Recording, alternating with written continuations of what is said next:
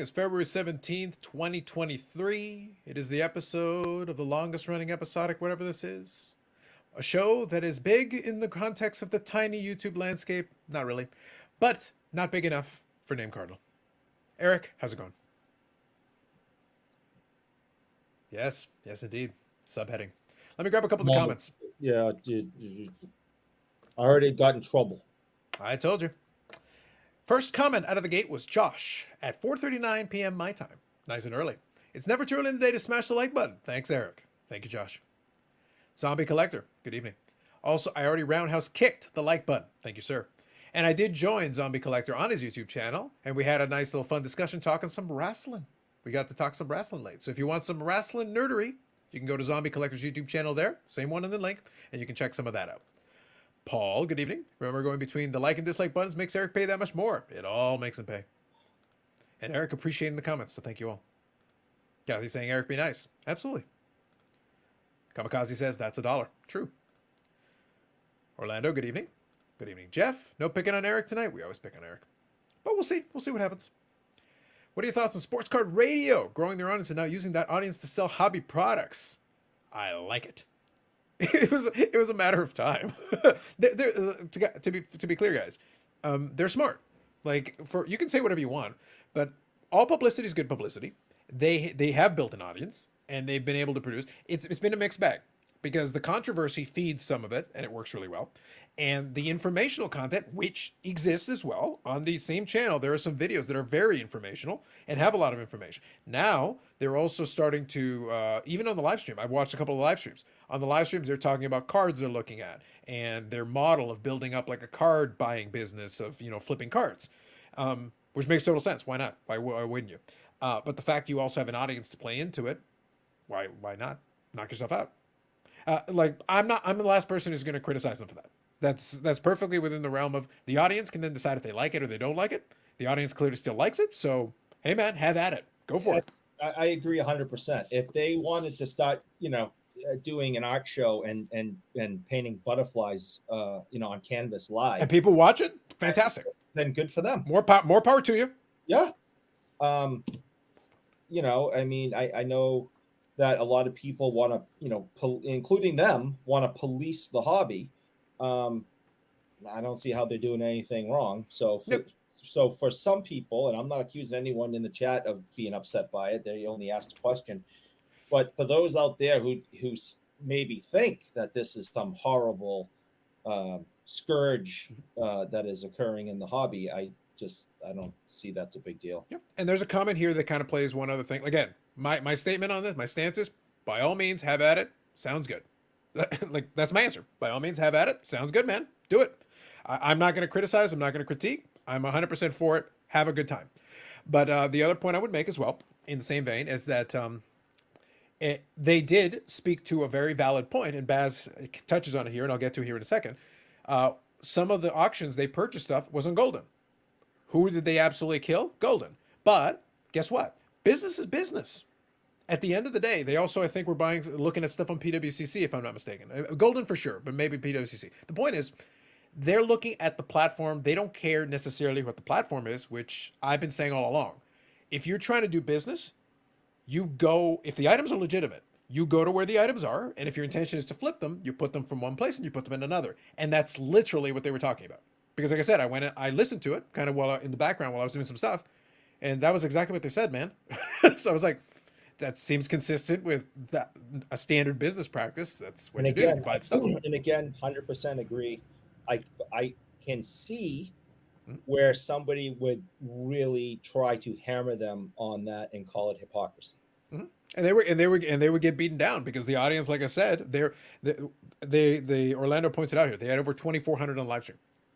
That is that is an exceedingly healthy audience. Like, it's in this genre, it's massive. You're playing to like an arena show at that point. Like in this context, you're playing the big shows. So good evening, Justin. Good evening, Baz. That's not content, that's drama. Well played by you, sir. Josh is right. Correct. I have no issues with it, by the way, but I wonder if that's a plan all along, if they fell into it. I don't think, my opinion, strictly my opinion, I don't think they specifically set out to go in this path. But I think as the opportunity presented itself and as they built a bigger and bigger audience in this niche, they would be foolish not to take the opportunity. Because again, I'll take everything said there at face value. I'll take it all at face value. The one brother actually sold one of his Rolexes, the infamous Rolexes, to fund this venture, to give them seed money to do this flipping business. And then the other brother is doing a lot. They literally outlined the business plan. Like, to their credit, they actually were very transparent explaining the business plan, where the one brother is using his time that he has, and the other brother is providing the capital, so that the one brother who has the time is able to seek out these opportunities for flipping. That could be a very viable business, especially if they're able to successfully buy the right stuff. And it doesn't even have to be anything special. It can just be something.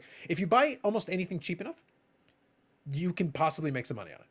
No guarantees, but the cheaper you buy it, the better the opportunity is. You can go to garage sales and buy $1 knickknacks and sell it for $5, and guess what? That's a profit. And if you do that enough times, you make money. Yeah, but people who do that are weird. True. I mean, especially certain people that may be friends of the show.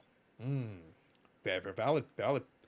So there are others who knew gold and sell so many sub $1, $10 cards. That was when they started that newer marketplace, because there's like the gold and elite. They've got so many subcategories now. PWCC has that too, with the premier auction and then the weekly auction. They've broken it down a lot. So this is where Orlando said there were over 2,400 on the stream. Very true. Ben Chris says anything. Yes. Bring in the jabronis. Zombie. Good job by you. Stu here says, good evening. Absolutely. Hey, guys. One brother, two brothers, seed money. It all adds up. There you go. I have to give Sports Trad Radio credit for trying to educate their audience on how they buy and sell. Yeah. Like I said, take advice with a grain of salt. For buying and selling, just take advice with a grain of salt. But the model is straightforward. The money is provided. You buy the stuff cheap enough, there's a possibility of selling it for a profit. And that counts for almost anything. You really can. Now, hopefully you know something about what you're buying, and then that makes it even better, and you can take advantage of your expertise or your knowledge, and your chances get better if you do that. But it's been a viable model. Reselling's been a viable model forever. Sure. Paul says, whoa. Let's be careful who's calling other weird. Facts, Paul. Facts. Come on, Paul. Every time I see a card go for high five figures or up, I keep shaking my head. It's hard to believe people pay that kind of money for a piece of cardboard. Am I a hater? Yes, but we embrace your haterade. It's one of those things, like, when I've said it before. There are cards that are iconic in this hobby. Even if I had all the money in the world, though, I have no interest in paying $10,000 for a card, regardless of what it is. Even if the market says it's worth that, and even if I have unlimited dollars. Just because I don't feel like I need a 5-figure card in my collection for any reason. Now, if one that I buy, became 5 figures, I have no control over that. That whatever happens in that case happens. It happened for 3-figure cards that became 4-figure cards. I didn't go with the intention. I have spent over $1,000 on one card in my life, and it's a 53 Bowman color Mickey Mantle. It's a very nice card. I like the card a lot, but that's the only time I willingly paid over $1,000 for a card. How many years, months, whatever ago did you do that? It wasn't that long ago. It's like last year. Okay. So, like I said, it took me all this time in my hobby collecting to get to a point where I felt like I could spend $1,000, and it was only because I happen to like that card. That card is a one that I really enjoy. So I'm like, I am willing to extend myself to do that. Is there another card down the road that I could do that for? Sure, but it's going to be few and far between. I have a top Gretzky rookie. It's in decent shape. I paid $50 for it in the 90s, and that was a crap load of money for me in the 90s. And I was like, I don't know. I just, that's the most I've ever spent on a card at that point. Yeah. And, that's a good investment. When you're So real quick, while you're just talking there, hey Bobbles, if you're good, just give me a thumbs up, okay? So, I mean, that's a good investment because we know that, it's worth a heck of a lot more than $50 now. So I like Bobbles subheading. I appreciate it. Well, you better think it's cheap because that Jason Robertson Cup card is coming eventually. You better think that. And I have expectations when that product comes out. Good evening, Bobbles. How are you? What's up, fellas? I was listening to the conversation, so no I worries. pop in with Carlos a little humor. Carlos called you weird. Yeah, I did that, right? That's okay. Yeah. He's been That's called okay. worse. He's been called worse. But the funny thing about it is that no, it plays perfectly, segues beautifully to kind of what we've talked about before and stuff you're doing. And I was saying that the sports car radio guys have explained now in their live streams that they've started. The one brother actually sold one of his Rolexes to fund the operation, where the other brother is now going to go out like in ComC or at Golden or all these platforms, and they're basically buying a lot of these cheap cards they think they can flip for value. And I'm like, yeah, that's pretty standard. Now, Hockey Net, I was just posing the question in general. Do I have any concern with this? Like, I do not. It's a perfectly valid way of doing. You can buy stuff, and the point of kind of playing to what you've been doing is you can literally buy anything. It could be the most obscure, weird stuff. If you buy it cheap enough, and there is an audience for it, there is money to be made. And it could be whatever. It doesn't have to be cards. It can be you shared some examples with me, and if you want to share them, you certainly can. But it can be anything. And that's definitely true. So the low end card thing that's becoming like a popular topic lately, I actually transitioned to that last April when I seen that the market wasn't going to correct at anywhere close, like, and we expected it wouldn't, but when it started, continuously sliding around April, I started flipping my eBay to the low end cards. I had bought a collection in 2021 that had, I don't know how many thousands of cards that were lower end. And now I can just piece those out, and go at it. I got plenty of inventory. On the side of what you just said, you can literally buy and sell anything if there's an audience for it. Yep. I just started this. I'm brand new to this reseller, thrifter, whatever the hell title you want to put with a picker. There's many different Addicted to money. titles. Yes. Yeah. I'm new to it, and it is amazing some of the stuff that we have came across that cost, and I'm going to say cost nothing, that sold very quickly, that turned a profit you would not believe. Just last Saturday, me and the missus went to an estate sale, and they're called vacuum bulbs. Go look them up. They're for old amplifiers. Yep. We paid $1 a piece, $2 for 2 bulbs. I listed them on Sunday for $179.99. They sat on eBay for 2.5 hours, sold. $2.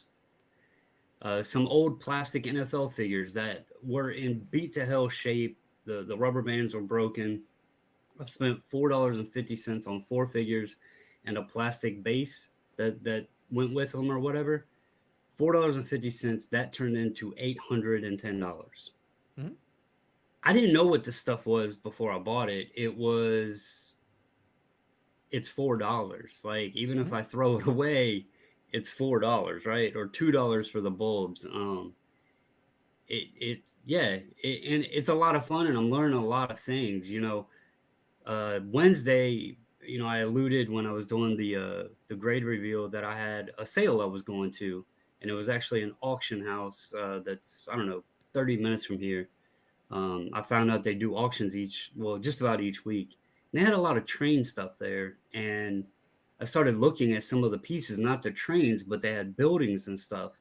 And one of the pieces they had was this big bridge. And if you use your tools similar to sports cards, you can relate a lot of this to cards.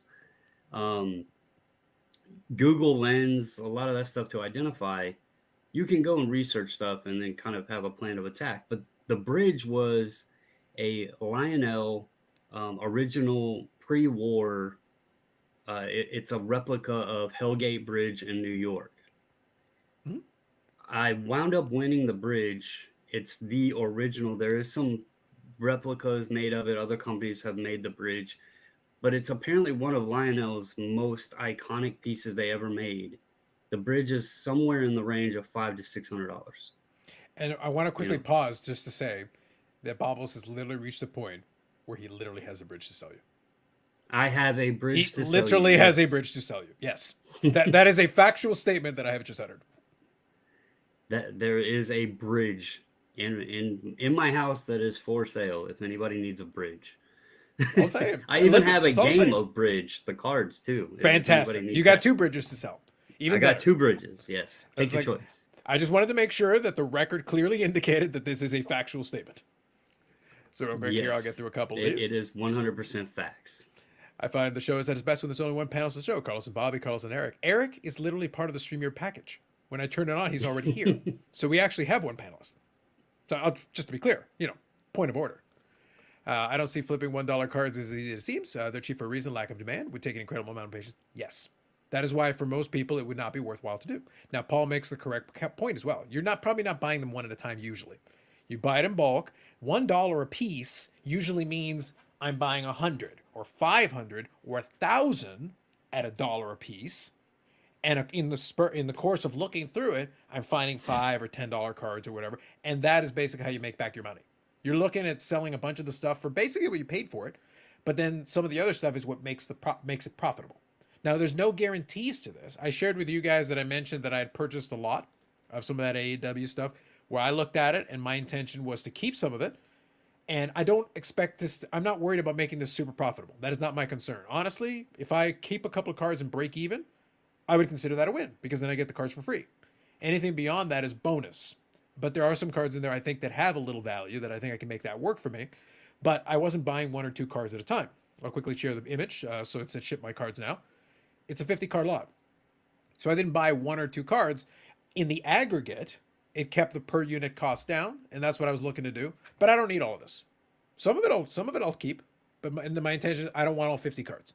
I do want a couple of them. I'll pick and choose those ones, and the rest of it can go. Because some of it I already have, and some of it I just don't need. But we'll see. Like, I could be completely wrong. But I'm willing to at least take the chance because, like I said, some of the cards I'll keep for my collection, and some of the other cards, hopefully somebody else is a better home for them. But that's bulk. You have to do it in bulk.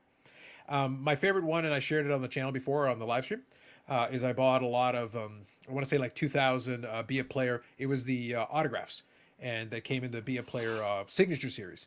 And and there was a full set of gold ones. And there was a Jerome Ginland in there, and there was a Vincent LeCavier in there. They're not necessarily super expensive, but you know what else was in there? The Medano. So I bought the lot because it had the Medano. That's the one I wanted. I needed that card. But I had a couple of other decent players in it. Well, here's the thing. I threw about 30 of them on ComC. And over time, I've been selling them at $4 or $5 at a time. Well, what I paid for the lot, just a couple of bigger cards, I actually got my money back on the lot from 2 or 3 sales. And the stuff selling on ComC for $3 or $4 is pure profit. Because I've already gotten my money back from it. Your mileage may vary, but like it can work if you can buy the lot cheap enough. That's the basic model. That's it. Yeah, we have a guy that basically does that for us at the shop. He goes on Facebook, and has a group of a few hundred people. I don't know all the details, but he basically will come into the shop, go through boxes and boxes and boxes and more boxes of cheaper stuff, pull what he thinks has a shot at moving, and put out lots, and will bring back hundreds of dollars to us. Mm-hmm. So it definitely works. I see it done all the time at the shop. So yeah, that's what I say. But Hockey's point though is valid. That is more work. The reason the seller wanted to sell all 50 is because I think they're a dealer and they basically cracked open cases of stuff and they pulled the best cards out of it and they lumped everything else in and just said, take it away. And I made an offer. I offered 70% of what they were actually asking for the lot. So I knocked off because I'm like, well, if I have to do the work, then I need to build in as much cushion as I can. It's not like their original amount was ridiculous, but I'm like, well, I'm going to have to do more work then. I might have to ship out 50 lots or like 45 or whatever the number ends up being. That's more work for me, right? More shipping, more posting, trips to the post office, all that. I got to factor that in. So give myself more buffer, bring the average cost down where then if I sell for a couple for $5 or whatever, it's not so bad. And the ones that are a little bit more, that'll kind of help offset the rest of them. And hopefully the rest takes care of itself. We'll see. I'll report back my findings as I go through it more. I know that the three of us understand this, but not everyone in the world does. The hardest part of selling, whether it be eBay, Facebook, or, any of these other, places, is the shipping. It is time consuming. Mm-hmm. Yeah. It takes up a great deal of your time, getting these things packaged up safely, getting to the post office, it takes up a great deal of time. Yep, and that's not to mention returns, answering questions, people who Oh, want to ask more yes. things Oh, about it. yeah. The complaints, the Yep, issues, yep. and if you want to ship something across the border, now you have to fill out additional paperwork. And Not it, anymore on that. Yep. We'll get to that in a second. Hang tight for a second. I want to get caught up here. So good evening, Lou Rock. We'll get back to this one in a second. Remind me. Quickly, I'll scroll through. Welcome to Hoarders. Absolutely, no doubt. Miss Bobbles, good evening. I'm loving the nicknames for the guys. Thank you. Although they gave themselves those nicknames tonight. Although I reserve the right to change them later, but they gave themselves those nicknames to start off. Just a point of order. I believe Bobbles, you can squeeze the sound out of solid state amps like the tube driven. Very popular among collectors. Fair enough. Bobbles selling it all. True. 90s baseball PSA 10s aren't hard to find, and few seem to care. The problem is there's that guy. There's always that guy. oh yeah, I think there's good money in antique vases. Hey, listen, whatever works, man. Whatever works. Mrs. Bobble's working hard. I like it. Josh says pull any Darby Allen. I'll double check. I don't think there's any in the lot, but I'll double check for you. No problem, Josh. I'll take a look. that's a wrestler, right? Yes, Yes. Sir. but I'll double check for you. Just refresh my memory. Once I get the lot in hand and I start sorting through it, I'll double check and let you know. 4 jobs, 9 to 5. Submissions in our new venture. As much as I can help, but looking things up. Plus mom and wife. There you go. Hey, good job, Mrs. Bobbles. Good job by you. You're the queen. 58. There you go, Bob Jackson. Sounds good. Let me scroll here. Yep. This seems like a random assortment of numbers. I'm not sure what Bob Jackson's getting at. He's drunk. His serial number to 100,000. It looks like. I guess so. Yeah, I think so. With a lot of extra dashes and everything. But good evening, Bob Jackson. True Carlos, same reason collections to buy a part out creates for your card. It can. Like I said, not guarantee. I'm never going to guarantee anything like that. The buying price point is really the critical piece. But it has worked for me in the past. I've been able to take advantage of lots. I even have another lot that also included a card I wanted. The other card I definitely don't want. But at the same time, it's a decent card. So I was like, I didn't actually want both cards. I would rather have just bought the one that I wanted. But if the other one I can get something out of it, then maybe it'll be okay. We'll see. We'll see how this is going. Respect the baubles. Good stuff. I like Bob Jackson gave the explanation, so that'll make sense. I'll leave you guys to debate that piece. That's the arbitrage moment. Buy stuff off guys who don't want to do the work and be able to grind out the listings. That's the hope. That's the plan. But again, that takes more time. Just to be clear, it takes more time. Schedule a pickup for your USPS stuff. You're going to need to have enough USPS stuff to justify setting that up. Yeah, we we're in a shopping plaza. So the mail truck comes through to all the shops every single day, and so I'm on good. I have a good relationship with our mailman at work. I was kind of talking in general, like if someone's working, trying to get stuff at home, or I guess somebody who's very very organized could start eBay, for example, start auctions on a Sunday, have them end on a Sunday, and have an actual pickup at your house schedule for Tuesday. Mm-hmm. Yes, that's completely accurate. Most people are just trying to get through a day, and they're running around like a chicken with their head cut off. And it definitely takes a lot of time and energy. So if you had to guess, what percentage of store sales or physical versus eBay/mail? We make more money in store. Mm-hmm. Makes sense. Yeah, we definitely do. We sell bigger stuff. We have items that are worth thousands and thousands and thousands of dollars. There is a percentage of people here, in Massachusetts, in the Boston area, who have money to burn, and we have a list of people that we call when certain items walk through the door, and hey, this just came in. It's a 1950 whatever it is Red Sox piece, but I'll be right down. Mm-hmm. Is and the they list come down and gone? Is the list Eric Wade, Bougie Eric, Wade, Eric's mom, Wade Stern, Eric's wife? Janice Is that the list? Yeah. Basically, look, he's talking about these. He's talking about these people in Massachusetts flush with cash. It's like, do I have to remind you all about the like button? No, I don't have it. Why do you think I work for a living? I think you're alluding to it quite a bit. I think thou doth protest too much, sir. Hold on. No. You just said like not long ago that you are blessed because you go in when you want, if you want, when like you have no set is that really work? That sounds more like, if I feel like it. At my whims. Yeah, if Yeah, I'm bored today. yeah, yep, yep. That's exactly. Yep, you got it. That's what it If I is. get the phone call because I'm on the list. I gotta Yep. run over to the shop. You can schedule a pickup for one first class piece. Oh, there you go. I've never tried to schedule one, but if that's the case, that's fantastic. Then I guess it would depend. I'll be honest with you though, to being truly transparent, I don't know if we have the Canadian equivalent. I assume we do, but I'll be completely honest. I wouldn't trust those people. I'd rather package it up and put it there myself and watch them like a hawk and make sure they do it exactly the way I want. Some of the stuff you've been through, yeah, you shouldn't trust them. Yeah, I've watched them. The funny thing with what I've gotten into with like kind of expanding into many different things, it actually started because I go to the post office every day to take the mail over from, whether it was plain white envelope sales or what have you, or the orders, or going to pick up, deliver, whatever.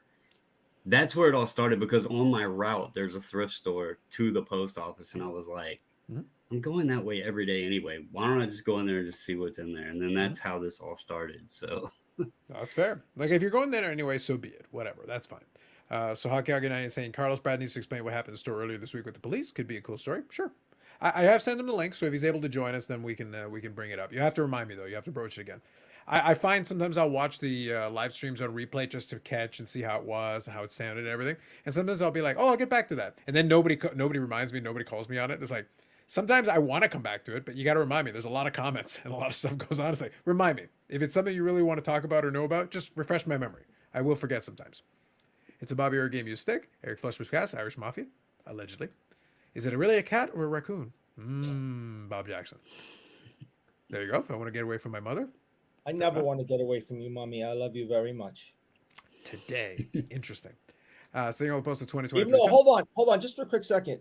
I do want to point out, though, she has not made me cookies in a long time. And if this is have you deserved them with the chalk and stick thing, is the cookies redundant? Not rectified soon, she may find herself out on the street. That's all I'm saying. That's all I'm saying. Oh. Interesting. Oh, I don't like it. I don't like the typing finger. By the way, I also got a keyboard that is a lot more clicky, just to really emphasize the point. I don't like typing fingers.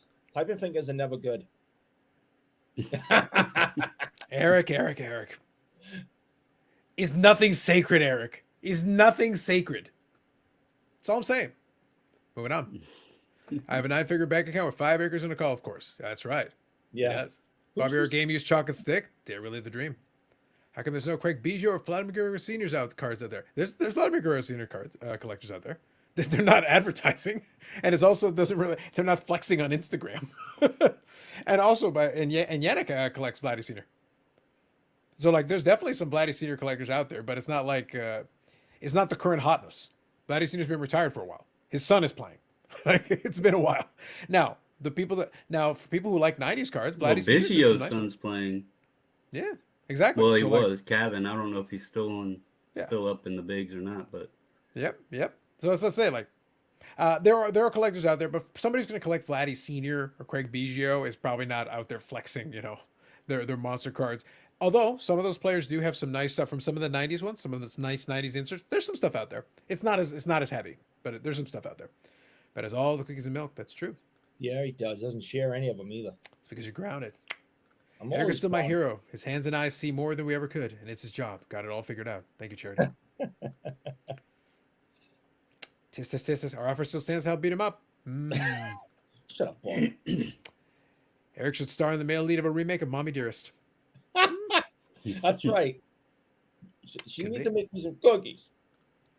She can move with me. There you go. Miss Bobbles is taking care of Kathy. Good stuff. Rein in these people. I'm trying to rein them in, Justin. I'm trying. I'm already the cellar dweller. I like that it was spelled out. Cellar dweller. Now I'll be homeless. Shame on you, That's how we say it here in Massachusetts. Shame on you. Just because you don't know of them doesn't mean they don't exist. It's true. But like, I'm being serious. Like, there are a contingent of passionate 90s collectors for some of those teams, players. But yeah, if you're collecting like if it's not Ken Griffey Jr. or one of like the main guys, most of them are not advertising, but they'll congregate and chat with each other and give leads on cards, and there's some nice stuff out there. I bought some good Vladdy Senior cards in the past because the Atomic Refractors from like '97 Bowman Best, those are amazing. They're awesome. You know what I want to get? Relatively I want to cheap. get some Vladdy Senior memorabilia cards of like game used batting gloves. Mm-hmm. That would be. I would really like that. Do you know where I can get some of those? It's a 0 of 0, but we can probably get you one. Okay. That's what I think would be really cool if you got some Vladdy Senior. You know, for a guy, Bobbles, who says he doesn't know anything about baseball, that was a direct on the point reference. Mm-hmm. And it was not a Boston Red Sox player. What? He has fond memories of Vladdy Senior playing against the Red Sox. I don't understand. All I'm saying is I thought it would be cool if they, cut up like players' batting gloves and put them in cards. I don't know. I just thought it would be a good idea. Hobby Champs, good evening. I have a 2-figure bank account and a room in my wife's house. Living the dream, buddy. I believe in you. Now we're talking. Yeah, I'm going to tattoo that on me somewhere. That's exactly my life. Do you have enough room left? Just saying. These are Hall of Famers, yes. Carlos seems Bowman Best isn't highly regarded as a vintage refractor. No, it's really not. It is a shame because I like Bowman Best. I think it's a fun product, but I do understand. It just never got the cachet. Bowman became the prospect card, and a lot of people like that. Bowman Chrome then became like the bigger one. I think he's pointing out the Vladdy because Vlad's like go-to rookie is his Bowman's Best. Yeah, but here's the thing. I think that's what fair enough, but regardless, though, Bowman Best in general just isn't regarded in the same way. Yeah. Like if you take if a player has a Bowman Chrome, a Bowman, and a Bowman Best, the Bowman Best kind of gets left behind sometimes, which is unfortunate. That counts for Vladdy Senior. It counts for any of the other guys. It's kind of a general thing. Most 80s, 90s Hall of Fame and stars have huge followings. Absolutely, no doubt. The old pump and dump batting glove relics trick. True. Yeah, True. I am trying to pump up all my Vladdy Senior batting glove cards, and as you should. And to go back to his point, real quick, he threw out before you Vladdy's. go, Brad, if you're ever good, you just give me a thumbs up. Come on. Your press friend is here. Love it. Oh, my day cannot get any worse. Oh, it can always get worse. Oh, he's got a plate full of cookies. He's got a plate full of cookies. You peasant. I was hanging out, and all of a sudden I was just listening, relaxing. I was pricing some cards, and I seen Eric talk about cookies, and Sherry just made a nice plate full of chocolate chip cookies here. So a whole plate. The best part is he literally just dunked on him hard, and he goes, "Here's a plate of cookies, peasant."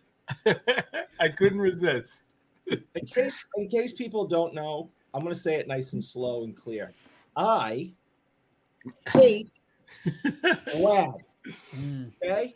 I don't know how else to get that message across. Sherry sending some pictures. She said she'd send you some. Well, her I like. It's you I hate. She's wonderful. Fantastic. You suck. Fantastic. Lots of slub player collectors tend to hang out in the shadows talking amongst themselves. Those highfalutin collectors can suck eggs. There you go, Bob. I like strong feelings on that one. Good evening, Dave. That many Trevor Hoffman collectors out there? Again, you're assuming. There's probably a private, stonecutters secret society of Hoffman collectors for all you know. The problem is they're trading in $5 cards, but still. All right, so here real quick. So Hockey 99 is aka Sherry is giving deep insight. Brad, what happened to your store last week where the police had to be called in? Yeah, nothing to do with the store. Sorry. I was complimenting Hobby Cop. He's a friend of mine that's a local Halifax police officer. And I was just saying it's a very thankless job. And I got pulled over because Sherry passed me her cell phone while I was driving to talk to a courier that we're having a vanity delivered. And when she passed me the phone, I held it in my hand, and the police officer pulled me over for driving while talking on the telephone. And so he rolled up to my side passenger door, and he was like, talking on your phone? I said, no, I was not talking on my phone. My phone's plugged into the Bluetooth, but I definitely was talking on her phone. And I tried to pass the buck off to her, and he looked at me. Sherry under the bus. Yeah, and I just said, I am guilty. I'm guilty. You got me. And he rolled back to his car, and he came back up. He's like, that's 4 points that you're going to lose. And I was like, yeah, I'm guilty. I apologize. And he goes, I'm going to let you go today. You just don't do it again. And I just was like, absolutely no problem. I will not do it again. So Mm-hmm. I just was complimenting. Speakerphone, Brad. And Sherry is Speakerphone. not supposed to pass you the phone ever again. Is the real message. There we go. Absolutely. He even said that to her. Interesting. Brad has a fate full of cookies. Facts. I'm just glad you only dislike Brad. Bob, I think we are off the hook tonight. Eric has a lot of hate in him. You never know.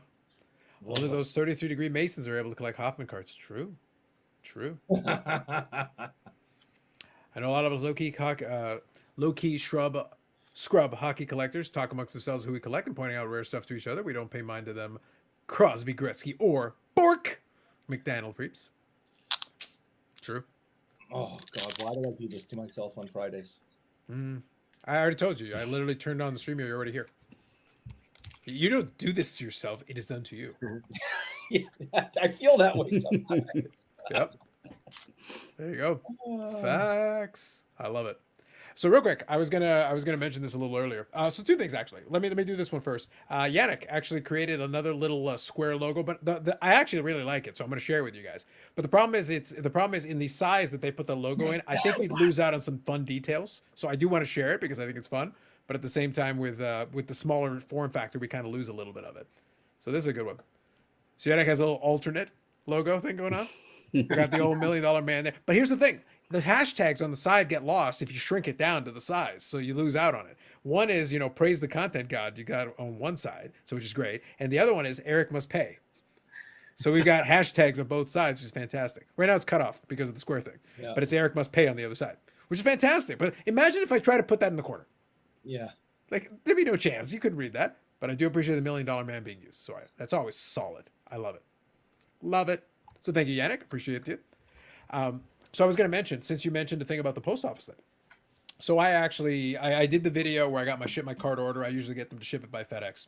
And I also had the PSA Canada thing come in where the grades came in and they send by UPS. The UPS person in this case just knocked on my door, which is awesome. That's always a concern. It's like, did you actually get a signature? In this case, they did. They knocked on my door. I opened it up, signed it. Great. All good. The FedEx one, I had some fun with. They were supposed to deliver it on Wednesday originally. And I paid the duties and did the usual thing. And then they're like, oh, held because you didn't pay duties. Like, I literally paid it 5 minutes after you gave me the stupid phone call to pay the stupid duties. I paid it. I have a receipt. And I called them. And I said, I paid it. Am I getting my package today? Oh, we'll make a note on the thing. Day goes by. On to the next day. I'm in the office. And I'm like, before that, towards the end of the day, I called them again. I go, are you going to deliver it today? It's like, oh, it looks like it's going to be tomorrow. Okay. Can I tell you to drop it off at one of the local places that can just receive it and hang on to it? Because there's some nice stuff in there. There's stuff I want to make sure I get.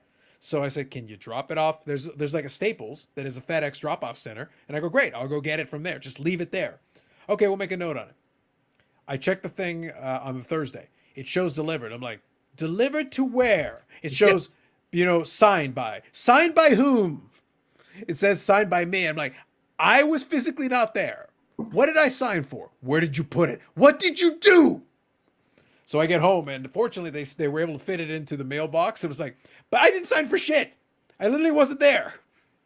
I was like, that would have been very difficult to replace the stuff on that thing if he had just left it randomly on the ground in front of the door. It makes me feel good to know that the Canadian Post Office is just as inept as the Well, this is the Canadian FedEx. This is FedEx, just to be clear. It's all the same. Whatever. These companies it's all garbage.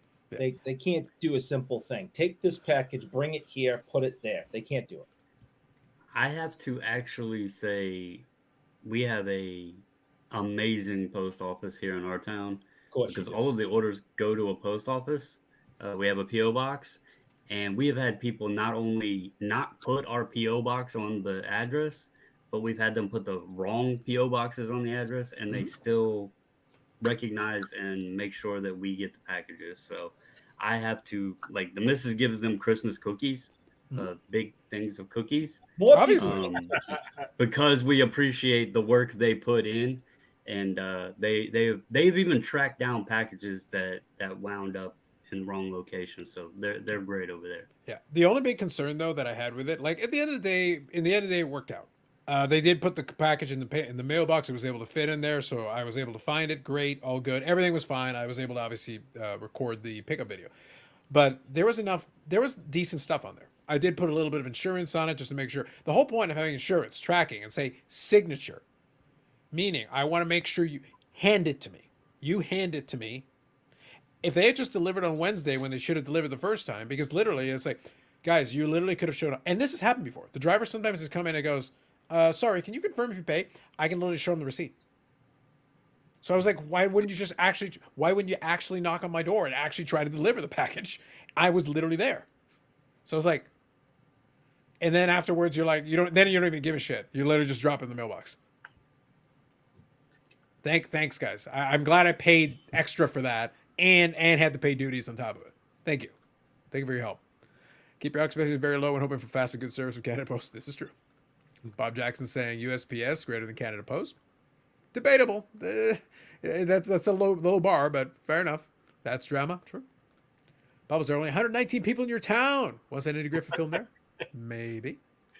I don't live far from DC. I don't know why everybody thinks I live in this podunk town. The thing is, we don't believe you live in a town at all. We believe you live in a private island, Bobbles. We know what you're doing over there. I'm missing the golf course, though. Well, I don't think there's enough room on the golf course. If you sell more stuff, you can get a bigger island, and then you can have a golf course. Okay.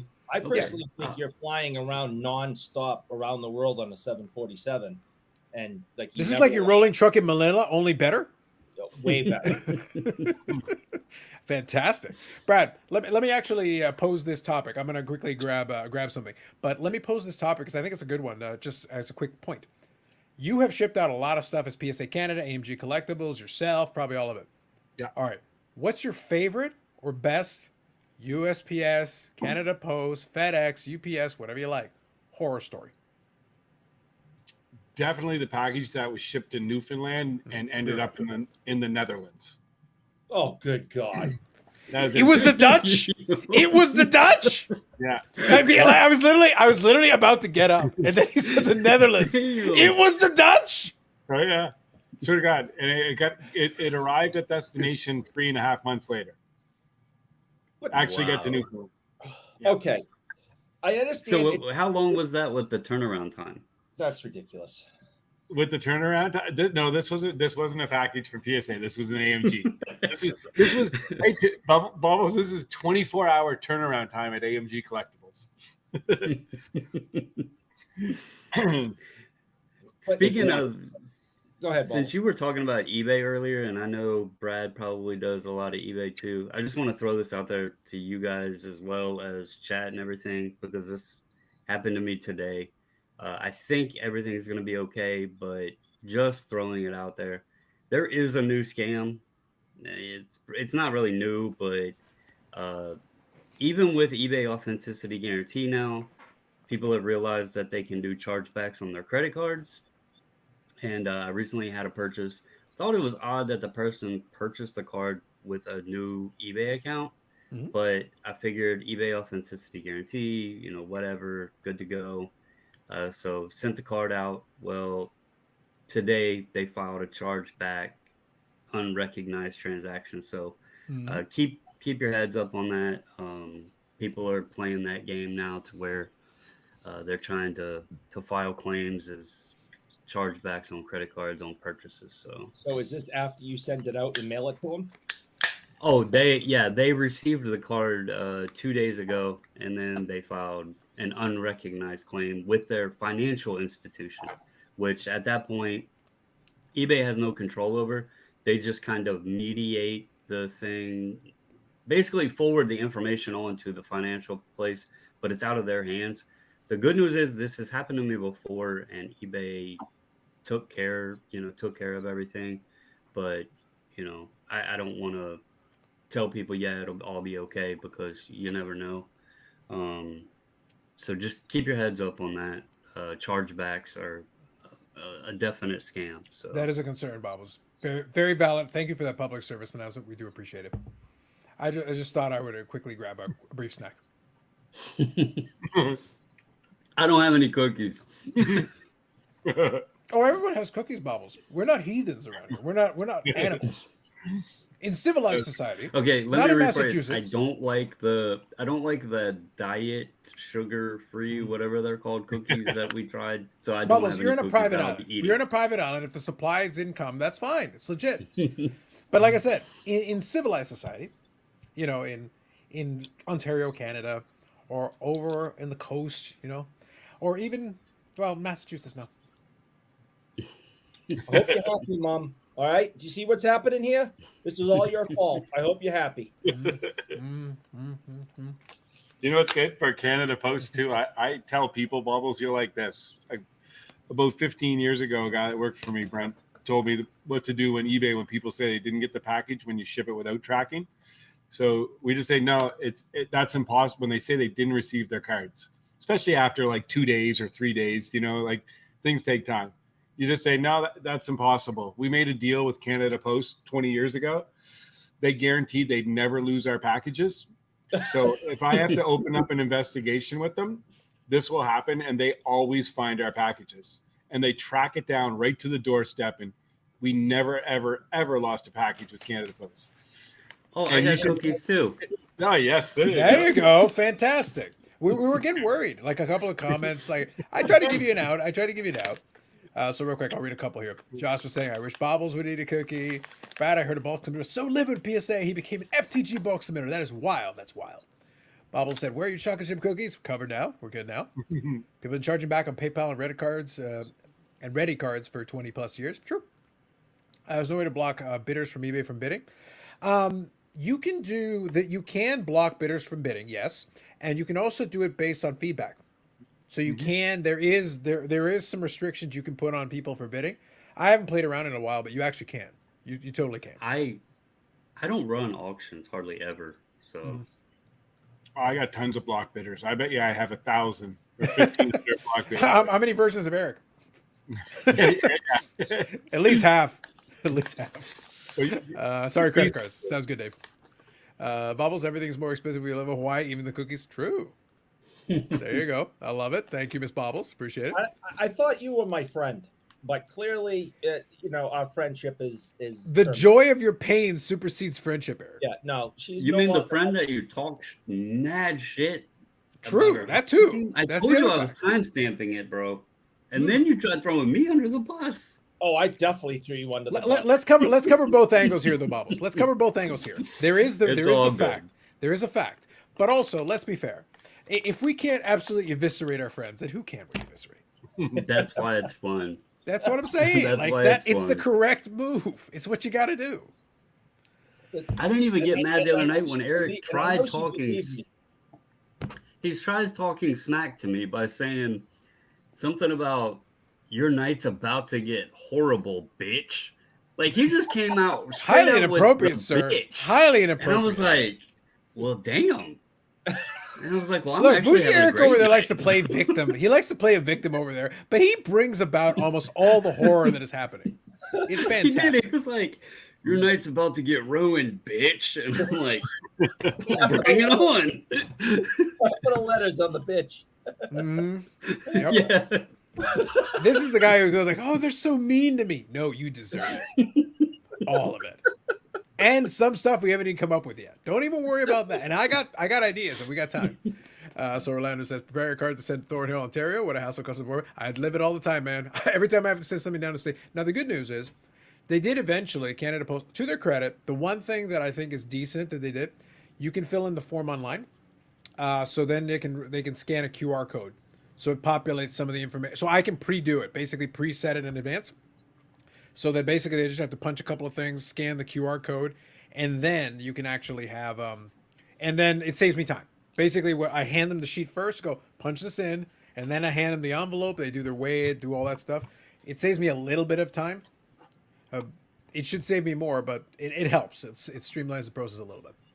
Eric's gonna have cookies made. His mom sent him to get flour, and he came home with a bouquet. What a maroon! I love it. And it with what a maroon. I love it. That was good, Bob. Yep. Shut up, No. Bob. Notice how chill Carlos got when he ate that cookie. The special ingredients of the cookie, yes, sugar. It's fantastic.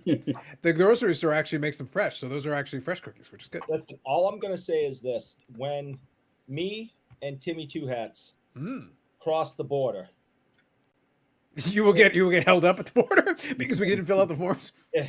Well, after that nonsense Fine. happens, he forces me at gunpoint to go directly to certain stores that are extremely prevalent in your country. It is legal, sir. And he is now in Vancouver Mm. at an event, and So you're saying he has the munchies? he crossed the border today Mm. and was in an absolute panic that he could not find one of these nutrition stores that he likes to frequent. Mm. And thankfully, They're called dispensaries, Eric. They're called dispensaries. yeah, they're dispensing a whole bunch of stuff. So finally, he was able to find one because you can't throw a rock anywhere in the country without hitting one now. And he was quickly calmed and relaxed after Was he then? Was he then? After Timmy Two Hats found his nature store. Interesting. What was funny is that they're so common. Like, in all seriousness, they're so common that on my commute, when I do have to go into the office, literally in the Union Station, which is the big station that they have there, that's the hub of everything, there's a dispensary downstairs. Bigger one. You can literally waltz right in. It's about as easily, commonly available as you can literally just stroll in. Is it not Never legal in been my scene, but Massachusetts? if you want to, it's not like you have to work hard to find it. Is it Not not in legalized Canada. up there yet? It is legal. And they're definitely becoming more and more frequent here. But he was very open about him just walking around the area, just openly having a good time. And I'm just like, all right, dude, hey, whatever you're into.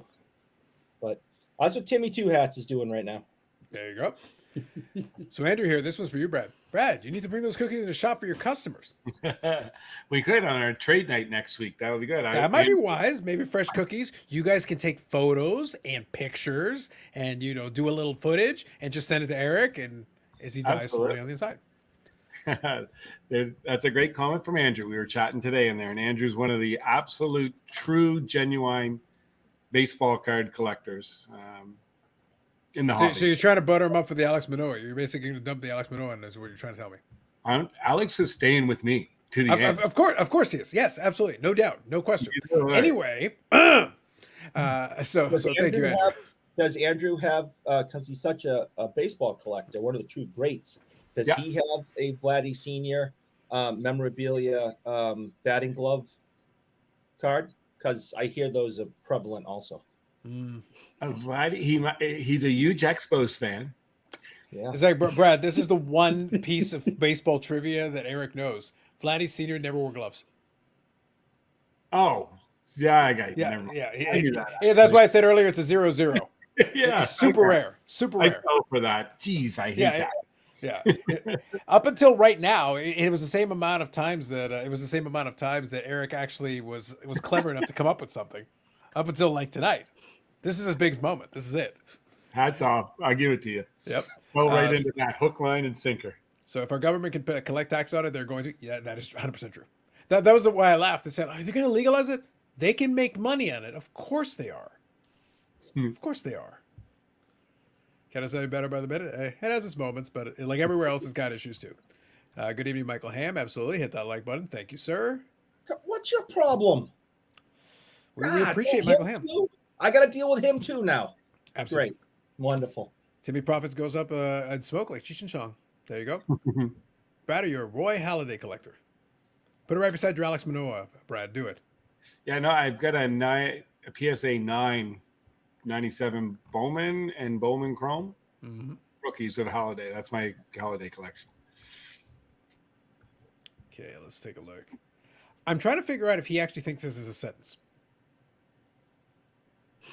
There's like a missing word or words here. I think And then he that's follows how- it with drink your beer. Maybe you need to stop drinking yours. I think my daughter would probably understand. That's probably how the young kids talk. You're on ride tonight. I don't know what that means. I can only hope. I can only hope. How does eBay collect the commission off of tax and shipping? Is that illegal? Nothing is illegal when it pertains to taxes. Lots of Vladdy senior cards, but no gloves. Fair enough. Oh, that's too bad. Yep. I find it amazing people pay top dollars for card print of a player after their playing days. I agree. Supply and demand. Totally. Supply Now, and demand. mem cards, listen, on real quick, I completely agree with that. It makes no sense to me. Why am I going to pay? Oh, no, I'm being honest. For like a Wayne Gretzky PMG green, the guy's 60-something years old. If it comes out today, why in the world do I want that? So let me ask you something. But if it's a mem card from his Oilers jersey in 1983, then yeah, that interests me. But I have no interest in base cards or a serial number or a rainbow, because everyone knows how much I love these stupid ass rainbow things. Why in the world do I want to collect thousands of dollars of a Gretzky rainbow card in 2023? So I completely agree. It makes no sense. It's stupid. Terrible, terrible. Let me read a couple of these comments, and then I'll share another little story that happened this week that was kind of fun, and I'll share it with you guys as well. So let's scroll through here. Charity says, Brad, tell Charity to hit me up for the best cookie recipes. We can sell them to the guys. There you go. Where is her lesser half? Not her better half. In a cave somewhere. I don't know what to say. Where is her lesser half? He has a link. He has a link. He has no excuses. All right, whatever. Justin updates at whatever pint you're on. He says he's on 9. There you go. We'll work towards 10. You can do it, buddy. I believe in you. Does the Mac get a Vlad card technically a batting glove card? They're all batting glove cards. I can totally see offering a cookie to close the deal on trade night. Why not? Why not? Eric's going to show off his PMG. No, we've done it so far. We've been all right. Eric the rainbow phobe. True. You got that right. Isn't Eric wearing a rainbow? I don't think you're part of the rainbow spectrum with the color scheme. So at least you're part of it. I'm wearing yellow. Look at your logo on North Face. Oh, that is true. That's on the shirt, man. Look at the shirt. Oh, you got a North Face hat too? Jeez. Okay. I want to pay a few dollars for Wagner, Clemente, Parker, Yaz post-playing days. True. They got a couple of Honus Wagners from the 40s, from basically when he was a manager. That's post-playing days, technically. There's still some value in those ones. Look, it's supply and demand. It's people want to pay it. People want to pay it. He's eating cookies and looking at Vlad cards. All right, fair. I want her on the show. I don't want him on the show anymore. She is way funnier than him.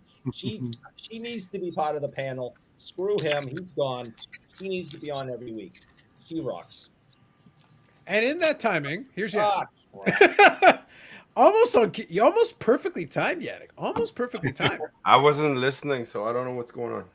So I want to thank you first of all for being our Vladdy Senior Sports Era card collectors. That's good. That's a good start. And did you have cookies though? That's the important question. Do you have cookies? Every single one of those are Vlad Senior, and they're hockey different. 99. And they're take that Expo only jerseys, and mostly I would say 80% are playing years. Told you. And you all got right, the real quick. Batting Glove memorabilia cards, right? Say that again. You got the Vladdy Senior batting glove memorabilia cards that came out? No, I do not. Oh, come on, man. It makes me sad when Eric actually gets one over on somebody. That makes me sad. He didn't wear batting gloves. Actually, he didn't. No. Yeah, that's the point. That's Eric trying to be clever and actually succeeding for once. This makes me sad. I almost feel like grabbing another chocolate chip cookie just to counteract this. But anyway, I'll resist for now. All right. So I actually want to share this because this was funny. Bobbles and I have talked about the eBay authentication thing and how stupid it is at different times. But I have one that was fun for me recently. And that came this week, and I thought it was perfect. It's the eBay guarantee in a nutshell. So this is what they sent me. I clipped it. So specifically, it says your order is on the way, but won't come with our authenticity guarantee. So let me read this and explain. Question mark. Yeah. We wanted to let you know that your order is on the way, but unfortunately we can't provide the authenticity guarantee you were expecting. The item was miscategorized when it was listed and it isn't eligible for the service. We know this may be disappointed. We've contacted the seller to let them know the error in their listing. So the reason is this was a 2-card lot that I purchased. I saw the picture and I knew exactly what it was.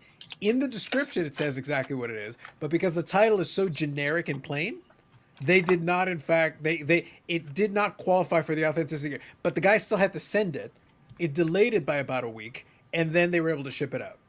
I'm going to get the cards that I expect, but I'm like, then what good are you? Then what possible service have you provided to me that I needed to spend an extra week waiting for this? It's foolishness. But okay, fine, whatever, I guess. You got no choice, buddy. Yeah, but that's what made me laugh. I was sitting there like, really? Really. I love though that they sent me an email telling me there's no authenticity guarantee after they delayed it by an extra week for nothing. Thanks, bros. I loved it. All right, fine. So you're bougie with the Magic North Face hat and tee. There you go. My sister bought me them for Christmas, and so I don't know. That's where they came from. Eric, is that Likely your new story. sponsor? Better increase the like button rates. I always do. No matter what he does, I always increase them. Yeah, right. What are your thoughts on newly printed Babe Ruth card with an auto slapped on it? I'm for it. Jared says, thanks, Eric. Yep, I got those with a few dollars. Yep. Do you collect Brian Prop cards of all people? He's got one there. Brian Prop. That's his See- rookie. Look at you. It's tops though. Come on, get the O-Pee-Chee Canadian. Pops is way Wait, better. wait. Is that As in if a- you get them unscratched? That's cooler. I do have Looks a like there was Pedro a label Martinez on it. cards. There you go. Perfect. Beautiful. I'm just getting caught up here. Did Eric just dance? Unfortunately. Yes, I did.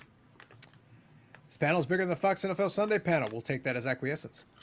And better. Yep, I think lots went through the authenticity program. Only singles qualified.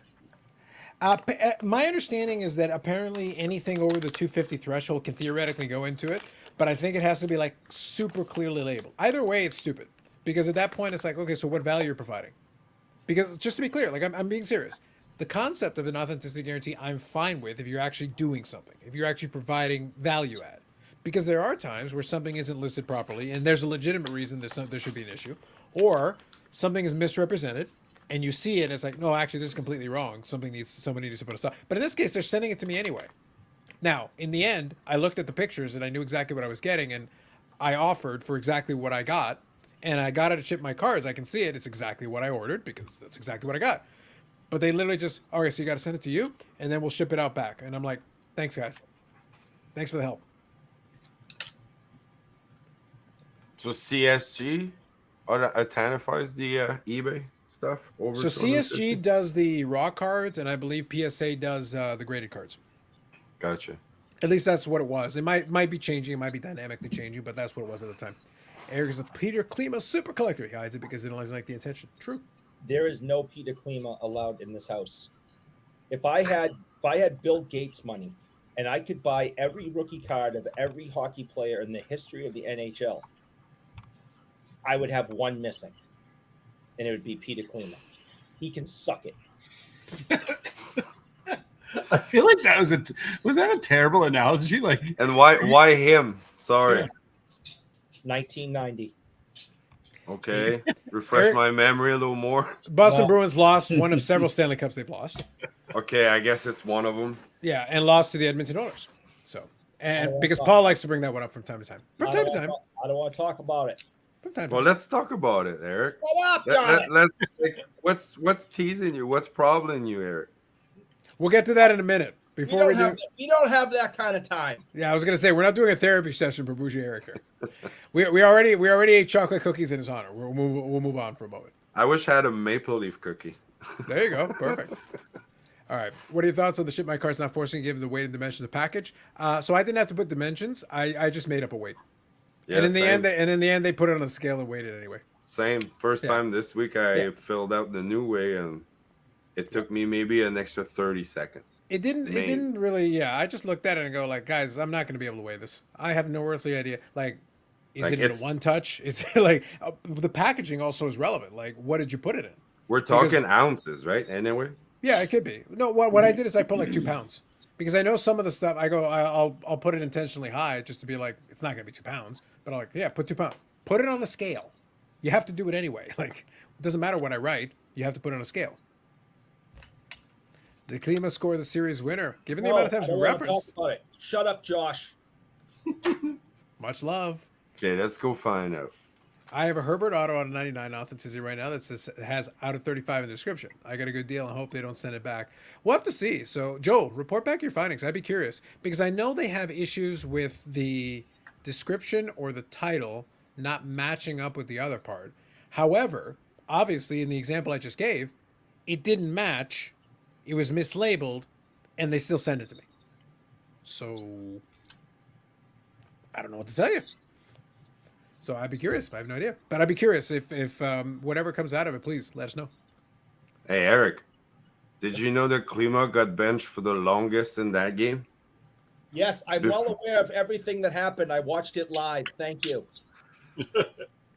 I love everything about it. It was a 2-0 lead before Boston rallied, but Yeah, thank you. And and I don't think my mother will remember this, but so this was 1990. I was in high school. I had rules, and I had to be home by certain Damn, times. you're old. Sorry, did you say 1990 or 1890? Either one, I don't remember. So Just want to be clear on this. I had a curfew, okay, and I was at a Well, that would have been 1990. That's fine. I was at Go on. a buddy's house, and we had a Stanley Cup party. Okay, a bunch of high school kids, and I had to be home after the game, which ended around 9:30 on typical nights. Well, 9:30 comes, we have to go into overtime, so I have to call my mom and say, "Mom, it's in overtime. Can I stay a little bit later?" Yeah, you school tomorrow. You can stay. You can stay till whatever this time is. Okay, great. That time rolls around. We're now into 33 overtimes. Mom's in bed now. I'm calling her on the landline because cell phones didn't exist, and I have to call her, wake her up, and say, "Mom, I know it's like 11:30 at night, but can I stay out a little bit later because we're in the third overtime?" Okay, but I want you home by this time. Okay, fine. Now we're like in overtime number 97, and I'm calling her at like 1 a.m, going, "Mom, the game's still going on."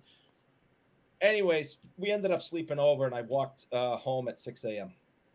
The best part is this story could have been in 1890, 1990, last Thursday. Like, very few details would have changed. did you say landline, Eric, or you actually send pigeons? Yeah, we had cans with a string. I was impressed you could afford the cans. I would just yell really, really loud, "Mom, can I stay out a little bit later tonight?" Seems about right. I is the was purpose of- confused at the beginning of the story, though, when he said he was at a friend's.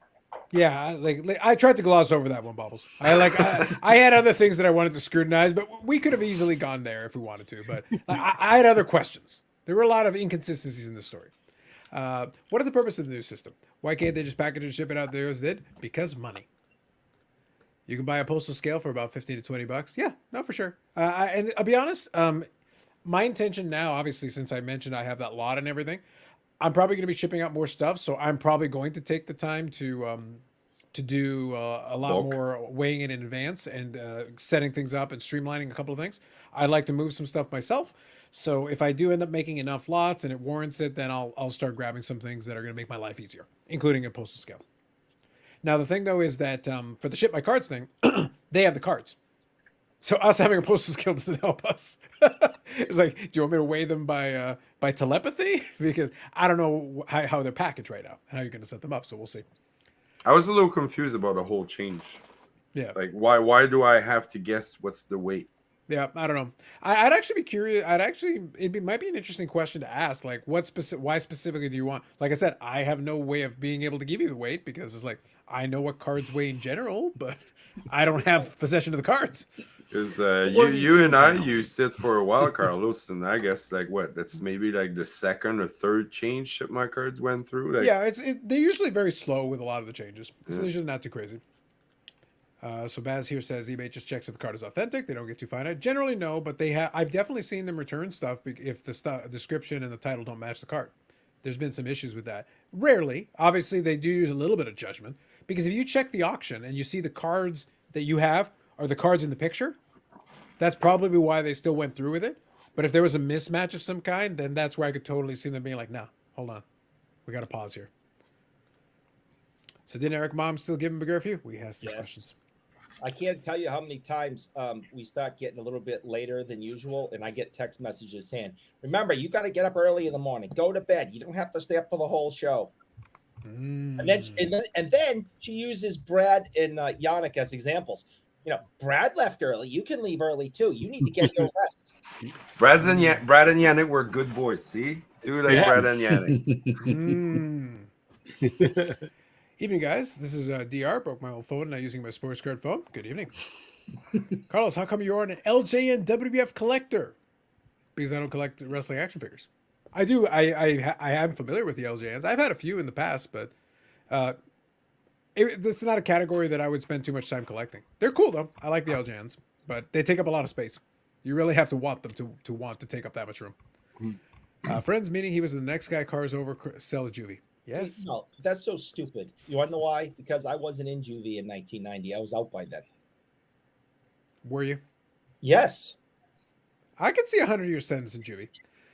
Miss Bubbles, you shouldn't allow your husband to hang out with these guys. They're corrupting him. He used to be nice. That's right. That's what they claim. I still am nice, Mrs. Wade. I just like giving the guys a little bit of razz here and there. No, he's mean. He makes me cry. Mm. Get him, Mom. Get him. Do I need to break out the screenshot of the messages? True. No, please. There are receipts, sir. There are receipts. I don't want to. I don't want to get grounded. Please don't. Moving on here. Carlos, big fan of your Collector Series interviews. Hoping to watch a meeting of the minds discussing collecting. Carlos and baseball card collector, investor, dealer. That might be interesting. I know a lot of people like him. He's an interesting dude. And he's got some good thoughts. So maybe. I know there's a time zone difference because he's out. I want to say he's out in Europe. But you never know. He's Carlos. He's with the Dutch. I know. That might be a concern too. They might not allow him to speak to me.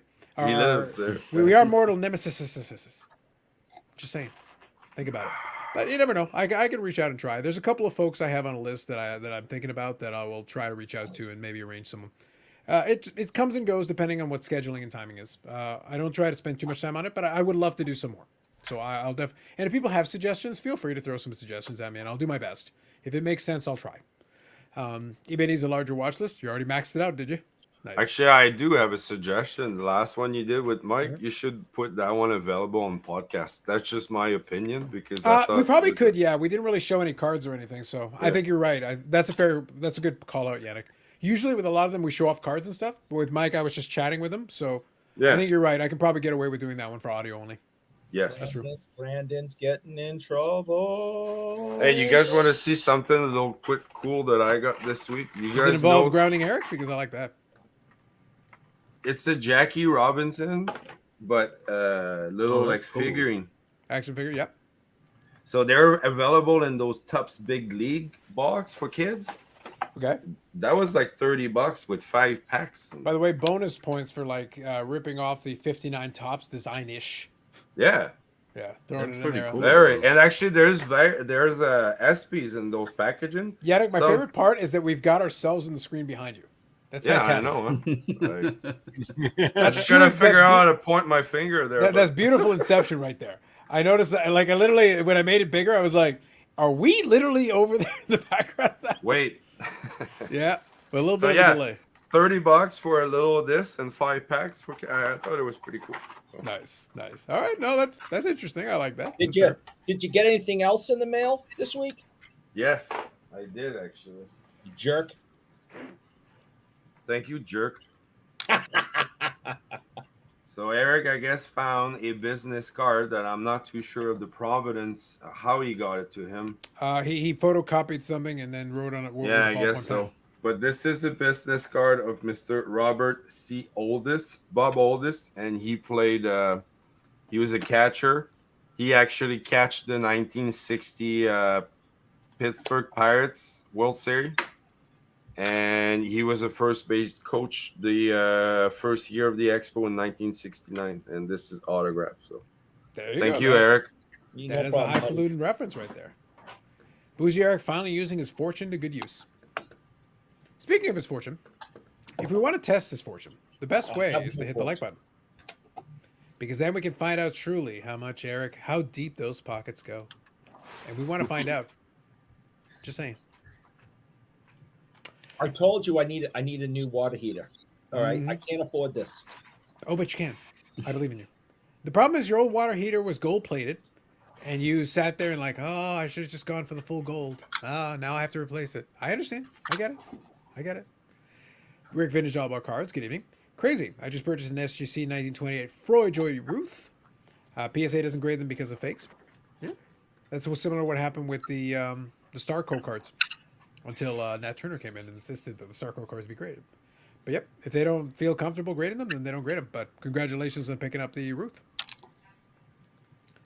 Carlos and Daps Collector Series. Psh, that'd be an amazing conversation. Basically, me saying why.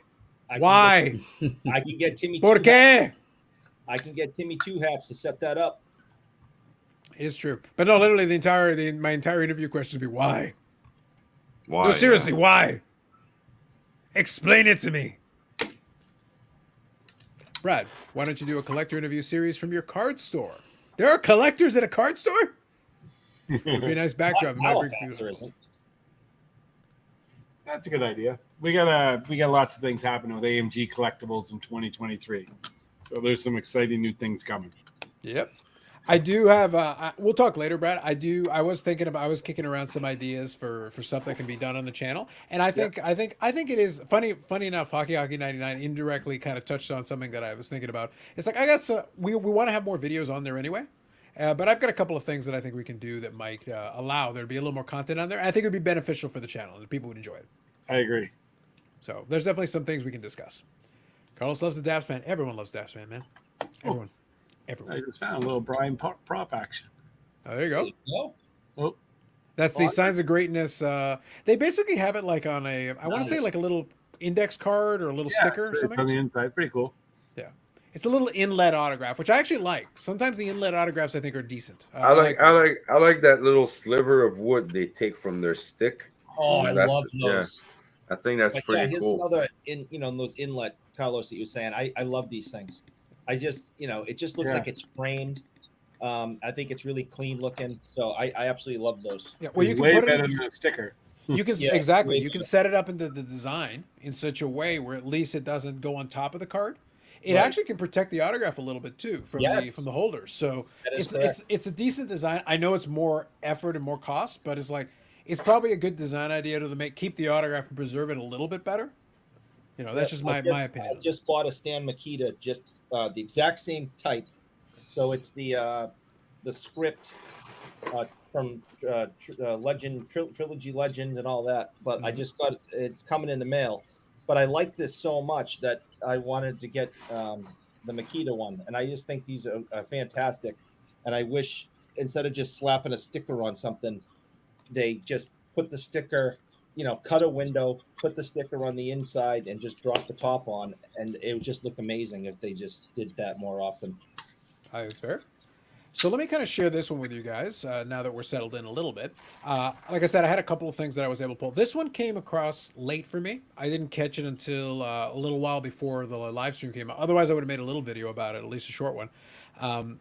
This is from the Instagram here for CSG, and I thought it was a little bit interesting.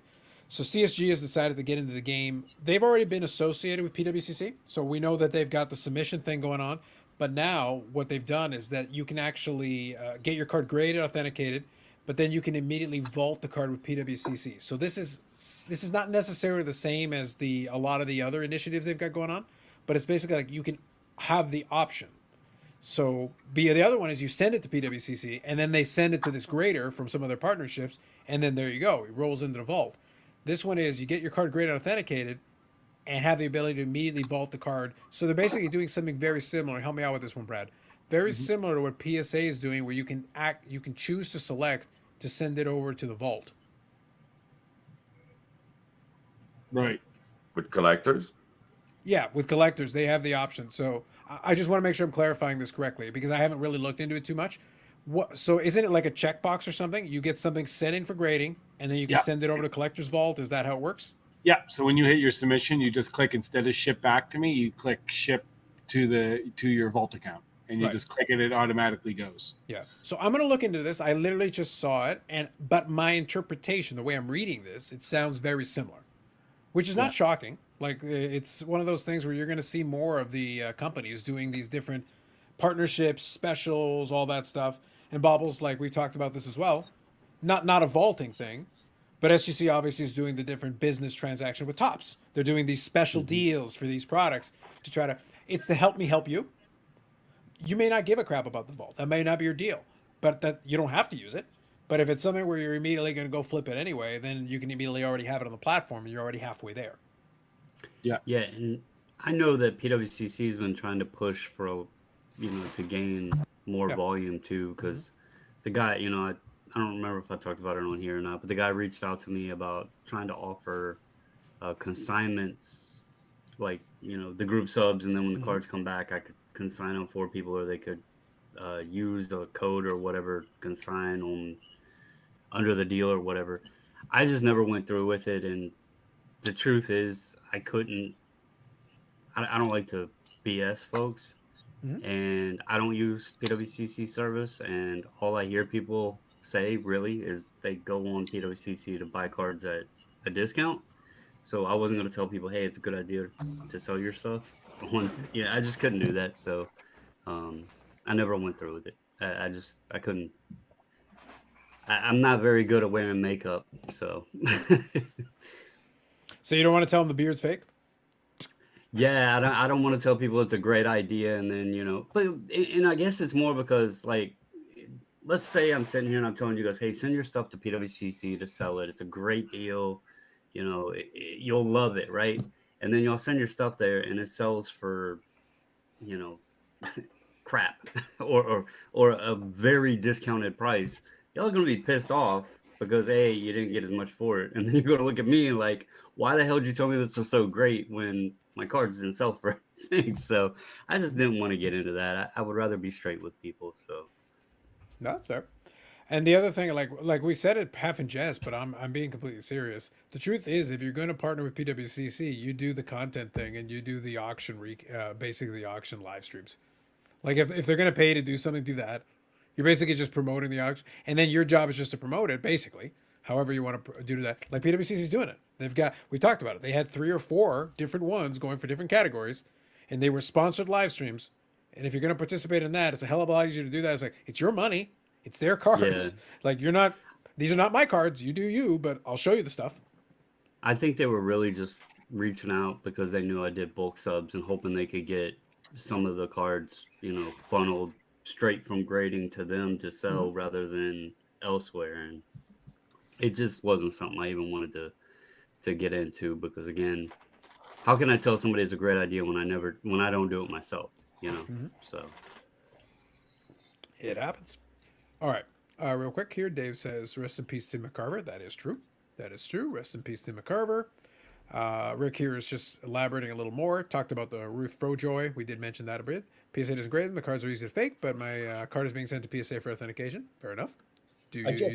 We had a cool thing come in the shop this week. We had a 1933 Ruth come in, trimmed all 4 sides, really almost, a good chunk of material on all 4 sides. Yep. It was a very, very old woman, came in, her husband had passed. She found this in a book of his. She came in with her kids to make sure she didn't get taken advantage of. They did a little research with no knowledge of cards whatsoever and saw that a 33 Ruth can go as much as, hundreds of thousands of dollars. And of course, they thought they hit the jackpot. And then we had to explain to them that, this isn't quite the case in this situation, and that it's been cut on all 4 sides, and it's supposed to be a lot bigger than this. And so we did give her some money for it, and we sent it out to get slabbed and authenticated. But it was sad to see her face drop, because she thought she was getting $10,000 today. Jackpot. Mm-hmm. And we didn't even give her over 1,000. So, but we see this stuff all the time. People coming in thinking that they have hit the lottery, and we have to be the bearer of bad news and say, that's not how this works. 1,000 for a page marker. That's not too bad right now. Yeah. So you think about it. But it was still cool to hold the 33 Ruth in my hand, no matter what condition it's in. It's been around for a long time. It's an iconic card. So yeah. Which one was it? Gowdy. Yeah. Well, there's multiple poses. 4. There's multiple poses. Yeah. I couldn't tell you. I don't know the difference. There was a yellow, a green, a red, and then one where he's like swinging. Yellow. It looked yellow to me. Okay. That's Fair the enough. 50. Says the yellow guy. So Yeah, it was it was cool. I've never held a This uh, one, yeah, no, now I don't think it is. No. So there's one. So okay, there's a that might couple be the different one ones that where, are like that, and there's one where you like have more of his body. yeah, So that's why we're saying there's four Yeah. version. There's four different cards in that set with Ruth, different poses basically, and or color behind it. It's interesting either way, but because it's still a cool card. Yeah. But they do have four different poses, so it just depends on different Yeah. things depending on which one. It I is. don't know enough about it, and the other one looks like this. Yeah, so Ah. that's the more full body pose. That's it. that one. Yeah. That's the one. Okay. Yeah. So that's what I mean, like full body pose basically, as opposed to the more cut off one. Yeah. So look at Mr. Big Time over there whipping out the Ruth cards, and I Those get one- and I get my balls busted because I have a Brian Prop rookie card from 1980. This guy's pulling out Ruth like just piled up on his desk. The second one is actually a fake. The other one is real. Yeah. I can see they're being value added by being able to add it to a platform like that with more eyeballs. That's kind of the concept when they're trying to do the synergy thing. So just keep in mind, like I said, I'll talk about it because because it's indicative of these different companies trying to get together in the space to create this, one-stop shop. And it's the same thing we talked about when I said about the PWCC reinstigating, because in the past you could submit cards through through ComC. Through ComC, you could submit cards to different third-party graders. They've reinstated that. In this case, they've reactivated CSG and CGC to do it. But at the end of the day, it's the same thing. It's to create this ecosystem where you can get the cards from these different things, either on the platform already or from EPAC. I use this as an example. So EPAC, ComC, CSG or CGC, boom. You want to sell it here? Fine. You want to take it home? Take it home. That's up to you. And these other ones are creating some of those things. Again, it depends on what you're trying to do. I could see some things you could do with it, but it depends. So- And for a lot of folks, it doesn't matter. Let me ask you in another way. Let's say with PSA Canada situation or us, as when you send to a bulk submitter, that usually you would expect to come all the way back to you, so you don't, like, as me, I don't really care what any of the grades were until they're back in my hands. But now if you want to send it to keep it in the ecosystem, like you said, you would have to know your grades before the shipping. It depends, not necessarily. Okay, so let's say for Or example, basically, I'm just trying to say, like, cutting a shipment, right, back and forth extra. If you, like, at Q, I don't know what, and you say, yeah, ship in the vault because I know I'll flip it next week, Yeah. or well, like, look, I'll give you a simple example. Okay, like with modern, there is, to your point, some nuance with it. For a lot of modern and ultra modern, you want the higher grade to get the premium to make it worth your time to do it, right? So exactly. fine. Okay, great. So let's go the other way. If you send in a 54 tops Hank Aaron in decent grade, but not like amazing grade, as long as it's real, do you care? You Yeah, submit no, it in, you exactly. put it on the vault, and then it gives you some opportunities to sell it. If that's your intention, as long as it's authentic, it's real, and you get a grade or whatever, a 54 tops Aaron will sell for decent money. As long as you pick the right platform and the right combination of things, wait. it'll go. Yeah. Bubbles, you gonna flip your 54 Aaron soon, or no? I was gonna say, you reaching for one? I don't think you have that one, but is it, or do you? Do you have the 54? There you go. There you go. So I don't want to hear another word about me being bougie or me being. Oh no, rich. you're still. whoa, bougie. Don't worry about wait, that. Eric, Peter Clemma. All right, let me read a couple. Hey, of these. Eric, real quick. Eric, take a break and go check your front door. It's not a trick. Just go check your door. I'm not gonna So- know. It's not, Should I bring if my you, It's if gun? you not see, a trick. if you see the box and it's ticking, open it. Take a break and go check your door. I don't like this at all. And that was the last we saw of Bougie Eric. Moving on. All right. I think one day the hobby will see a massive scandal around one of these volatile operations. Time will tell. Hey, man, I'm all for the content gods. I look forward to it. It'll be a solid 2 weeks of craziness and then back to normal. PDCC, just remember you lay it down with the dogs. Fair enough. Ferdo had a bunch of fakes made in the early 70s. Very tough to tell the difference. True. I'll ask that when Brad gets back. He's going to be a couple minutes. Crazy PSA is going to authenticate the card when they don't feel comfortable grading it. No, that's fair. I know of the issue you're talking about, but I haven't looked into it at all. It's been years. I used to look at the big SGC, the big SCD, the big book. So I'm pretty sure I've seen the card, but it's one of those things where it's been a long time. But it is interesting to your point that they would authenticate it and not be willing to assign it a numerical grade. So that is kind of interesting. So I agree with you, Rick. Let's scroll through here. So it didn't explode? You didn't die? We're this all of us in this whole program has just gone off the freaking rails. So The doggy bag crap trick or something? Or no? that's what I was expecting, that he paid somebody to light a bag of crap on my front steps so I go up there and stomp on it. But instead, Holy man. Disgraceful. Utterly disgraceful. Those cookies, Bougie by Eric. the way, are amazing. So enjoy them. A whole box of cookies, Bougie Eric. After all that. Oh, they're complaining. labeled Bougie Eric as well. That's awesome. Holy. That's wicked. Yeah, are you serious? This is really cool. Bougie Eric, have some cookies and stop whining. Your wife get most of them.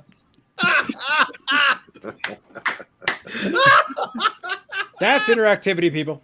That's interactivity right there. Telling you, man. Did you Uber that or what?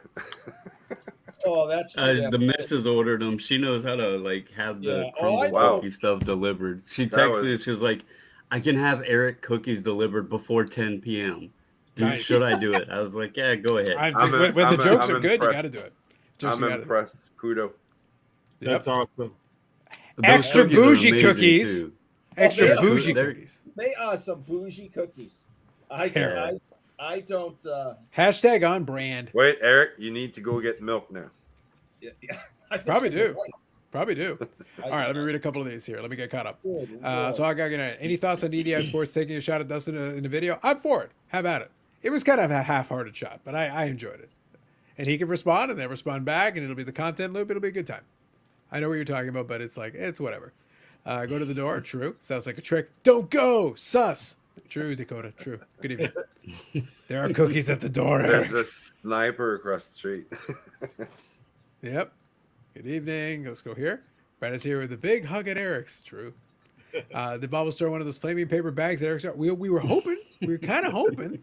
But now, yep. Trying to think what Bobbles would have said. We know where they were. True. True. You figured it out, Bob. You figured it out. All right, real quick. I'll scroll through. We want to put cookies at the door. We ended up with cookies at the door. Open that box. It was never on the rails. Facts. The humanity. True. Send him some milk with a straw. True. Chocolate covered strawberry. Okay. Delivery driver called me and said, "Is bougie available? I have the cookies." Yes. Good old bougie. Terribleness. Well done. Well done, people. Well done. Hats off, Bobbles and Mrs. Bobbles. That was awesome. So, there you go. There you go. So now we don't get any more goddamn complaining about the goddamn cookies, Eric. I'm not talking for the rest of the night. Okay, yes, sure. Promises, promises. Can we do that every week? It might get expensive to do it every week. Those are pretty bougie cookies. Those are expensive Look, cookies. if we can get, it's what crumble, right? It's crumble. Yeah. Yeah. So if it's crumble, like if we can get them as a sponsor, maybe. That would be amazing. That'd be great spot. Look, I'll would take be a it. great We'll do it. sponsorship. We'll do it. That'd be fine with me. All right, real quick here. Let's scroll back. All right, so Brad, you got a question from your favorite Hockey 99. Yeah. Here, Brad, tell me if this sounds silly. It all sounds silly. Hire a sports card influencer from YouTube to hang out at the store for an afternoon. Think it would drive traffic? No. I don't think they would care. Honestly, I think 99% of our clientele doesn't do anything on YouTube. Not at all. No. Not at all. So there you go. I have asked the question. I like that comment too. I had to go check it out because Tiger Woods has officially made the cut. Oh, he's officially so. But how competitive is he? Is he like just barely making the cut? How'd it go? He was out of the cut. He just made the cut. He's in 60th place. Okay. But he was taking some heat today. He pulled a prank, which I think is awesome. It shows Tiger's lighter side that he's starting to really come around. But he's He taking sent a box of crumble cookies to some rando. No, he's taking some major heat. So he was walking and he outdrove, like his driver's been awesome since he's there. Today the putter went cold, but he outdrove. That's good. He outdrove Justin Thomas on a hole. And when he was walking by Thomas, he put his hand out like and passed something to Thomas. Thomas went to grab it and it fell on the ground. The camera zoomed in on it, and it was a tampon. And it was this Tiger playing with his buddy Justin Thomas. Anyways, it wasn't supposed to be made public, but the camera zoomed in on it and seen it. And now Tiger's always being watched at all times. And he now can't do anything without being watched. Like, he's taking heat for it, right? Like he didn't mean anything against women per se, but the world we live in today. So Tiger should know by now he can go nowhere on this planet without a camera watching. Yes. So he has to be cognizant of that. Like he's been around this show long enough. He knows better. He knows. Did Mrs. Bubble send them via Pony Express to keep it up with the boxcar? Facts. There you go, Michael Ham. Great job, Mr. and Mrs. Bobbles. Well done. Absolutely. Perfect. Thank you, Miss Bobbles. Well done, folks. Well done. I like the interactivity of it, though. I did appreciate the Bobbles clairvoyantly calling, check the door. That was lightning. I also enjoyed Eric's abject terror at what possible horrors could become of him. Yeah.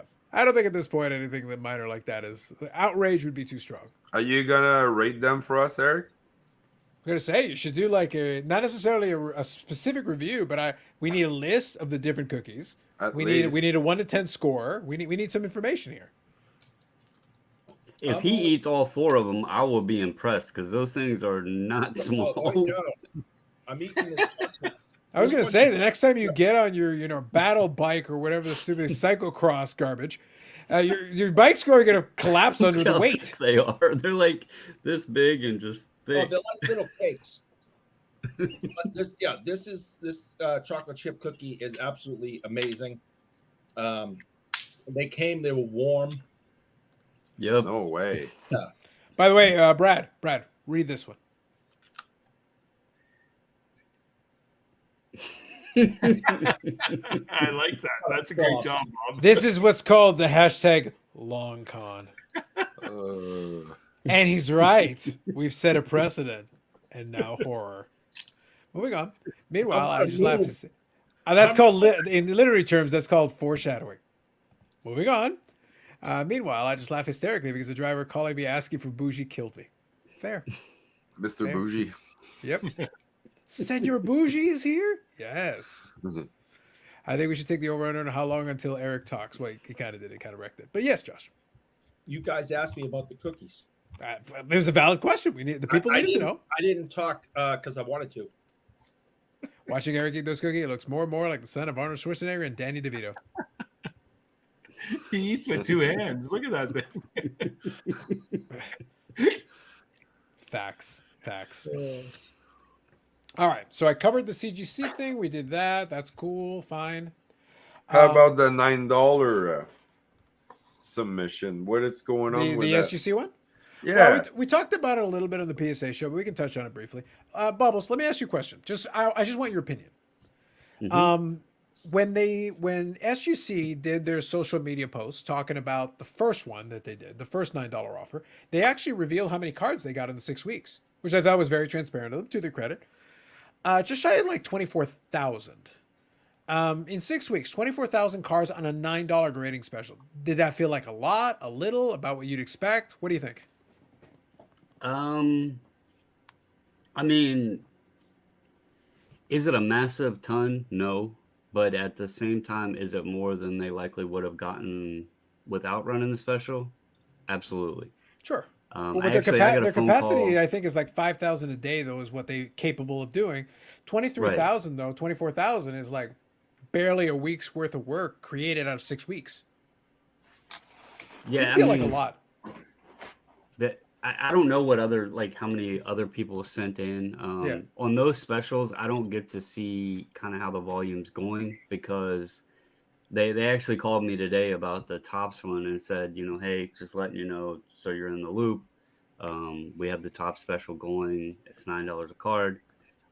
The key with those is like that deal is between them and Tops, and so the $9 is $9. So like I told him, I was like, I'm coming. again, it goes back to the other scenario with PWCC. How do I tell people, hey, Get I your can ass submit up your there. Topps cards Sorry.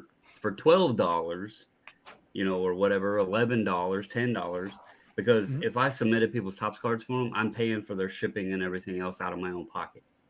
And so, it's kind of it's pointless. If you want to send your Topps cards, I would just send them yourself, Sure. because Yeah, I can't offer any better rate than what Yeah, they're given. Yeah. But they asked Well- me like what I. Go ahead.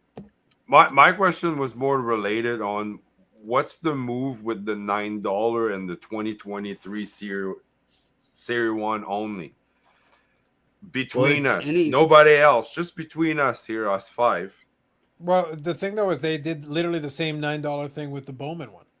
right, and they It's did still it with Topps Star and it's Wars $9. too. So my question was like, who submits to that? The person that needs hope to get something good to turn onto a 2X, or there's truly genuine new Topps collector of Series 1 that wants to slab everything. So they actually asked me this, like my thoughts. I'm just on it. curious. Between us five, here. They called me and asked me today, and I told them this is my opinion on it, and PSA probably sees the same thing, right? Look at the Mac Jones Don Russ card, what it was at, and then what it's at. Yeah. In the early stages, you put a piece of plastic on a card, and for some reason, first to markets gain a premium, so to speak. But it will level off. It's going to get to the point where $9 wouldn't make sense sending in all your base cards because there's little to no margins to it, and if you don't hit a 10, you're probably going to lose money. Yeah. But in that beginning stage, I told them, in the beginning stages, you're likely going to see a good volume of base, and then you'll see your parallels and some of the autos, because it's any card from the product. It's not just the base cards, the autos. Everything is $9. Yeah. So it's going to be a thing where in the beginning there probably will be some volume, probably similar to the same thing with the Bowman, and then it'll start tapering off. Yeah. And that's to be expected. PSA probably sees the same thing with a lot of the stuff, because once a lot of cards hit the market, the prices just decrease so much, it's not worth putting them in the slab. So yeah. And I'm separating the two things, even though they use the same price point, and it's both Topps collaboration. So I'm separating the two. The Bowman one was them trying it out, and to your point, that's why I say I was just curious about your thoughts. I wanted to get a gauge on what you thought about it. I think, to your point, 24,000 cards given, 24,000, just shy of 24,000 cards. It's not nothing, it's not terrible, but it's one of those things. Like, I don't think it moved the needle for them necessarily, but it got them a little extra business. Keeps and them maybe busy. if they enjoyed the experience, that could be beneficial for them for other stuff, other submissions. So there is benefit to it. I think though the other factor is Topps is more available to more people than Bowman. And what I mean by that is price point, right? Bowman's on another price level than what flagship Topps is going to be. So you're going to have 2023 Topps in more people's hands. So the volume from that could likely become more. And also, not everybody in the Bowman is necessarily, going to be worth slabbing up even. And in Topps, I mean, what are they predicting? Already over 1 million print run. The So- estimates are almost 1 million per base card. So ironically that played. So this is a conversation, the debate we were having with Brad on the show last night, is that let's assume it's about 1 million cards per base card. The problem is already at that point there's so many available, and they're going to be available in retail. They're going to be available jumbo boxes, hobby boxes, retail blasters, blister packs or whatever they're the 50 card thing, all that stuff. The hanger packs. You're gonna have so many variations, but there's the same base card. So like for a base card, it's like, dude, there's gonna be so much. Like even at $9, who cares? Like there's just gonna be so much available that it's like you'll have 30,000, 40,000 PSA pop counts on some of that stuff easily, if that's what they submit. That's why I said, I told my rep today, I was like, you might see an initial volume of base but that's going to fall off because it's just not, even at $9, it's not going to be worth grading it. But those that want to get the cards in a slab, and obviously their turnaround's fast, so you're going to get it in a slab, get it back, and then it's going to be the race to whoever gets it up first and putting it on auction or whatever, buy it now, and setting that market price on the tens or whatever, and then that's going to fall off, but they'll still get probably the parallels and autos, and obviously they're not going to get all of them. They'll go to other companies too, but I don't think it's a bad thing. I mean, they did it with the Star Wars Topps Chrome stuff. They did it with the Bowman Chrome. It looks like they have a partnership right now that's pretty consistent with new Topps. I'm surprised they didn't do it with like that gilded or something like that. Yeah. And maybe they're trying this to see if they can withstand the volume. This is going to be a good test because, again, flagship is a much more populated, readily available product. Yeah. If let's say Bowman, they did 24,000, and this they get, I don't know, let's say they get double, 50,000, but they can still stay in that faster turnaround time. That's good. That's a good sign, good news for them, because then they know, maybe it helps them with adjusting the other pricing. Maybe they're like, hey, we can take on more volume now. So we'll see how it goes, but. Well, we'll have to see. Like I said, it's an interesting experiment. I have no issue with it. I like to see the attempt. I'm just curious how successful it's going to be. I guess it depends on what the objective is really what it comes down to, and then you measure success based on that. What your objective is first, and then we'll measure the result from that piece. So real quick, I'll scroll through a couple more of these. This definitely helps with the velocity of the rip. Very true. It's an attempt to make inroads to modern cards. Yeah, they've been trying for a while, and SGC has done a good job. They definitely get a lot more modern submissions than they did, 5 years ago, 10 years ago, easily by a factor of a ton. It's the same thing essentially with the Pokemon. They're not trying to take over that market. They're trying to get a little bit of that market share though, because they don't do a lot of it. Mm-hmm. So. Yep. So Jeff here says I just opened a hanger box. Good stuff. Well, hopefully you pulled something good. Who knows? Rick here says I recently picked up a 54 Topps Gordie Howe. Ironically, I sold one recently. Wow. But congratulations to you. You probably didn't buy mine, but congratulations nice nonetheless. card. It's a very nice card. His first Topps card. What is your guys' opinion of that card compared to Mantl's first Topps card? I saved about 70,000. So compared to 52 Topps. But here's the thing. The 54 Topps Gordie Howe in PSA's set registry, there is a Mount Rushmore of hockey cards, and the 54 Topps Howe's on it. It's not his rookie, but it's the 54 Topps because it is an iconic card. In the hockey scope, obviously more niche. I think it's actually a pretty fair comparison. It's because it's a big card of one of the biggest stars of the 50s. I don't think Gordie Howe stands as much head and shoulders above the other, like a Maurice Richard and some of the other guys, in comparison, like the way Mantle was perceived. But again, you also got Willie Mays and Hank Aaron, right? So you've got that going on in the 50s. But I think it's a fantastic card. The only reason I sold it was because I was originally going to do the set, and then I decided not to put the set. And that's the only reason I decided to move it, because otherwise it made no sense. Eric, this was a good one for you. What do you think? 54 Topps Gordie Howe, as you imagine the moments of cookies. 54 Topps Gordie Howe compared to 52 Topps Mantle. What do you think? I don't care. What, she took all your cookies from you? She said one was enough, and I shouldn't be eating sweets this late at night, and she took them. She's a lot nicer than I am. She's a lot nicer than I am. You're already fat enough. You didn't need more cookies. You should have just enjoyed watching us eat cookies. You bastard. Moving on. To me, part of the strategy to try to continue to weaken BGS could be, sure. Not like they need help, but fair enough. All right, Brad, thoughts on this one? 54 Topps Gordie Howe. It is an iconic card. Like, it is an iconic Gordie card. It's an iconic 50s hockey card. And it is considered one of the Mount Rushmore hockey cards. What do you think? Yeah, no, I love the card myself. I don't really know how to answer that, to tell you the truth. How do you put it in context, though? Like, again, when we keep in mind, baseball is a bigger market. But in the hockey spectrum, that is an iconic card. It is considered one of the grail cards of the hockey card hobby. Yeah, but you know what I think happens with the 54 top set? Gets caught up that it doesn't have the Canadian teams on it. True. Not saying True. I feel like that's why that set's not where it should be, and vice versa. If it didn't have the American teams, I'm not saying either or, but it's only half a set really. So That's why I'm not a huge fan of the 54 tops hockey set. If it was a complete, if it had all the Canadian teams and the American teams, that would probably be my favorite set of all time. Yeah, and it's also got the large card form factor as well.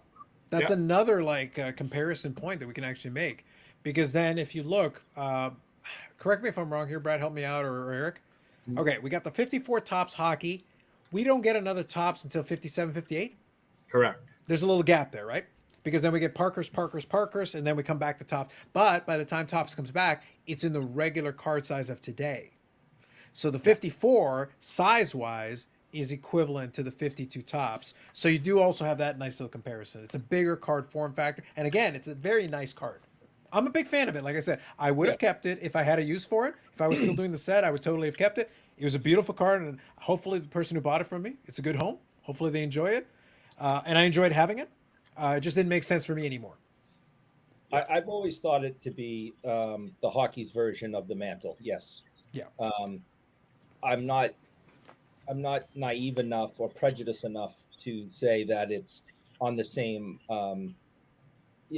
collecting shelf as the mantle as a whole, but it is. I've always said that is the hockey version. I mean, they're similar in so many ways. The years that they came out, the size, the card stock, the colors blasting off of it on when you get the really clean versions. I've always kind of felt that they were hand in hand. So yeah, that's always been my opinion anyway. I don't know if, and being half serious, I don't know if Brad's feeling is because he's Canadian and Canadian teams are obviously important to him. So it's kind of like, he's a little prejudiced that way. Well, Detroit's basically, a Canadian protector like Buffalo. But Gordie Howe is Canadian, so he can take his Canadian prejudice and he can shove it up his ass. Wow. The man That's gets a couple Mr. of Hockey, Eric. The man gets a couple of cookies taken away from him, and all of a sudden he's full of sass, Yannick. Full of sass. I am so upset right now. I'm going to take it out on somebody. Heaven forbid. You already ate a gigantic cake cookie, for God's sake, you fat bastard. How much more do you need? Jesus, that was like 800 calories, probably, that stupid cookie. I'll be listen. Probably. I'll be at the gym tomorrow morning, 8 a.m. on the stupid spin bike again. I can eat some damn cookies. You're going to need to be on that spin bike for like 3 days to make up for that cookie. I am going to be 49 in less than a month. I can make my own decisions. You're 149. Don't lie to the people. When I cannot eat cookies. Yes, you can. Yes, they can. Your mom can totally take their cookies away from you. Don't lie to the people. I'm not allowed to eat sweets this late at night. Eric has finally learned the word sharing, although now he is sad. He should have tripped up the stairs flat and he could have come back down with a boxcar to gobble. That is very specific, Baz. Moving on. Victor here. Make base rookie card great again. Pop reports be damned. Settle down, Victor. Settle down. And good evening. I saw 54 Howe and buy it now in PSA MK2 for 170 recently. Was tempted. He did specify Parkhurst. Up until then, I was about to say, go snap that up for 170 bucks. I had an authentic and I got more than double that. But then you say Parkhurst. All right, that makes a little more sense. But I like the Parkhurst too. It's a nice card. I've got that one as well. I'm not prejudiced enough. Words never uttered by a Bostonian. Wow. Wow. I guess so. That's brutal. 49 dog years. He ate 3 cookies and the other 3 family members each had a third of a cookie? Perhaps. Do any of you have his 51 Parkhurst the rookie? We do not. Well, I will speak for myself. I do not. Brad, do you happen to have the Gordie Howe rookie on you? I would show it every single week if I owned one. You got one? Yeah, I have a PSA 5. Look at this guy. Bobbles, we're talking some bouginess. Go on, Bobbles. Where's yours? Just take it off. So I ordered. I had bought a one of the Parkhurst reprints that were autographed, and you had that damage, right? That came damaged, right? Yeah, the mailman decided to run it over, and I've never gotten a replacement yet. So. Absolutely. Hang on here. What do you think? I seen a friend of mine's looking to buy a Mantle 52 tops, and he had one that had all 4 corners cut off it, and I think it was either PSA or SGC, just authentic, but it had the corners cut and it had creases in it, and he could pick it up for, I think he was hoping to get it for 10K Canadian. So like 7,500 On a US. mantle? Yeah, like, but it literally had the corners cut off it, right? So. So there you go. Shoot, do that all day. Oh, All right, so I'm going to shift that up a little bit. There you go. You can get a awesome. better look at it. Yeah. It's a good, clean copy. Yeah, oh my God, that's beautiful. Yeah. I bought that for $1,500 12 years ago. I bought it raw, and then I had it graded, and I thought it was going to be higher. And then I was nervous because it's actually a little bigger. And then I thought it was going to be min size. So, But you see, Brad, what you so, got to do. I can see this question. from my screen, by the way, just to let you guys know. I can see it from my screen. You got to tell the. I think this is in PWCC, right? yeah. Yeah, you got to tell the guys to be a little bit more careful with the scanner because if you look here, it looks like it looks like the basically it looks like they messed up with the scanner and like gave you like two pieces. Well, you know what? You'll like this. I was showing a guy today. He was talking about buying. Otherwise, though, a clean card. It's a nice clean card. Oh, it's gorgeous. I thought Brad had slipped with the scissors. Exactly. Yeah. That's what I say. Like on my screen here, I got a second monitor here, the 27 inches monitor as well as this one, so I could see the like. Yeah, that looks like it looks like they mess. I've seen that before with the scanner. You have to be careful with the scanners when you use them. No, Brad. Serious question. Why do you have it at PWCC? I've used them for 10 years. No, but like it just sits there because you plan on selling it, No, or you just want to keep it someplace safe. it's safe, secure, insured. And I get to enjoy it. I love the digital. I look at it way more than having it stuffed in a box somewheres, or I look at it every day. I go through and I scroll and I show people and I enjoy it. So And My you didn't even see the precious. you didn't even see the jagged edge. You got to tell the big picture guy. I No, think, you ruined it for him. Nice job. but honestly, I'm looking at it now and I don't see it. I don't know why. Like I just showed you the picture. Like it's the picture you sent me. I don't know what to tell you. I'm not making it up. I showed it up on the picture. I can zoom in and I can show you guys. Like I can see it on in the image. It shows it that way. I know, but it doesn't show it on mine, which I don't understand why.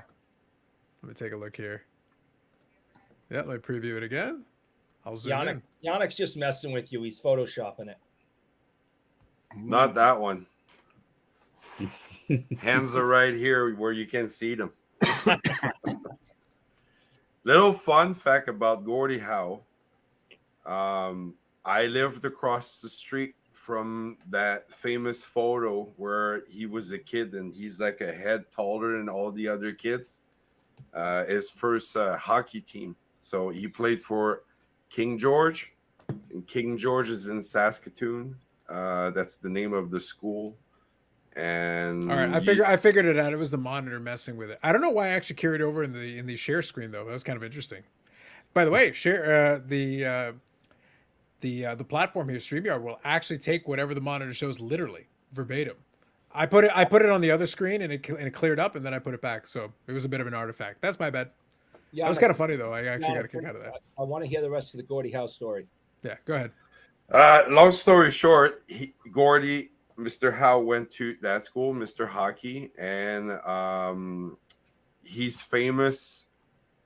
He's known basically for as long as he could. He used to go back to that school and leave the kids little note somewhere written on the school, and and we lived in the corner store across the street from it. So I'd like to think that Mr. Hockey came in that house where we lived, and where actually he comes from is named the town is named Floral, which is about maybe 20 miles north of Saskatoon and does no longer exist.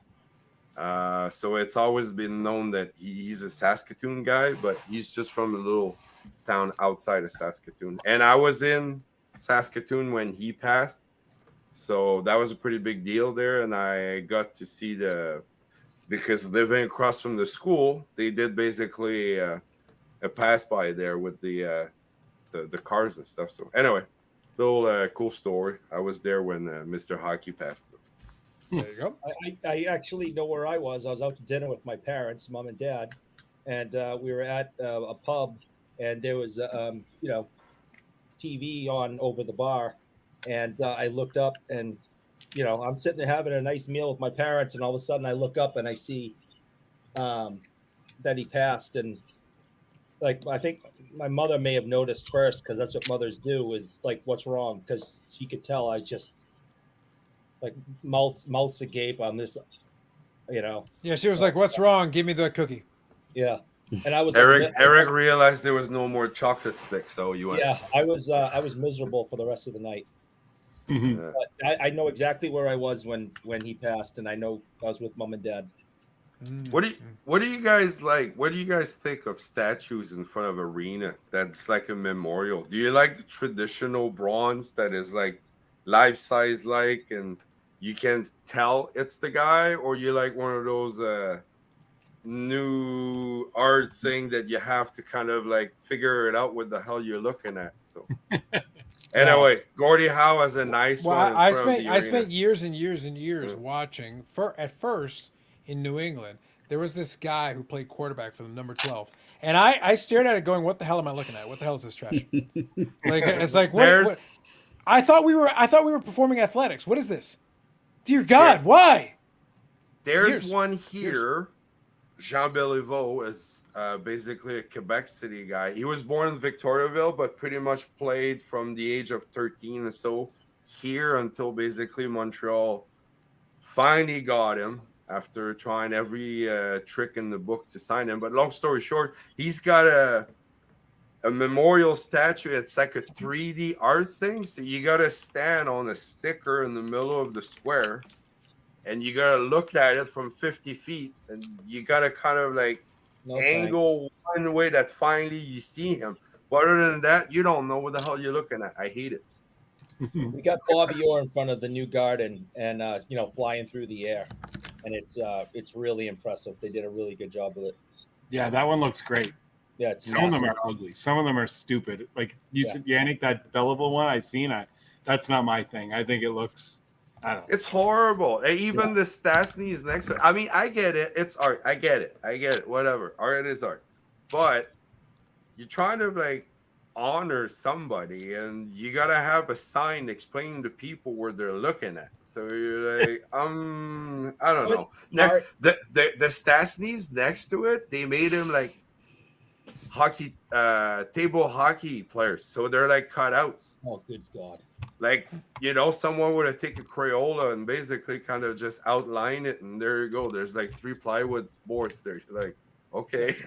Go put art in the park in front of the place that you're trying to honor them, and that they played in. Put up a nice, clean statue memorial to remember them by, and go put the art down the street in the park. That's just ridiculous. Well, that's what happened in Boston. They got a Peter Klima statue outside, right? They do not have a Peter Klima statue in Boston. See, that's folks. That's how you do it. That's called a well-timed callback, y'all. All right, let me read this question. Brad, this was for you. How much does PWCC charge monthly or annually for the vault with insurance on, say, that how? So Yes. I'll quickly, before you answer for the how. Yeah. On net news stuff, if you buy it through one of the auctions, it is free. It is included. However, if you're submitting the card, go ahead, Brad. Yeah, so I submitted it, and at the time, it's changed since I put them in there.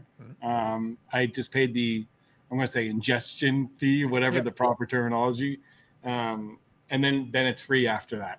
Yeah. So I've already paid the fee, so if I want to withdraw it, I can withdraw it, and there's no fee, and it's fully insured while it's in there. Yeah, they're pretty much on the free right now. Yeah. Well, the idea is to get. If you're trying to build up that vault, the point, look, it goes back to what I said earlier about the SGC $9 thing. It goes back to what I said earlier about ComC teaming up with CGC and CSG. It goes back to CSG teaming up with PWCC for the vault. All of these want to get you in the ecosystem. If they can get you in the ecosystem, so the way to do that is, let me make this cheap. Let me make it free. eBay Vault is technically free for people that are using that too. I haven't really played around with it at all. I really don't have too much access to it, but it's available. Everything is cheap on the entry, and then the fees and everything comes later. So it's one of those things. But PWCC, to have a lot of items in their inventory in that vault, they've tried to make it as attractive as possible, and I understand. But it's a business strategy, pure strategy. So this one, Yannick, correct me if I'm wrong, but I think it was when you were with the military, no? My wife actually is from Saskatoon. Ah, that explains it. Okay. Yes, charities from there. So I was out then, and 2013 came around, and basically I had opportunities to go and work, make a good living there, and charity being from there. So I decided, like, why not? I'm gonna go to Saskatoon for 4 years. So hunting, fishing, and enjoying the fresh air. Fair enough. Good evening, Dom. And very cold. Yes, Saskatoon is very cold. Yes. And winter is like 8 months long. That might be generous. That might be short. So good evening, Dom. We have a bronze Dan Marino passing statue. Excellent. Good. Makes sense. At Dolphin Stadium. Sounds good, Orlando. How about Dustin Brown getting an LA statue this week before Marcel Dion? Seriously? I think everyone knows how I feel about that. Eric, go do something about that. Chainsaw or something. Is he being serious about that? Dustin Yeah, Brown? Dustin Brown's getting a statue. That is true. Yeah, it's just That is a fact, sir. I Why? think- Lord knows. Yeah, I think Gretzky has one, and that's fine. That's deserved. You know, he kind of revitalized that. Well, I'll say it revitalized the franchise when he went there. But So you're saying Marcel Dion couldn't get the job done? no, the original superstar of that team that kept that team in LA. Unfortunately. Because if there was no Marcel, what would have happened to the Kings? We would have moved him Unfortunately, to Alaska. He played when he was alone there. Like he We had would have moved nobody him to around him. Alaska, as was their destiny. So, yeah, probably. So, to have the true pioneer superstar of that franchise not getting that type of honor is utterly ridiculous. Hey, Brad. This week's newspaper, there's a statue of you's gonna go down the arena down here. Yeah, absolutely. The Brad Hartland Memorial Harfan Beauport. You know what? That's all. That's what I feel like when I just seen Dustin Brown is getting a statue in LA. Maybe I have a possibility. There's still time. There's still a chance. There is still a chance, Brad. That's all I'm saying. There's still a chance. They're gonna rename the arena. Yeah, They may as well. Arena, yeah. I'm in favor of it. Zombie Collector, good evening. Let's talk some wrestling. This might not be the crowd for it, man. I'm happy to do it, obviously, but I think I it might can be a little talk tricky. wrestling, but I'll talk. But look, 80s but and Bougie 90s. Eric might not be able to help us much. It's like we might be able to talk The Rock in there a little bit. We might be able to get that to go. It's like Brad can join us in for some Hulk Hogan. We'll get some cards in there. We can do that. That we can manage. I'm sure. I'm confident in that. But unfortunately, all Bobbles knows is New Japan. Like that's all he's got. Oh, it's just New Japan. He Hey, doesn't I know have anything of this some North wrestling American cards. wrestling. He doesn't know anything about this North American wrestling thing. It's like, what's that? New Japan. All Japan. I have Undertaker's rookie. All right, what do you consider to be the rookie? I'm curious now. Oh, It's not the what is the one Merlin? Yeah, I know. I have know. I'm just the- playing around with it. I have the classic, or I think the classic. Yeah. Yeah, I don't get into like I've said it before. Like in wrestling, there's no point in anytime somebody talks about a rookie, I was like, like it's too difficult. Like don't even. There's too many weird, murky suppliers that have created cards over time. There's a lot of that. And it's also characters, right? So if somebody has multiple characters over time and they all have cards, what's the rookie? Is it the first one where the individual does anything, or is it the one where the character they're best known for? Like. I would go with the It's a serious individual. problem. What's that? I would say the individual. First time they made Usually that would make sense, cardboard. but it would I be think very that's- difficult. That's the case for Victor. It could be. It could be. Yeah. No worries. No worries. Appreciate it. Thank you. Thank you for the question. Anyway, Billy's Card Corner. I know that's a newer name, so good evening. Watching the Chamber tomorrow. I am. Yeah, I've got the little streaming package. I've suspended it afterwards. I've got to do a couple of things around here, but in the interim, I do still have it through, so I'll be able to watch the Elimination Chamber. So that'll be on Saturday. That's actually out of Montreal. That is What are going to you be talking about? Sorry. So the WWE is going to have their Elimination Chamber pay-per-view in Montreal. That's happening tomorrow. So that is going to be happening there. Here's and, the cookie tray. That's right. I was like, What what? it sounded like, yeah. Sound Maybe like maybe Eric. somebody's about to get hit with the tray. It Maybe the sounded wrestling started early. like Eric with his game used Bobby Orr stick showing it off. I was waiting. Mm, Such a jerk. mm. You That are was such awesome. a jerk.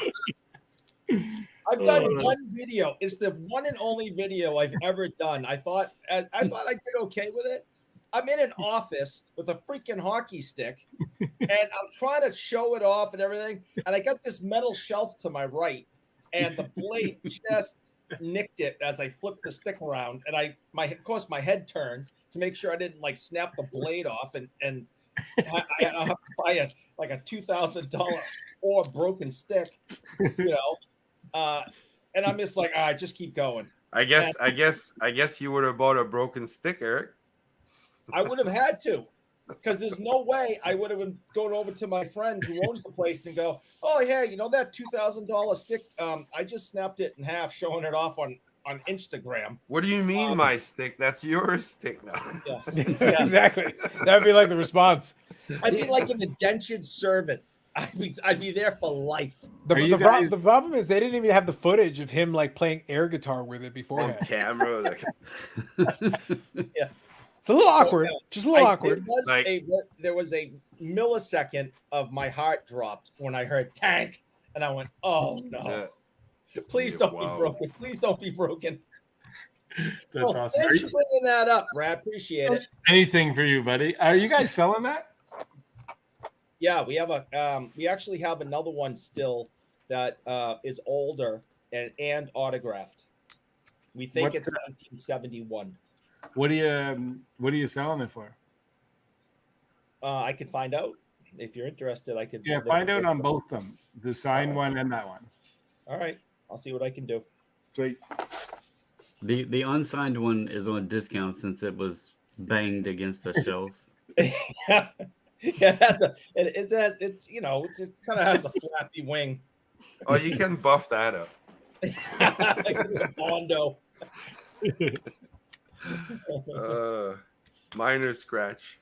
Yeah, I just say that happened in a game. That's game used, man. Game used, yes. Listen, you might have to answer a couple of questions for the chocolate stick stains afterwards. Yeah, the Sorry. comes out. It's all Was gummied Bobby up Orr with chocolate. eating on the bench during this game, or what was going on over there? Dunkin' Donuts has been around for a long time, man. I got questions, man. So anyway, here, question is, can you imagine if the Gordie Howe rookie card looked like a 64 tops instead of 51 Parkers?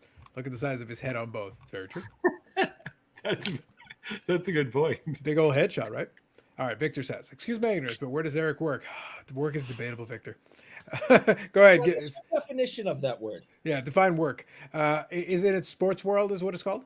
Yes, I work at Sports World in Saugus, Massachusetts. It's the largest sports memorabilia store in New England. My good friend has owned it and run it since 1986. And when I had to leave my profession due to some, family health stuff, and I couldn't maintain a full-time job anymore, and I had to be available, I focused on family.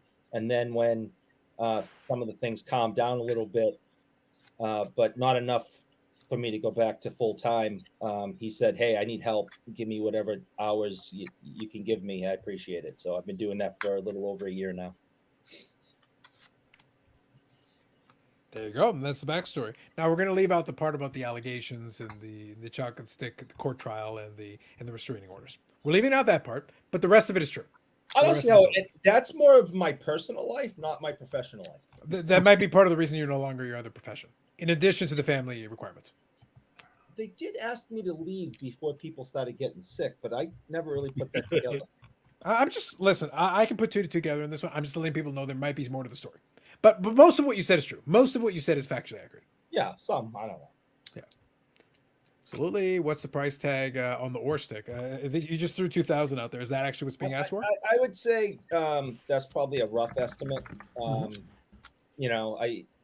Especially in Boston, if a Boston collector was coming, obviously you got to pay probably a little bit more than if this stick was found in LA somewhere. It probably cost you a little less, but here it's going to cost a couple of bucks more. I just want to buy it and use it. Yeah, I know you're going to buy it and then do something horrible to it and make me cry. You could use it in recreating your first goal from when you what was it? Was it junior or was it the? Great. Yeah. Yeah, but literally just recreate the shot, recreate the whole thing. Absolutely, I love it. Yeah. The older one that's autographed is gorgeous, and it was and I didn't do a video. I just took pictures and wrote the story, a couple of months ago, where this woman came in. She's in her 60s now, and when she was a teenager, her father, who worked at the Boston Garden, got her this stick for her birthday. Asked Bobby for it. Bobby was like, "Yeah, here, sure." Signed it for her. Just says Bobby, or it doesn't say to or anything. Just his auto on it, and that was her like 16th birthday present. And That's if awesome. you were 16 years old in 1971 in Boston, you had a crush on Bobby Orr. And You had a crush on Bobby Orr. dude, the guy's 72. I'd kiss him dead on the lips tonight. I know you would. I was gonna imply that, but like you took the joy out of it by literally just going straight for it. Jesus, man. The guy's Show like some 70 restraint, for God's sake. He's 72. I'd make out with him right now if he let me. So That is a visual no one needed. yeah, Ever. But the point is, she took this stick and took unbelievably good care of it. Kept it in a closet, right? It was all wrapped up in blankets and kept in a closet for like 50 years. So the sun wouldn't damage it. She'd take it out and show people. Oh, But she I took can hear the unbelievable keyboard. good. Yeah, I know I'm in trouble. She took unbelievable good care of it, and she is moving, and she's getting a little bit older, and she's moving, and she needed some money to help with the move, and her kids don't want it or care about it in any way, and she brought it in, and we bought it, and it's really an amazing piece, and it is on my Instagram from, a month or so ago, or whatever. Soon to be on his Instagram from his house. Any certificate of authenticity? Eric has lots of pictures of him buying at the store. Carlos and the guys, have you even came up with the adventures of the great curator? I have not. I do know that there were some. I know that he was showing some vlog video. I guess he's in Korea. I guess he's doing like a thing where he's trying to angle some sports card content out of Korea because I believe he's based on the name and everything. I believe he's Korean, so like it makes sense. Probably he's visiting family or something, but he's parlaying it into visiting card shops in Korea and stuff. I haven't watched too much of it. I think I watched like one video about it. But if there's something in particular, I'd be curious if you have any specific thoughts on it. But for the most part, I haven't been keep tabs. Doesn't have There to is do much. not enough time in a lifetime to watch that stuff. Yeah. Sorry. Yeah. It just doesn't interest me. Like I'm not too. I suppose from a travel vlog perspective, it is interesting to see a different country, different culture play into it. But like I said, the great curator lost a lot of. That's why I kind of laugh when people like worry about him at this point. It's like he lost a lot of momentum because he stopped posting videos. This is ironically, these are the few videos he's posted in a long time because for a while all he was doing was the live streams with Merle. Like he had literally just stopped posting content outside of the live stream, and that was the entire. It was basically what happened with Brad Comeback Card Investor. He had a lot of followers, but then he would just do the live stream with Dustin, Sports Card Dad, and that would be the entire content on his channel. Other than that, there'd be nothing on there. And Eric, basically, Great Curator's at that Yes, point sir. right now. you could have made something with Brad, the comeback investor. You guys could have shared chocolate recipe of chocolate stick, chocolate cake, talking cards. There's a whole concept there. What do you think, Carlos? I think we got to put our minds to this. I like chocolate. I figured that part. That part I Like- figured you'd be in for. Chocolate cake and cards Mhm. Well, I like where this is going. with Eric. Just saying. I like here. This is a typo, but I accept it. Booby lives just down the road here from South Florida from us on a golf course. Facts.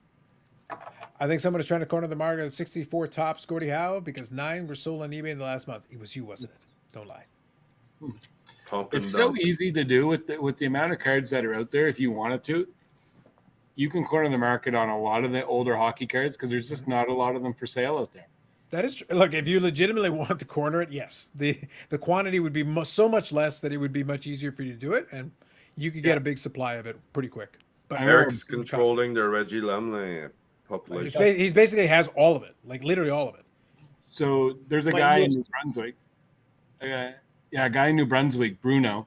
He started to buy every Henri Richard rookie. This is like 10. I'm going to just say 10 years ago. Okay. And they were like $100. He'd buy them if it was a PSA or on graded, like a beat up one, a mint one, whatever.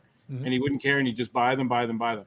He single-handedly drove the price up on that card like 5 to 6x.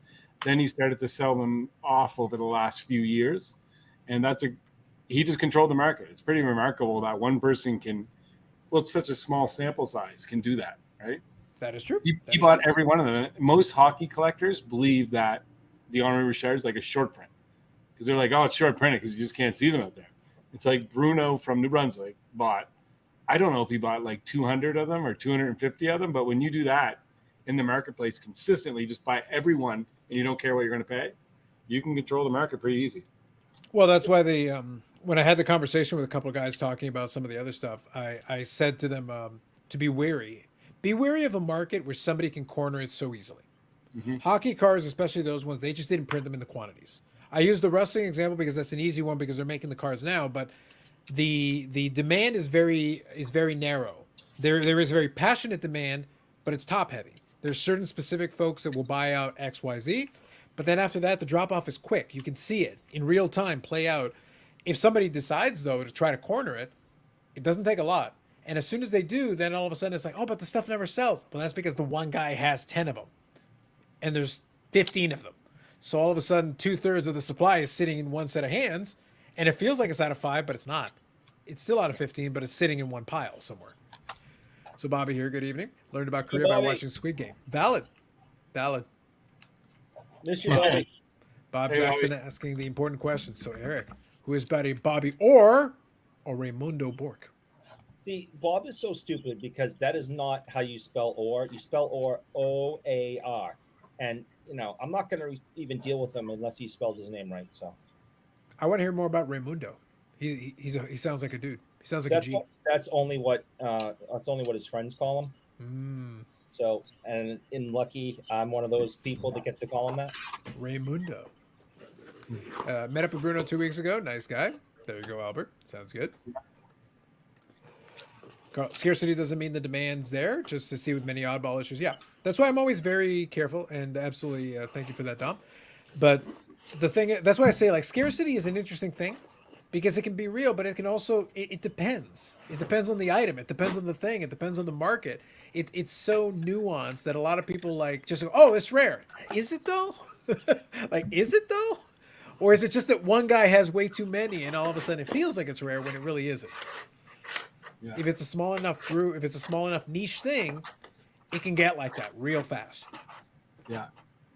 So it's one of those things like, I would say if you're going to enter into that market, just be careful. Just be exceedingly. I did an example. I joke about, and I've talked about the dentist PC I have and all those cards that I picked up for it. I have one. I'll see if I can find the screenshot. I took the screenshot because I wanted to choose it to illustrate a point. And I have no issue with it because I knew there was a real likelihood it would occur. Yeah, I found it here. I can actually show you something in real time. And I've got dates, timestamps, and dollar amounts. So I actually think this might be illustrative of my point. And I can actually show you. Yeah, real here. Okay, this is a screenshot from 130 point. It's the same card, but it's 3 different serial numbers. So it's the same card. So this is one of the Britt Baker cards. It's an autographed relic card. It's out of 25. There are 3 different cards here, 3 different serial numbers. One sold for January 15th, one sold on January 22nd a week later, and the third one sold on January 28th. So it's within about a 2-week span. Same card. All 3 are auctions. The bottom one I bought. I was the high bidder at 305. So I have that card. I have it right here on my desk. Okay? At the time, that's auction. I was the high bidder. Fine. Great. A week later, the card came up again. The problem is now by this point, EPAC has come out, so now the supply is starting to grow. Fine. Second one sells for pretty close, but not quite as much. Because now, guess what? I was the high bidder. So whoever was the second bidder was willing to bid up to a certain point. Well, guess what? If I'm out of the game, the next amount drops down because unless somebody's willing to at least pay what I paid before, it's not going to go to the second person becomes relevant as soon as I'm out of it. I got my copy. I don't need another copy. So now all of a sudden I'm out. So now maybe the second high bidder is the next one. Well, and it sells again less than a week later. Guess what? The third one's going to be lower than the first 2. Because now I've got one and the second guy who might be my underbidder in mine already got his. So now the third person gets it even cheaper. and it'll keep going to that point until it finds its floor, whatever that floor is. But that's within a 2-week span. On the same card, 3 different serial numbers. The serial numbers are on the titles. It's about as clear cut as it gets. Literally on one screen, you can see it play out in real time within a couple of weeks. And that's normal. That happens all the time on rare cards, because unless there's enough market to keep that price up, it drops each time. I wanted to get the copy, I got it, but if I'd been willing to be more patient, then you get the other ones, you can get it cheaper. That's how it works. But it works here, it works on hockey cards, baseball cards, football cards, it doesn't matter. Same thing. Unless you have enough demand to maintain the price point, each comp will kind of bring it down from the previous. Unless somebody's surging, in which case then they'll argue, oh, but the momentum's going up. Well, if the momentum's going up, it's going up. But if it's a niche market, it goes down real quick if that's the case. Used to love that show. Everybody loves Raimundo Bork.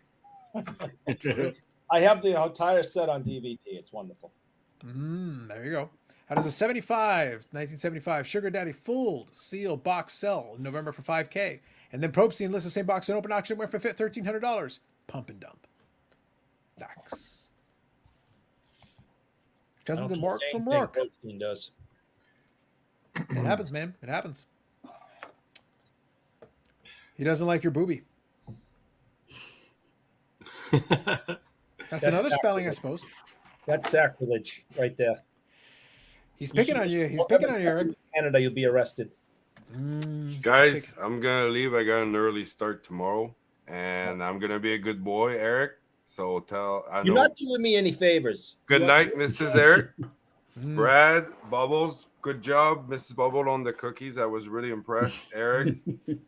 Whatever. Screw you. Thank you, Yannick, for proving that Vladdy Senior collectors exist.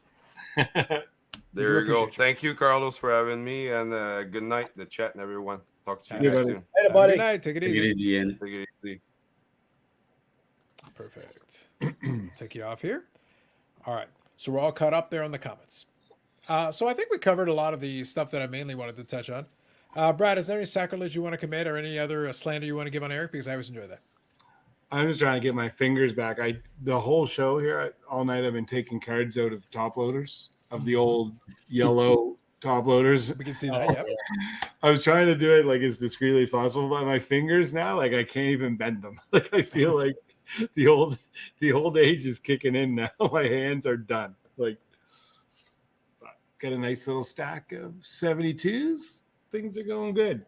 That's from that big 72 Peaches in real nice shape, and then 71 Peaches in real nice shape too. Just commons, but they're like near mint.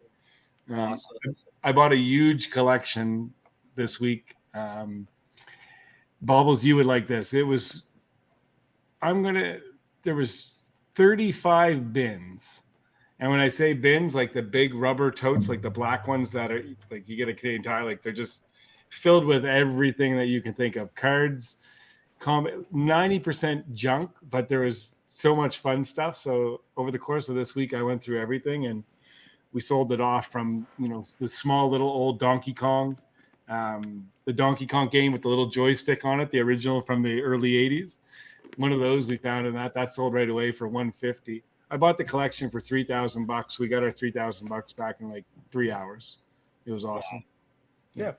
Well, that's the thing, but it goes back to what we talked about earlier tonight. If you can buy a big enough lot cheap enough per unit, like if you just measure it out, break it down, some of the stuff's not going to sell.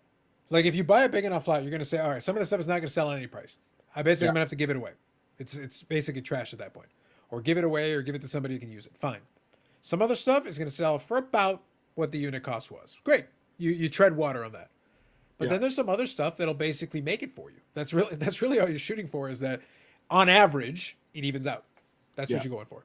And I always say you have to have buyers. Fortunately, I have buyers for everything. Like some of the stuff was like household, like tools. There was one bin of tools that was inside it, but I had a guy come in and he does the flea markets down in the valley and we trade it. So I traded him 20 tubs after I went through them all. He took the miscellaneous stuff for this set.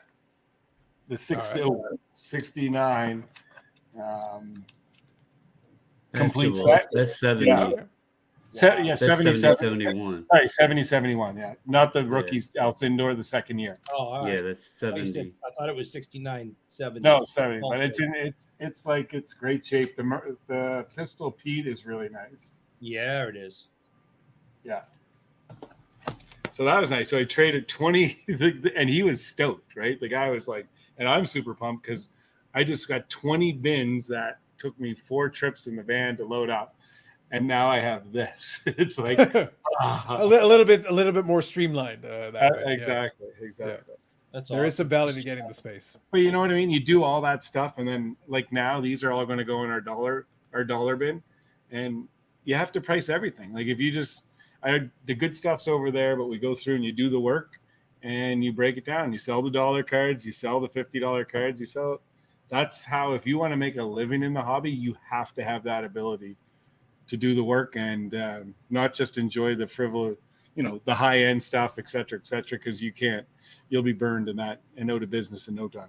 Did you just say you're going to put those mint O-Peaches in the dollar bin? Yeah. You send them this way. Make sure you use the correct exchange rate there, Brad. Since Eric doesn't know how the exchange rate works, go for it. It'll be good. I'll give you 4 loonies for that. Isn't that like $400? Yeah, 4 loonies for each one. Yes. But it is back to the same thing, Harry. Like, you know what? That's why our disc, we have a 50% off. So I'll put $2 on them and we sell them for $1.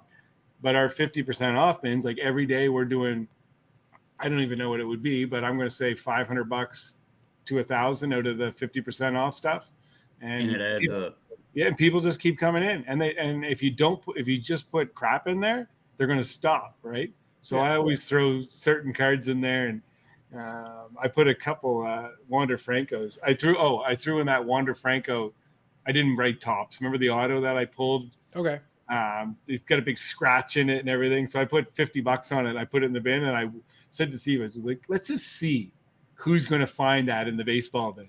Mm-hmm. And it's funny because there's this one guy that comes into the store, and it's almost like he thought that it shouldn't have been in there, like he was going to pull one over our eyes. So it's in the middle of his stack of cards, and so I'm totaling up the stack for him. I'm like, yeah, you got like $140. So I said, half would be 70. You know what? $60 is good. And I seen him just kind of like, does he really know that Wander Franco's in there? Like he doesn't know. I don't think he knows how much that thing's worth. It's got that huge mark down it. Like it's toast, but. Yeah. But the point though, a point that you're making though that I think is very valid. It's important, and it plays really well to kind of what we're talking about. People are talking about how buying slows down on some stuff, which is true, like totally fair. But there are people that are still looking for some stuff, and it depends. It's all different price points. Some of the lower price points. Some of the look. I had like 5 things selling ComC this morning. Some stuff that was just sitting there for a while, and one guy didn't even negotiate with me. He literally bought it at the price I put it on. It was I think it was a Vladdy Jr. Bowman Best refractor, rookie refractor.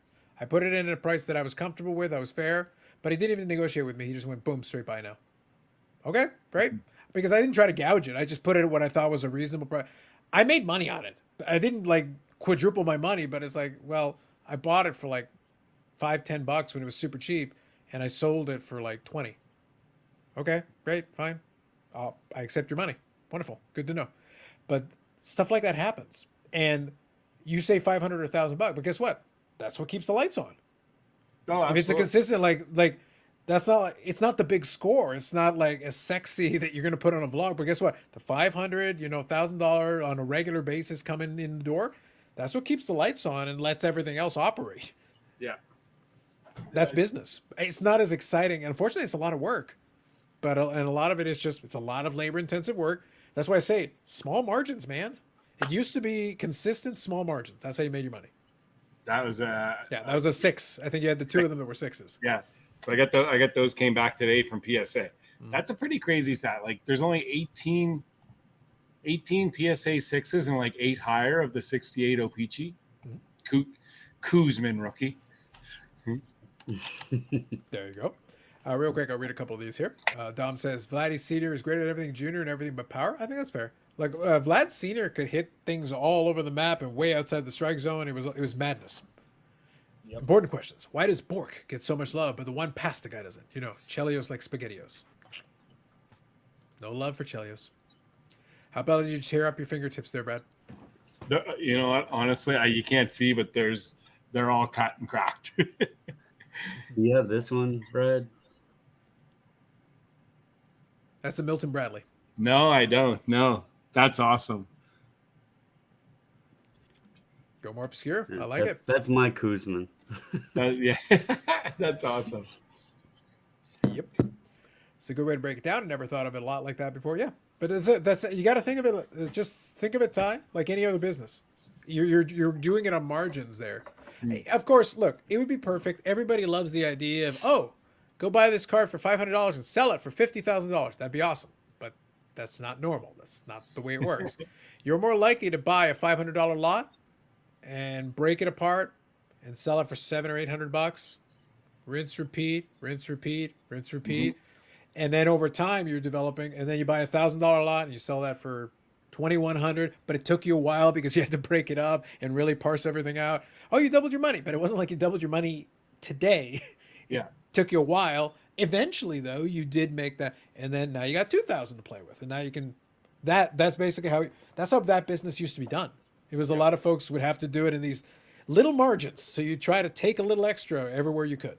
Yeah, and that's true, and you do it, and it's like, so you got the stuff for the discount bins. Then I pull out the stacks that are going to be reviewed for grading. Mm-hmm. So you take out the cards that potentially you grade, so you can make some money on that aspect of it. And then I got another box that I sort through, and then this box is all for stuff that's going to go on eBay.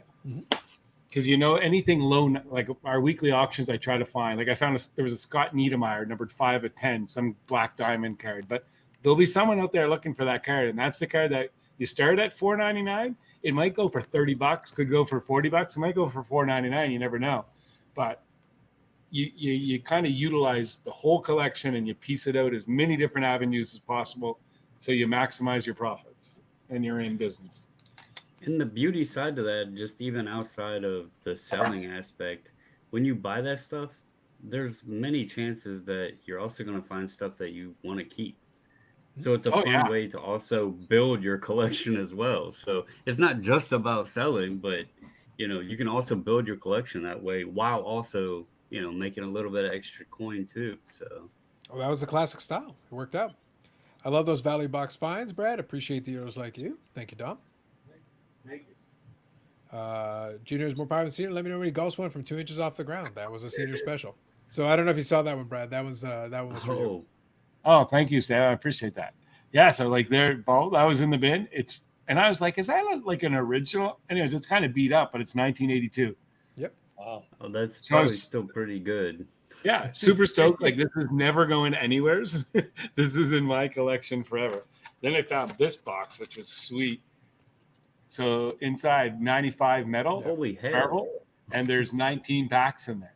That was jammed in the backs. There was toys on the top of it. It was just sitting. And I was like, oh my god, I think they're like $50 a pack, maybe, or I don't know. Well, I was joking with Brad when he showed me that. I laughed because my younger brother would open stuff like that. It was in the dollar store. Like at a certain point, like it was basically just like, it was literally at the dollar store for $1 pack. No one cared. But then later on, it's like all of a sudden it's like, oh my god, this stuff, like, guys, really? That stuff literally was in the dollar store. I remember, I was there. Not my scene, but like I saw it. So Bobby here asking, what does Carlos get on his cut for allowing Eric and Brad to do business on the show? 50 like buttons for Eric to pay as he was the instigator. True.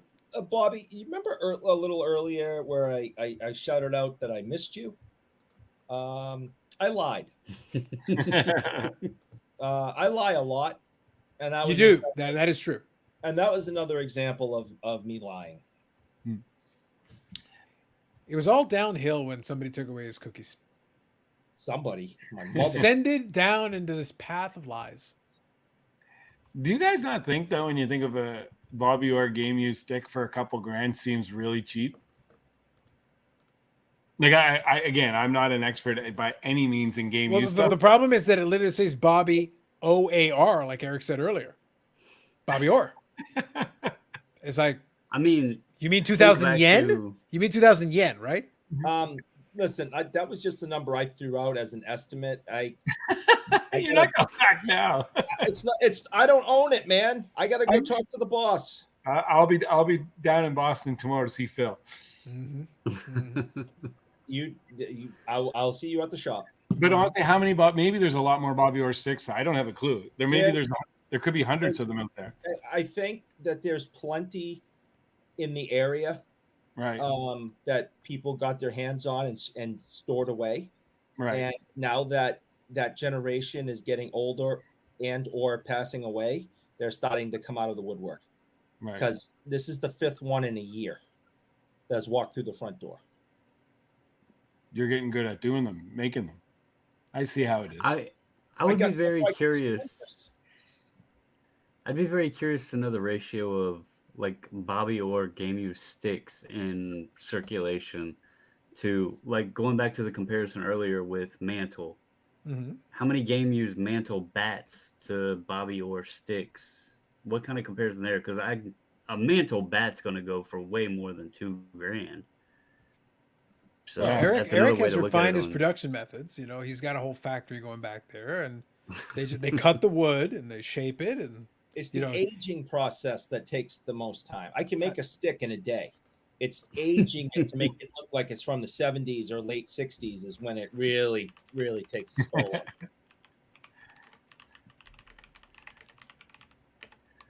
I'm trying to think if I had that. He's typing. He's typing. Stop typing.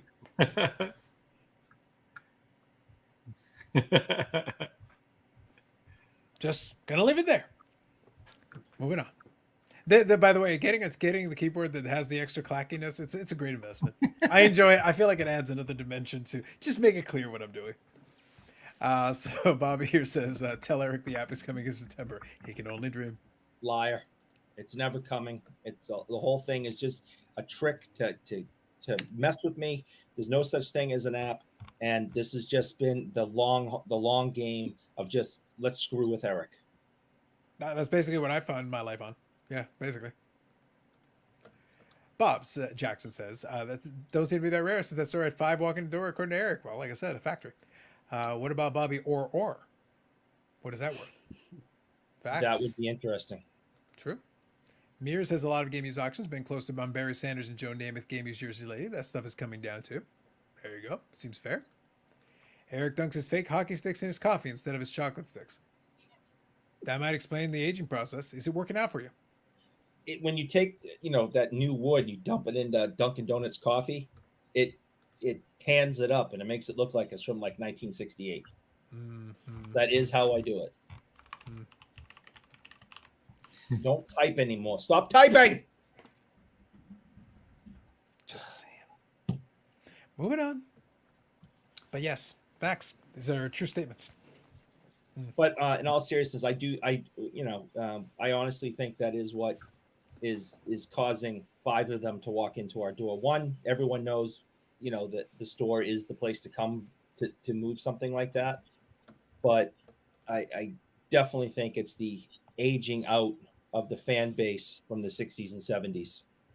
And that's why they're coming out of people's closets. I mean, I just gave you the exact story. This woman got it at 16. Now she's 60 something, and she's going to the next stage of her life and downsizing. And this thing sits in her closet in a wrapped up blanket, and it's time for her to move it. So I think we're going to be seeing more and more of that with Mantle stuff. I think that's how the Ruth stuff that we have showed up, like in the 80s. And the 70s and 80s, that age group started to move on to the next stage of life, and this stuff started showing up. And that's why we have it now. I mean, is Ruth stuff really that hard to find? If you have the money, it's out, it's there. It's not hard to find. It's hard to afford. So I think you're going to see that with a lot of sports memorabilia from the 60s and 70s, that it's going to start coming out of the woodwork in the next 10 years. Interesting. What did they want for the sticks? In all seriousness, did you make an offer for yourself, Eric? I would absolutely love it And it's not responsible for me to do. Yep. And Bobby's throwing in his 2 cents on the answer to that question from the value perspective. So thank you, Bobby. It's one of those things. The one that I showed yesterday, I think, is a little bit older and later in his career. Where the one that I showed a month or so ago is earlier in his career. And I think there's probably value, a little bit of a value difference. That would be my guess. Mm-hmm. Fellas, I'm calling it a night. It's been a pleasure. I'm gonna everyone, including you, Eric, soon too. So, or so he says. So he says. Like, at least now you know more about Eric's fraudulent operations. You understand now more things we can use against him. So I think that's always an encouraging thing. But thank you, Brad. Appreciate you as always. We'll chat a little bit more later. Like I said, I've got some ideas, and we'll see if we can enhance some of the offerings on the PSA Canada YouTube channel. But we'll talk more about that down the road. For sure. Awesome. Thanks, guys. Have a great night. Brad, I'll reach out to you about buying some stuff from you. Yeah, send me those pictures of both of them. All right. Thanks, bud. Okay, see you but guys. No half price. It's 2x. That's right. Buy one, get one free for Eric. Yeah. There we go. Okay, see if that was. Take it easy. Have a good one. All right. So absolutely. Thank you for that, Dom. How do sticks compare to jerseys for hockey? Players run through a number of sticks. Yeah. You just talking, which era are you talking about? Because nowadays jerseys and sticks are very common. Yes. They're easy to get. I mean, they're handing out sticks at every single game. Jerseys, literally, you can go to an NHL site and buy used jerseys. Back when Orr played in the 60s and 70s, they were given a home jersey and an away jersey. Yeah. That's it. They had one of each. Yeah. And that is why if you can get a hold of like a 1971 Orr jersey, it's got tons of repairs on it and stitch marks, and that was his home jersey, that was his away jersey. That's all there was. Yeah. Just in general, just being like, even from the era here and any other era, there's always going to be more sticks. Just the nature of it, like if a player to your point, we can repair a jersey if there's some damage. If you snap the stick in two, the integrity of the stick is lost. You're going to lose some of your ability to shoot with it. Sure, you could try to tape it up, but it's not going to be the same, right? So you've got to adjust. So any player worth their salt, especially now, but even back then, you're going to have multiple game sticks. Now, that doesn't mean you're using every stick in a game, but you could have game-ready sticks. You could have sticks that are right there to your specifications, taped up and everything. You may never need to grab for one of them. You may end up using the same stick or two in the game, but you have to have some ready to go just in case, hey, if a couple snap, you need another stick, right? So most of the players would have a couple. And I don't think they had as many back in the day as they do now. I mean, but you still have like a couple just to at least be ready. And I also don't think that they broke as easy back in the day as they do now. Yeah. You would still have a spare or two, though. Like, regardless, a spare or two. Absolutely. Yeah. And that means you can still have at least multiples of them comparatively to the other equipment. I mean, how many times did Ray Bork on a wooden Sherwood snap a stick taking a slap shot? I don't know, maybe a handful of times in 20 years. These guys are snapping sticks multiple times a game with this new material, and if you can actually get through it without snapping your stick, the shot comes off harder because of the bend of the stick and the flex. Yep. So your shots are harder, but your stick is completely unreliable. I don't understand why you would want that. I would think you'd want a happy medium. But these players are using these super light sticks, they're super flexy, and they're constantly breaking during games, constantly. A game and they're expensive as hell. Oh yeah, it's all carbon fiber and all this. And my favorite was when Medina was still playing. He started playing with the Synergy. He had his own model with his own blade. And even as a fan, as a collector, like I was never going to get a game or anything like that, but I was like, oh, it'd be kind of interesting to see, like maybe I'll go buy one of the Medano model sticks and like put it up in the room or whatever. But it was like $300. I was like, Hell no. Literally just buying one off the rack. It's just the model. And I was like, yeah, I'm not gonna do that. That was more money than the jerseys went for at the time. Like it would have cost me less to buy a jersey. I'm like, Jesus, okay, we're not doing that. So Chicago gamer for Bobby was about 2K, according to Bobby. Fair enough.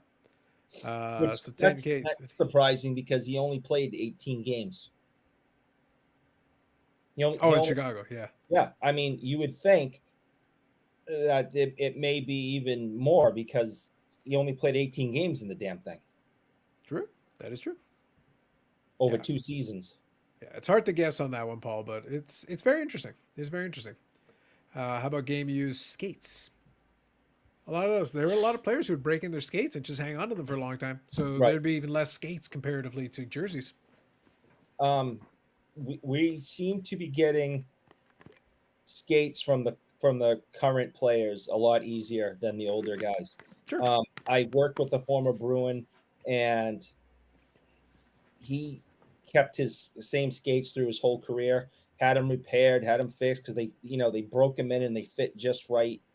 And they were an older pair, and I guess like midway through his career, the way they built skates changed, and a lot of players didn't like the way they fit or flexed. So the older guys did everything they could to keep the older skates that they had going because they didn't like the new technology of the newer skates. Yeah. And also, just adding in some of the comments as we're going here, Bobby says not much value in skates, which is true. It's a more obscure collectible. Like you really have to be a hardcore. Again, we're back to the niche, right? It is, technically speaking, given what we just talked about, there are some players who would have less skates just because they would hang on to the same skates. So if we talk about pure scarcity compared to these other memorabilia pieces, it would be scarcer. However, the collector base is also scarcer. So it's one of those things the two will kind of offset. It's not that there's no value, but unless there's something significant about maybe that set of skates happen to be worn for a special occasion that you can specifically mark to something special, sure, then that adds a little extra flavor to it. But otherwise, it's like, oh, it's a pair of skates. I guess you'll display them. So we ended up with a whole everything from Zdeno Chara. Okay, the jersey gone. By the way, I appreciate this reference here. Bobby Smith used to go through a lot of sticks in the 1980s. Okay. There's anger issues. The jersey, like, gone out the door. The stick out the door. We still have his hockey pants and his skates, and his knee braces. And people come in all the time and go, "Oh, hey, look at that! That's Zdeno Chara's pants. So that's Big Z's skates, and look how big they are because he's such a big guy." Then they go off and look at the next item. Yeah, it's a curiosity. Like honestly, it's more of a museum piece. Like honestly, the skates and stuff like that are more museum pieces that people just look at. Oh, it's kind of interesting, sure. But most people kind of fall into this category. Oh, maybe that'd be kind of neat, but it's like that. Like, yeah, what am I going to do with it? I guess you'll just display. You pretty much have to put them in like a display or something. Like, outside of that, what are you going to do? Or Eddie Shore, later Bruins manager, was too cheap to buy new equipment. Long store, he was a cheap bugger. Oh, well, the Bruins have always been and still are. And Leaf would take them. Probably. Leaf would take them. Absolutely. They do like the memorabilia with stuff like that. Especially if they feel like they can get it for a decent price. Just throwing it out there. Players used to mingle with fans after the games, and Smith would give sticks away. There you go. Oh, fair enough. So, yeah, so they would get gamers based on that. So then, yeah, he would keep swapping through the game use sticks that way. That's a valid way of getting it through. Yeah, in the 80s, they started getting more equipment. Bork in the 80s went through 3 jerseys a game because he, is just a sweat machine.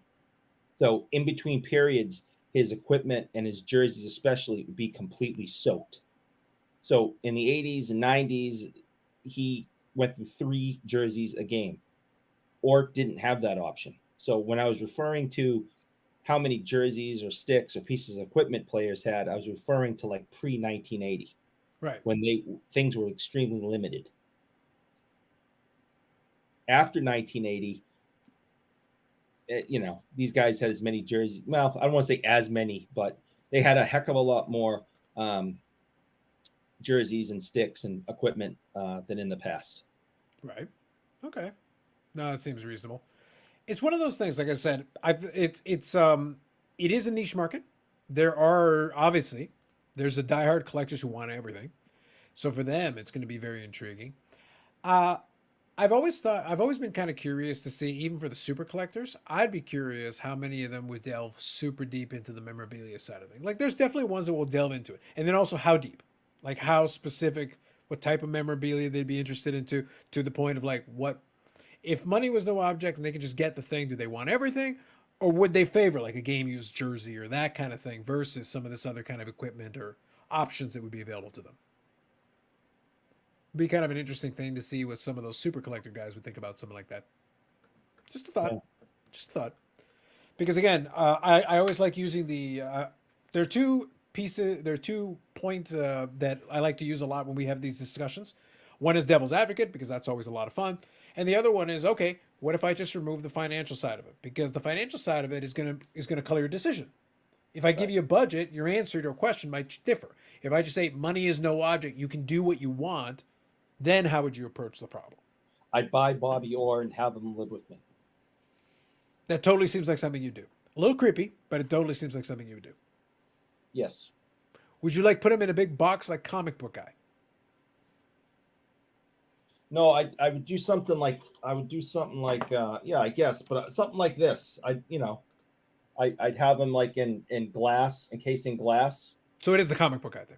Yeah, I don't know exactly what that is, but It's a Simpsons reference, man. You've seen The Simpsons. Yeah, okay, yeah. I'm more of a Family guy. But anyway, yeah, I'd have them like in a glass case, and then when I wanted to play with them, I'd open it up and take them out. I do not want you to elaborate on what play with him means. I would really rather you did. I want to play with them. I want to go out in the driveway and play hockey with them. Indeed. And I want them to sign stuff, and I want them to give me piggyback rides.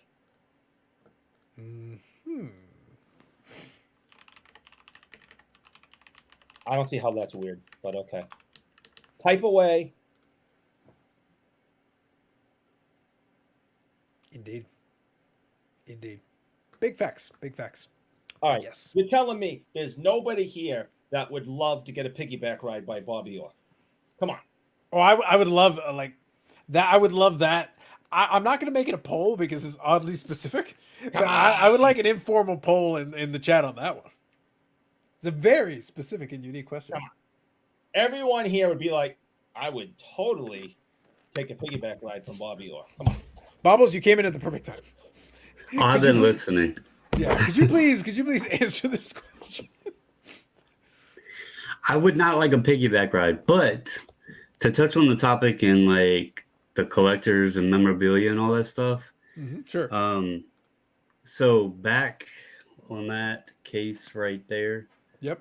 I didn't want to get it out because I'd have to move the book and everything there, but that's a Michael Taylor game used bat that he gave me for my birthday a couple years ago. Sure. These are game Some used cleats? cleats. I have the other one back there that I have of his. They have like, all of his stuff. And then I also have, since the original topic was jerseys and stuff like that, if you look at a lot of his rookie cards, he's wearing number 18. He wore that jersey for like the first, I think it was 7 games of his career, and then he switched to number 3. Mm-hmm.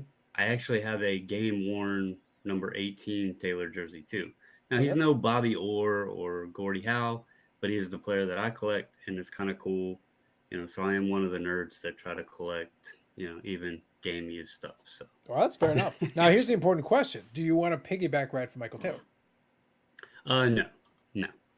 Okay. Well, I wanted to make sure I covered wouldn't mind this. a glove, though. I don't have a glove. I just wanted to make sure I posed the question. I felt it was pertinent to this conversation.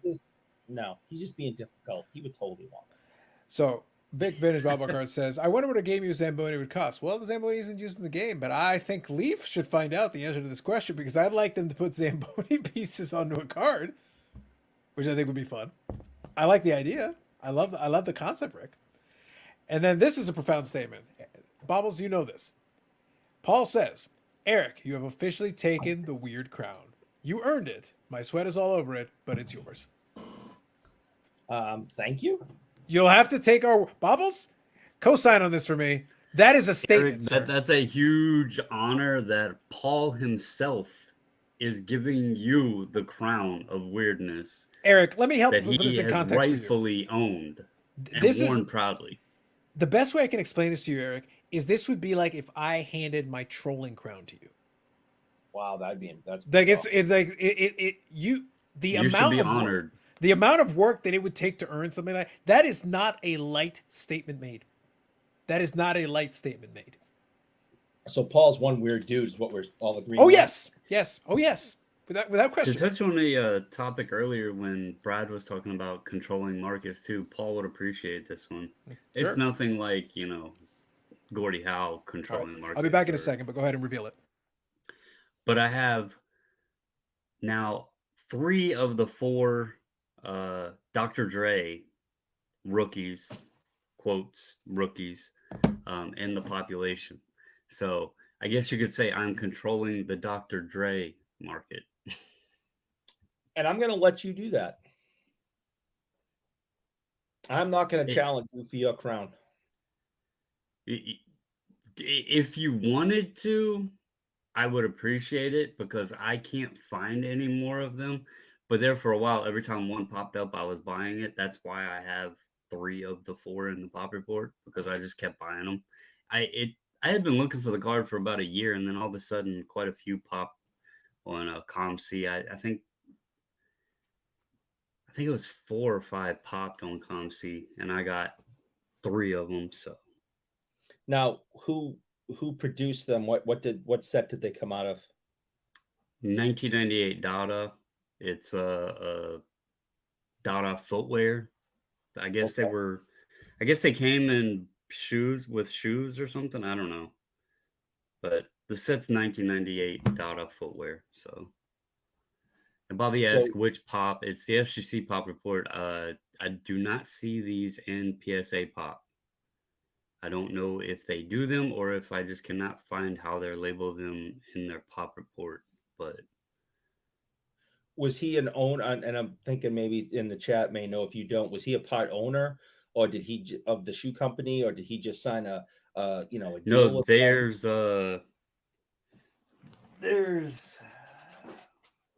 Tupac, there's Dre, there's Snoop Dogg, there's So that was my next Missy question. Elliott. There's a bunch of different. There's Shaq. Like Okay. there's a bunch of people in the set. So Good stuff. Let me get caught up on a couple of these. I caught the tail end of that, but thank you, Bobbles. Appreciate that. WHA Minnesota Fighting Saints jersey went to the local high school team in the same color scheme, and they switched logos. Gotcha. Oh, that's awesome. Paul here says, middle-aged ghostly man controls Dr. Dre market. Nice. I love it. Thank you. So this one with Which Pop. It just said they were found in shoes and then tag pop maybe. Always appreciate a good coaster reference. Speaking of which, the official coaster of the show is here. And I've got my beer, so I'll be refilling shortly. Thank you, Bobby. I actually failed. I failed at my tag duties this week. I forgot all about looking up Monday, but it's okay because they had the Burbank show, so I know they were busy anyway, and there would have been a reasoning for numbers. So we'll look at them this coming Monday and see how the show did for them. Well, jokes aside, I will wager to you that if not this week, then the next week or two, because they use the whole claim about them readjusting their system, whatever, right? I would expect like a major ballooning thing. It'll be like a 1-shot deal or a 2-shot deal where suddenly it'll like jump. Well, that kind of already happened when when I looked at it the last time and it corrected itself. Yep. I forgot to do it Monday, and they had the show and everything anyway, so I'll give them another week. Take a week off on it. All right, seems fair. No one intended them to be a big thing, but in hindsight, there's a Tupac rookie sitting in there. Fair. Rick, my nephew drives a Zamboni. I'll ask him what happens with the old Zambonis. I think these are valid questions people need to know about. They're like old mail carrier vehicles. Yeah. There's probably like a Zamboni graveyard somewhere. Yeah. let's Old- be honest. Old cop cars, a whole Crown Vic graveyard. Yeah. Eric, do you want to tell the people about your car? Well, You- no. We all know you. We all know it's like you call it the convertible. Eric rides around town in the Zamboni, and the family's just like, "This isn't even a two-seater. What are we supposed to do?"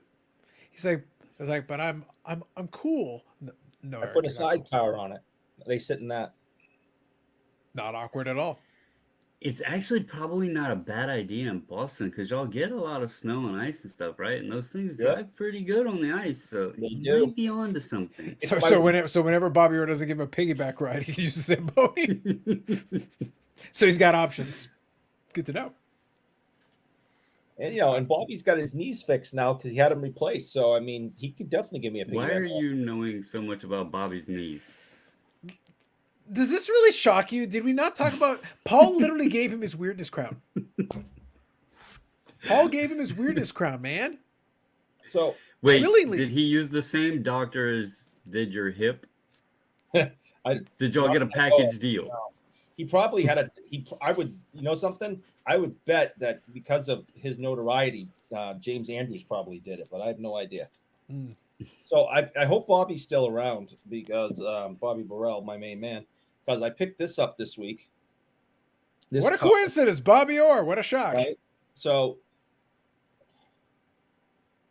it's in French and English, and it came with the skates that the rally skates that he was selling back in the 70s. But it's in unbelievably good shape, no creases at all. Corners are pretty good, but it is it's a size of my head. It's a good sized card, but Or you have a very small head. or I have a very small head. Well, there's nothing in there, we know. So, Mm. but yeah, I picked that up this week for like $12. So There you I go. thought that was a pretty good one. And I wanted to see what Bobby thought about it and if he knew the history of it exactly. But I'm assuming it was some type of advertisement, for the skates and the other products that Rally did. Look, with them. see, these come in shoes, those come in shoes. Yeah. Facts. Facts. Paul says, so if Bobby's around, we'll see if he gives us an answer on that one.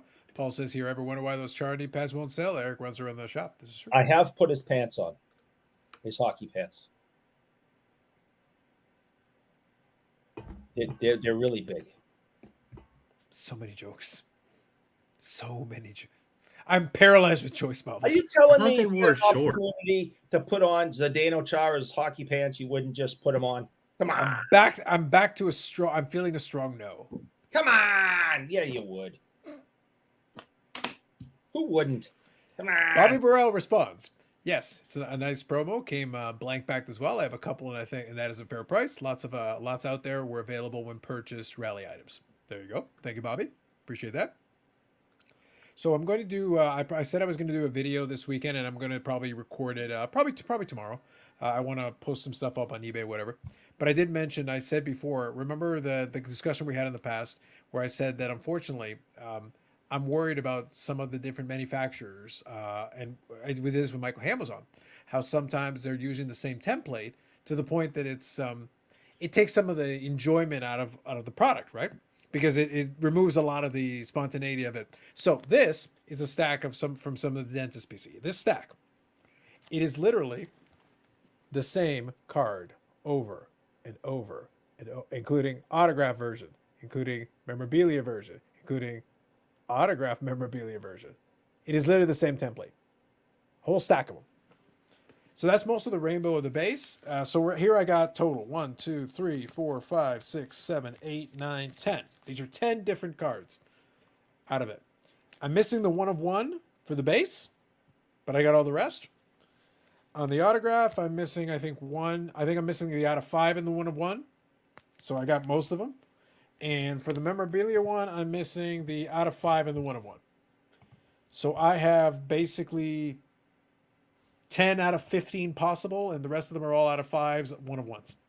if you get the rest of them minus the one-on-ones, because who knows if you're going to be able to get. I'm not holding my breath on that.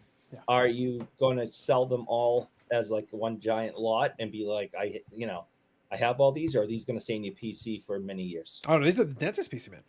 Okay, that's It's all about our favorite dentist, man. all right. You know, Now- we're all about. We're not anti-dentites around here. We're all Now, about the dentist. if the dentist would offer you a piggyback ride, would you take that? I think that might be a bit of a struggle. And also, what is the deal with the piggyback rides, man? Piggyback rides are fun. Who doesn't like piggyback rides? I don't know. Bubbles, I'm really like I'm at a loss as to what direction to take this. I feel like I could take so many that most of them would get me demonetized. Like, I can think of responses to this that just wouldn't go anywhere good. This is a family show, not really. But the point is, There's nobody. I swear, Everyone I here would swear take they were regular on the cookies. dentist. were they though? Are we sure about that? I was accused of having special cookies. I was just being a jerk. But I assure you, they were regular chocolate chip cookies that I ate. I can't help what anybody else is doing. And by the way, even if they weren't regular cookies, they're legal here. So take that. My nephew loves piggyback rides. He's 4 years old, Eric. Well, he's got good taste. Who knows? He's smarter than you. Man. But anyway, I'm looking forward to doing that showcase, and I'll record it tomorrow. It'll be fun. It'll be kind of fun to look them over. It's been a fun collection to put together. I'm very pleased, and I got some good news from a friend of the show, Amish Dave, that another interesting card has come in. Now, unfortunately for me, that's probably going to be it for the purchases for a while. All the stuff that I've got coming in right now is stuff that I bought the last little while, so I've kind of put the kibosh on that. I've got some stuff that I got to take care of and make sure that I'm good with. But the stuff that I got already will come in over the next little bit, and it'll be fun. I'll still have a couple of fun mail days left. And there's some stuff sitting on ComC that I'll get to eventually. So I think it'll be good. But in the meantime, like I said, if you're doing the collecting thing right, it does give you an opportunity. Enjoy some of the stuff you already got. And right now, I've had a lot of fun building that collection. So right now is a good opportunity for me to enjoy it. So I've been able to build a pretty good stack there. So like, you know what? If I need to chill for a bit, that's fine. And I feel pretty good with what I've got so far. Now, let me scroll through here. I just want to make sure I've scanned through. So you guys, in the comments, we'll still go for a little bit, but in the comments there, if there's anything you guys want to chat about, by all means. We had some fun diversion with chocolate chip cookies, piggyback rides, apparently, allegedly, for some reason.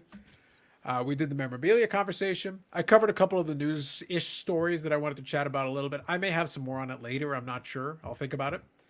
But right now, those are the main ones that I wanted to hit on. And, you know, unfortunately, with that limited list of topics, we've only made it to 3 hours, so it's been very disappointing.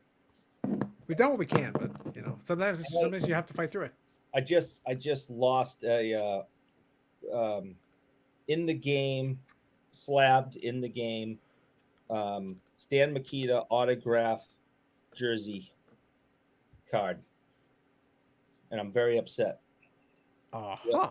I wanted it, and people should have known that I wanted it, and they should have let me have it. Interesting. That is an interesting theory. So you were using your influencer privilege is what you were trying to do. That's right, and obviously I have none. I have no influence anywhere in my entire life. No, I could have told you that. Yeah. I think the obsession with piggyback rides might have helped. But I thought, you know, people would know that I wanted that Stan Mikita card, and it was all red jersey, which really kind of popped on it. It was a nice picture of him and a really nice auto, and it was slabbed in the game slab, which is basically the B word, but it was really nice, and it was stolen from me off of the eBay. Stolen from you. Yes. Interesting theory. Correct me if I'm wrong. Okay, so I got this posting. So McDavid got to 100 points tonight. Pretty good. Yeah, the alert and the freaking Stars lost in overtime again. They got to again with the overtime, huh? Did your they- boy at least score? No, it was a tight game. Neither team scored till late in the third period, and Ben tied it up 1-1. Robertson got a goal during the shootout, but Oh, okay. yeah, Gotcha. they lost in a shootout, so 2-1. Gotcha. All right, so Bob Jackson's got a couple of questions here to spur on some conversation. What chicken sandwich gives the best piggyback rides? This right here is a profound thought. There's layers to this. I almost feel like, unfortunately, Dave, I think, might be in bed by now. But normally, this would be like, this is where I bring in Dave, because this cross pollinates a lot of conception thoughts. I'd almost want to host a debate between Dave and Eric, because these are your two subject matter experts on these matters, and then they could combine their forces. All right, I'm going to let everyone know the truth. All right, I'm going to draw back the curtain, tell people the truth. You're going to try to denounce chicken sandwiches? That's dangerous. I have only had 2 chicken sandwiches in my entire life. One was in North Conway, New Hampshire. One night late, I at a Burger King. After a wild night of piggyback rides. And then the second was from a local chicken. That feels like a euphemism for something highly inappropriate. Yeah. You haven't had the Popeyes. A local place here that it's franchised to like three now here in the area, and those are the only 2 chicken sandwiches I've ever purchased ever. I've never had a chick-a-filla. Okay, can I ask a serious question? A legitimate question that plays off of this. A legitimate question, and I'd like to pose this to the panel and to the chat. Yeah. Is a chicken burger a chicken sandwich? I've never had one of those either. I've had turkey burgers. You're a strange man. Is a chicken burger a chicken sandwich? That's my question. Because it's the burger, you got the 2 pieces of bread, and you can put things on it. So, is that a sandwich? Because then that expands the potential range of chicken sandwiches, doesn't it? I mean, putting bologna on 2 slices of bread is a sandwich. So I agree. I'm merely stating it. It's chicken and a sandwich, bread and lettuce. Yeah, it's a sandwich. Yeah, and you can put stuff in it. Yeah, and you can choose your favorite condiments, whatever. To me, that's a sandwich. But if that's the case, then that expands the possibilities of chicken sandwichdom quite a bit. Mm-hmm. So I'm just throwing it out there that it's something to consider. Just so we're all on the same page. But Eric, I've never eaten at a Wendy's or a Taco Bell or Chipotle. Well, Taco Bell, I don't care so much about. Why not a Wendy's? What's wrong with Wendy's? What do you have against Wendy's? Chipotle is really good. Never been. You're an odd little man. I don't eat a lot of fast food. Do you subsist entirely on chicken sandwiches and piggyback rides? I told you I don't eat chicken sandwiches. I've only had 2 in my whole life. Sorry, I meant to say chocolate sticks and piggyback rides. I eat chocolate sticks, and I like piggyback rides. So, yeah, that would be awesome. That's a good day. If you can get both in the same day, or get a piggyback ride and while eating a chocolate stick, yeah, my day's complete. Bobbles, I made it a rule that I'm not going to kink shame, but I'm very close to kink shaming. It's very difficult to resist right now. I'm not going to lie. I didn't expect Eric and piggyback rides to be a thing tonight. That was not on the bingo card. I did not do that. I had no responsibility for how we arrived at that. I don't know. It's what happens. Is Sammy going to win an elimination chamber? No. Unfortunately, no. It would put an interesting wrinkle in it. But I think Roman Reigns will be retaining the championship, and it'll go to WrestleMania, and from there it'll be predictable. But I think it'll be interesting. And the Montreal audience will be very passionate, I have no doubt. How's the wrestling stuff sailing, Eric? Yeah, there's been the odd thing. Do you guys sell much wrestling stuff out of the store? We bought 2 storage units filled with wrestling items from the local wrestling guy. Okay. He was a promoter. He did a lot of small time wrestling events locally, and he was a collector. Mm-hmm. He passed away suddenly at a relatively young age due to some health issues, and his dad sold us 2 storage units completely packed to the door of wrestling items, and we have spent the last 4 or 5 months selling the stuff in the store and on eBay, and we have sold a ton of it.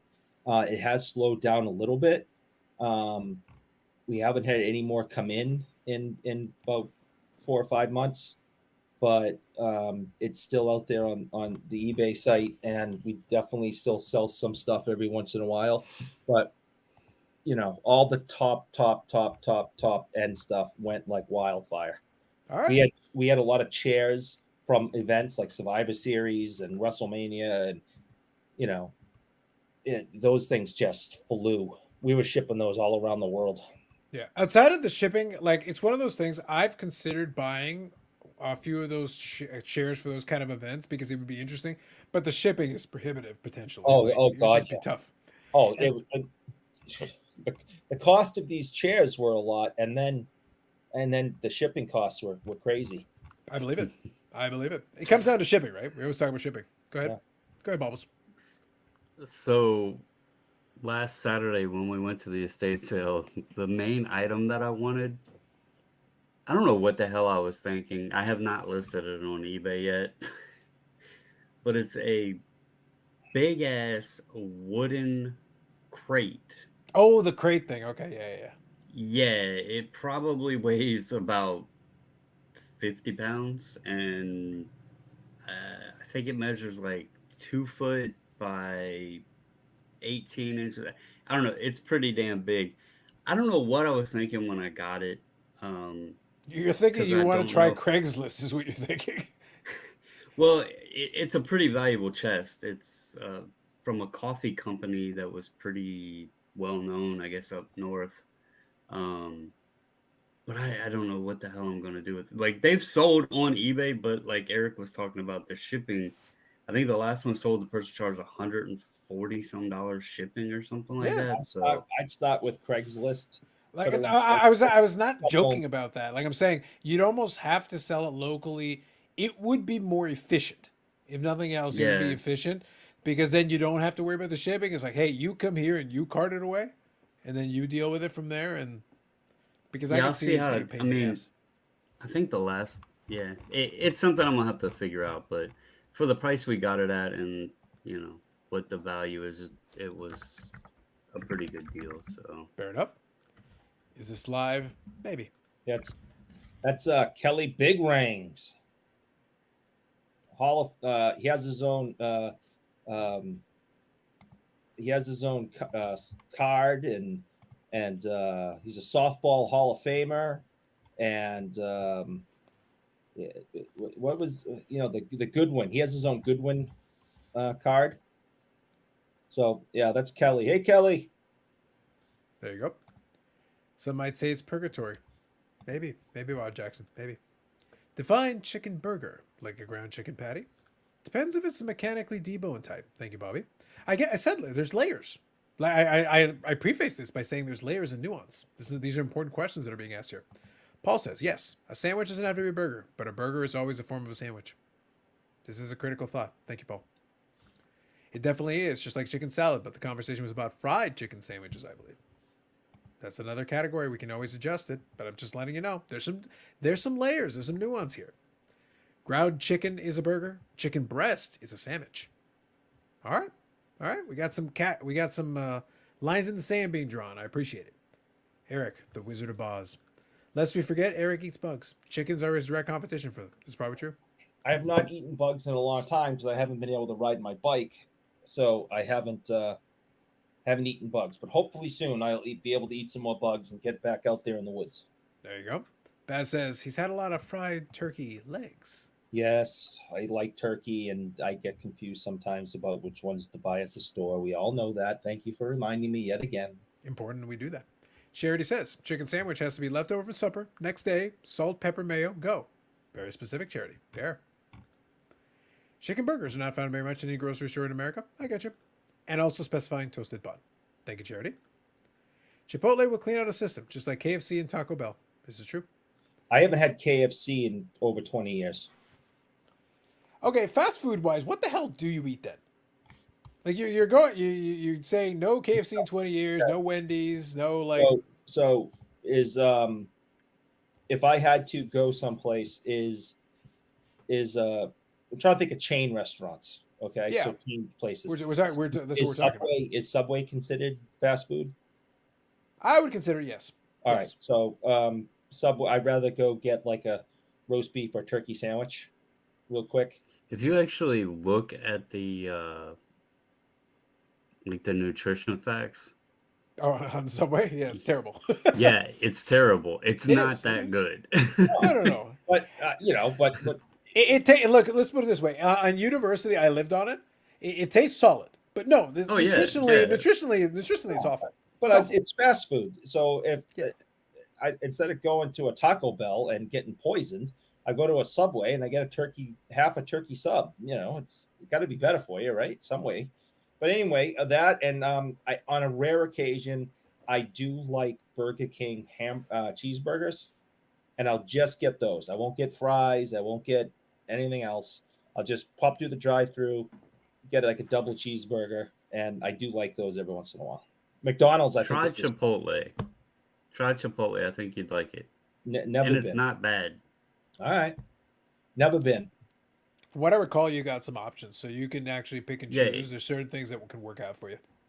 It's kind of like a Subway where you go and you tell them what you want, and you can get either a burrito or a bowl or whatever, different kinds of rice, whether you want steak or chicken, meat, all your little toppings and everything. But it's really good, and it's probably more healthier for you than Subway. If you pick the right things, I would agree with that. The thing with a lot Yeah. of the Subway sandwiches, not all of them, but the thing with a lot of Subway sandwiches is like the sodium is like off the charts. I think in my university years I might have eaten the sodium equivalent of like until I'm 90.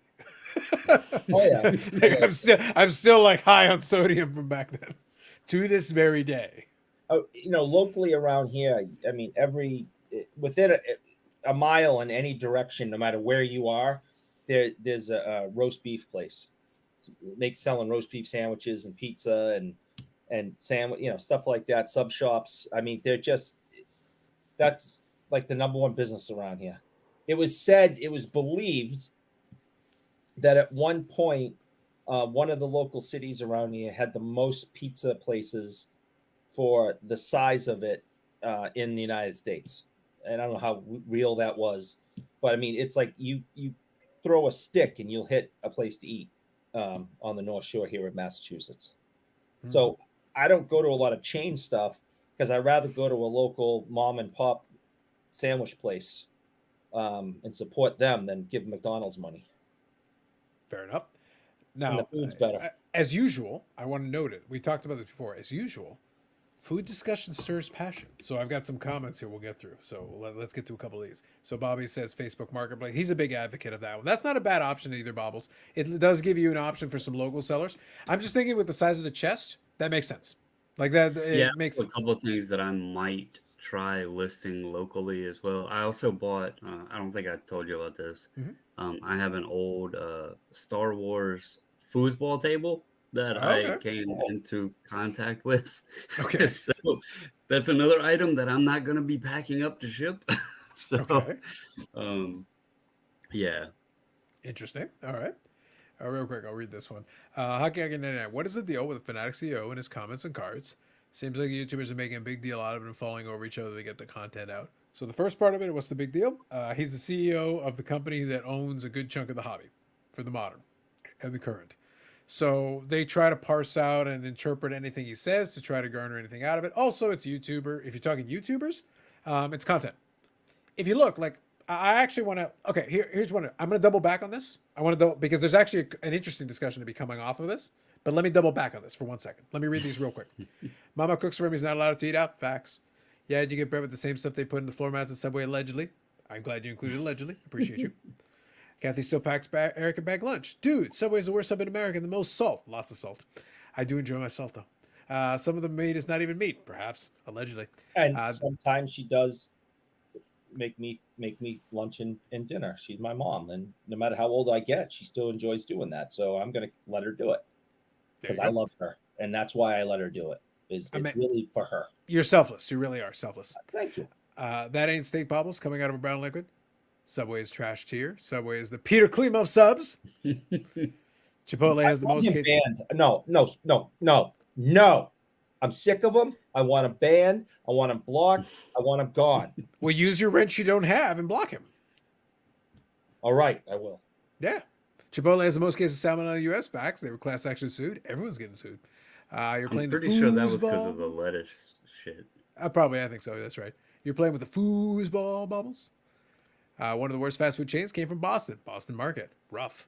There you go. Oh, there is one of those in the plaza that I work at. Mhm. I'm not eating that. There you go. I don't do Boston Market. I've been to Boston Pizza. That Okay. I like. I've actually been to Toronto, tried with every Timmy Two Hats and Corey and Corey's cousin, and Yeah. we're like, where are we gonna eat? Where are we gonna eat? We ended up eating at Boston Pizza. I'm like, something about this seems weird to me, but I liked it. I had But Boston Pizza's decent. Like I'm not going to claim it's gourmet. It's not, but it's fine. It's good. It's solid. We used to watch the NFL games. They would do the NFL games on there and whatever, and that's where I got like when we did the Super Bowl one. That's where I got the Kansas City that mug I had there, the one that I drank out of during the thing. Right. That was a Boston Pizza promo they had.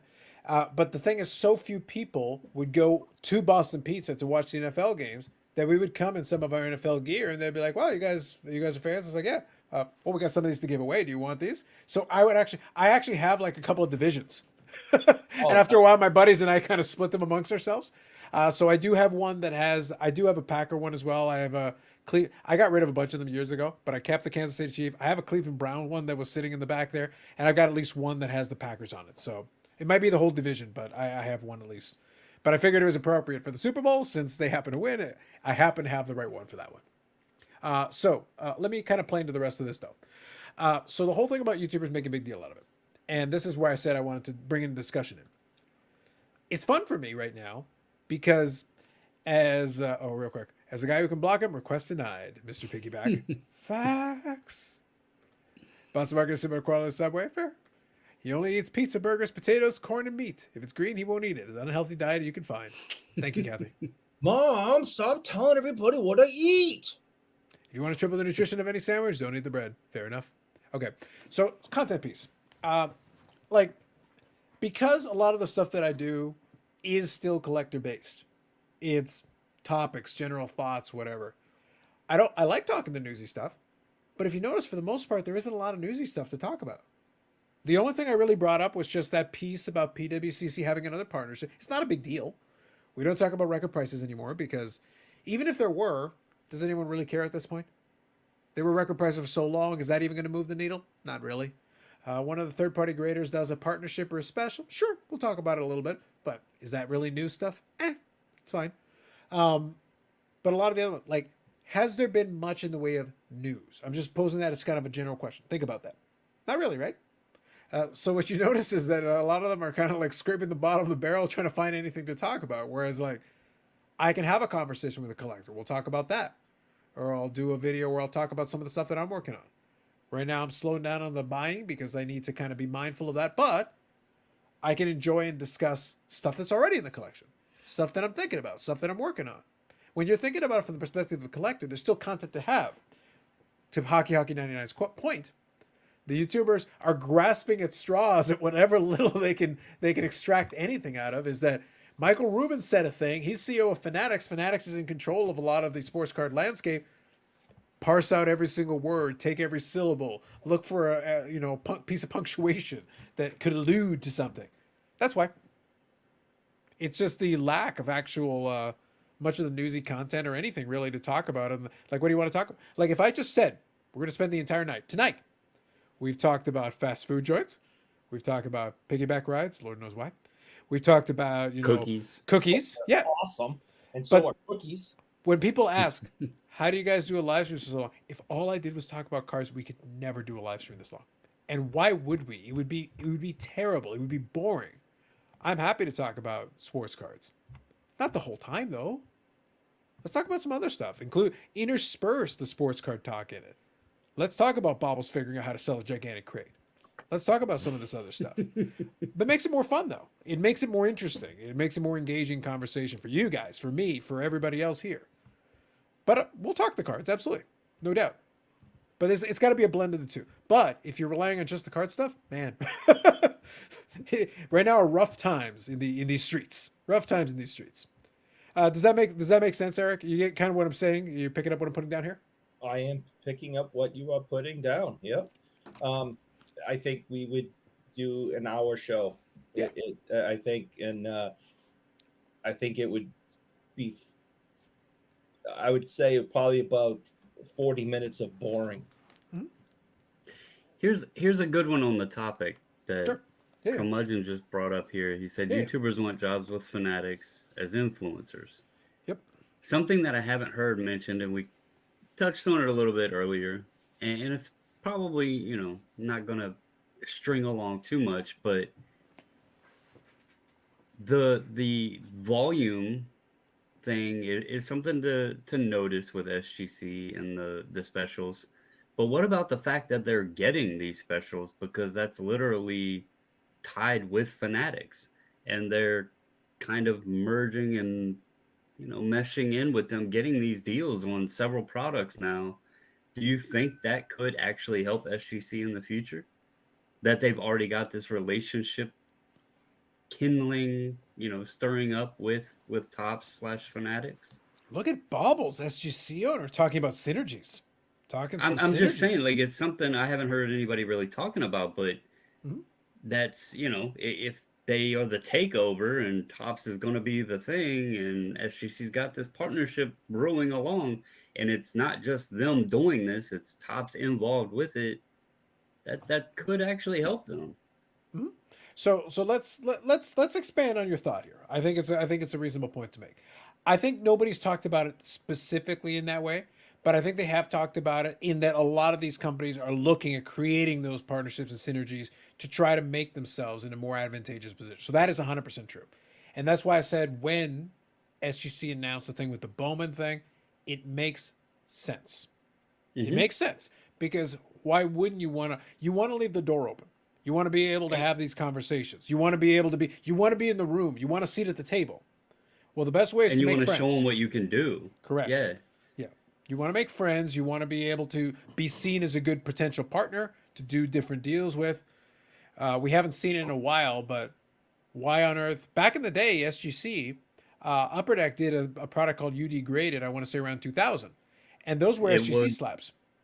in 2000, SGC was the authorized or official grader for Upper Deck.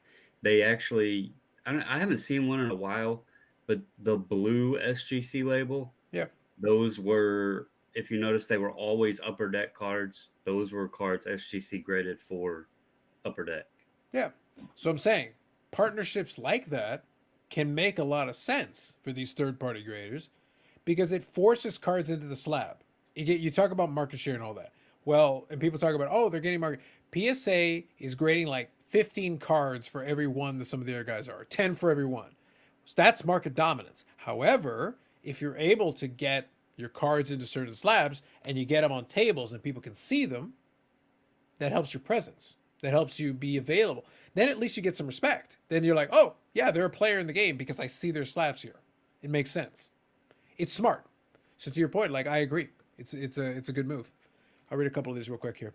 These American families don't know why Canadians will finally have a real estate bubble after 50 years of rising prices. 501R mortgages up there going up 50%. That's a very random tangent to go down, but sure. Even at a card show, you only talk about cards 50% of the time. Yep, rest of sports BS and gossip. Yes, absolutely. Yeah. It's more interesting that way. It keeps things fun. Why not? UD Graded was also BGS and PSA. Yep, absolutely. But I'm saying they leverage these different third-party graders to use it. SGC was one of them. They got to have some of the cards in there as well. Yeah, they were in 2000. I do know they rotated to like each company, but SGC was 2000, which is interesting because it was Brady's year.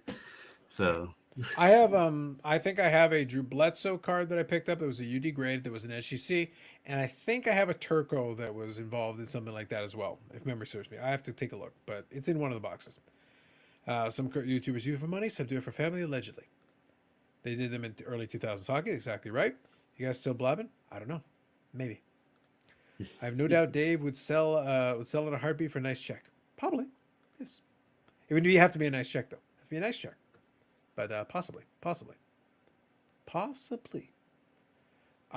yeah, that's what it comes down to.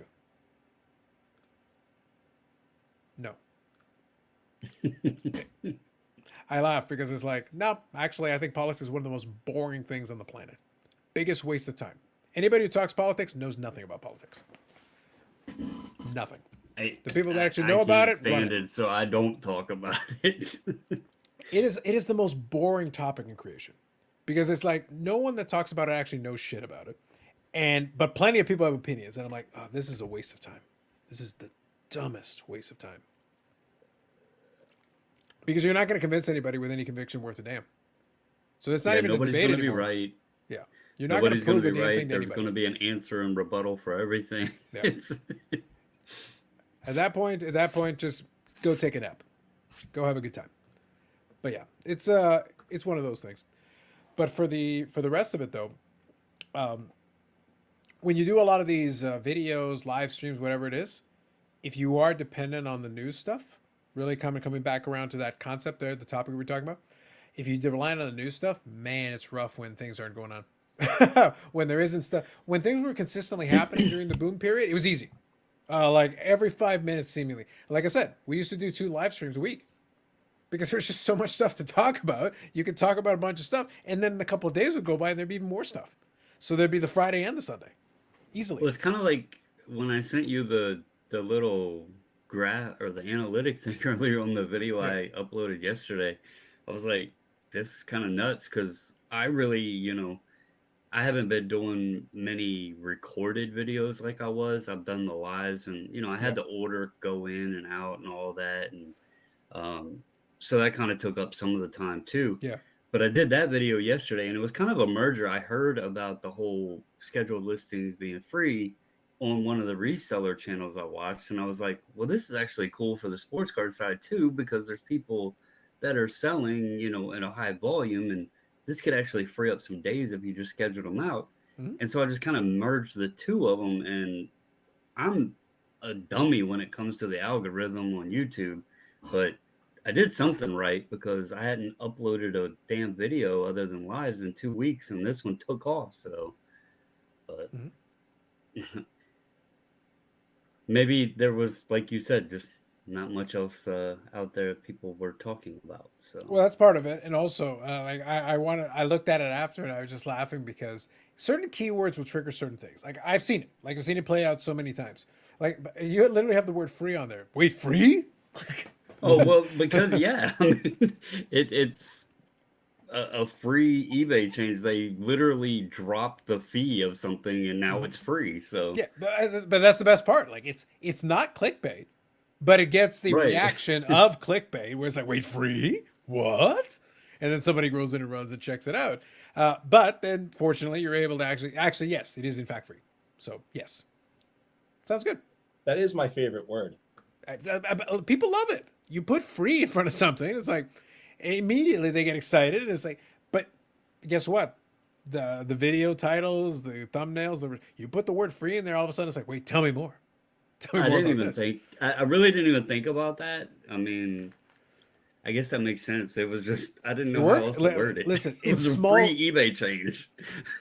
Bubbles, my best video in sports cards.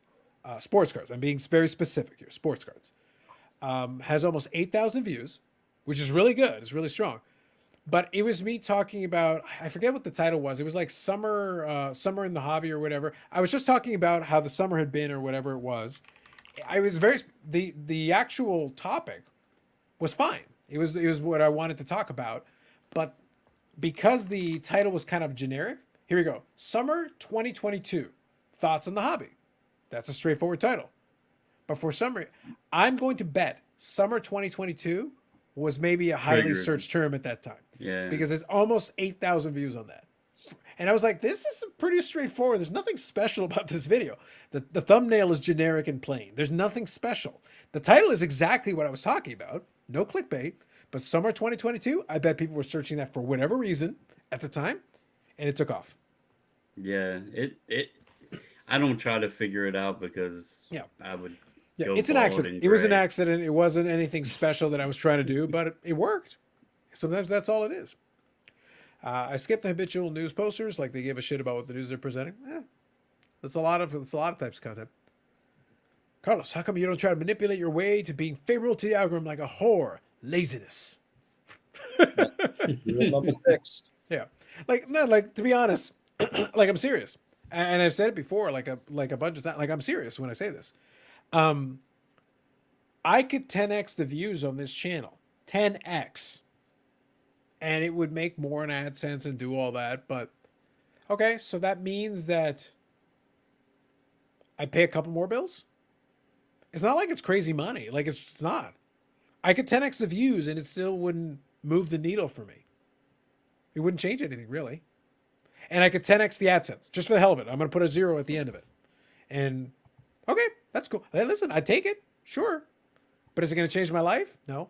Is it going to move the needle for me in what I do? Not really. Is it going to change what content I make? Probably not. So then why bother? Why bother going out of my way? There is an audience for some of the stuff I talk about. There's a bigger audiences for other stuff that other people talk about. Fair enough. And there's smaller audiences for other stuff other people talk about too. So it's a mixed bag. I'm kind of somewhere in the middle. That's where it's worked out for me. I like mediocrity.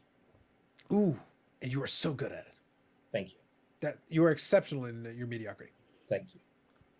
Let's not say we did. Facts. One of Carl's best videos with the North Star video. Sadly, people didn't take it seriously and continue to release their BS videos. People do not take anything that has any thought in it seriously. But everybody's going to do their own thing. That's why I say I don't worry about what other people are going to do. I wonder if getting clicks is a social media addiction.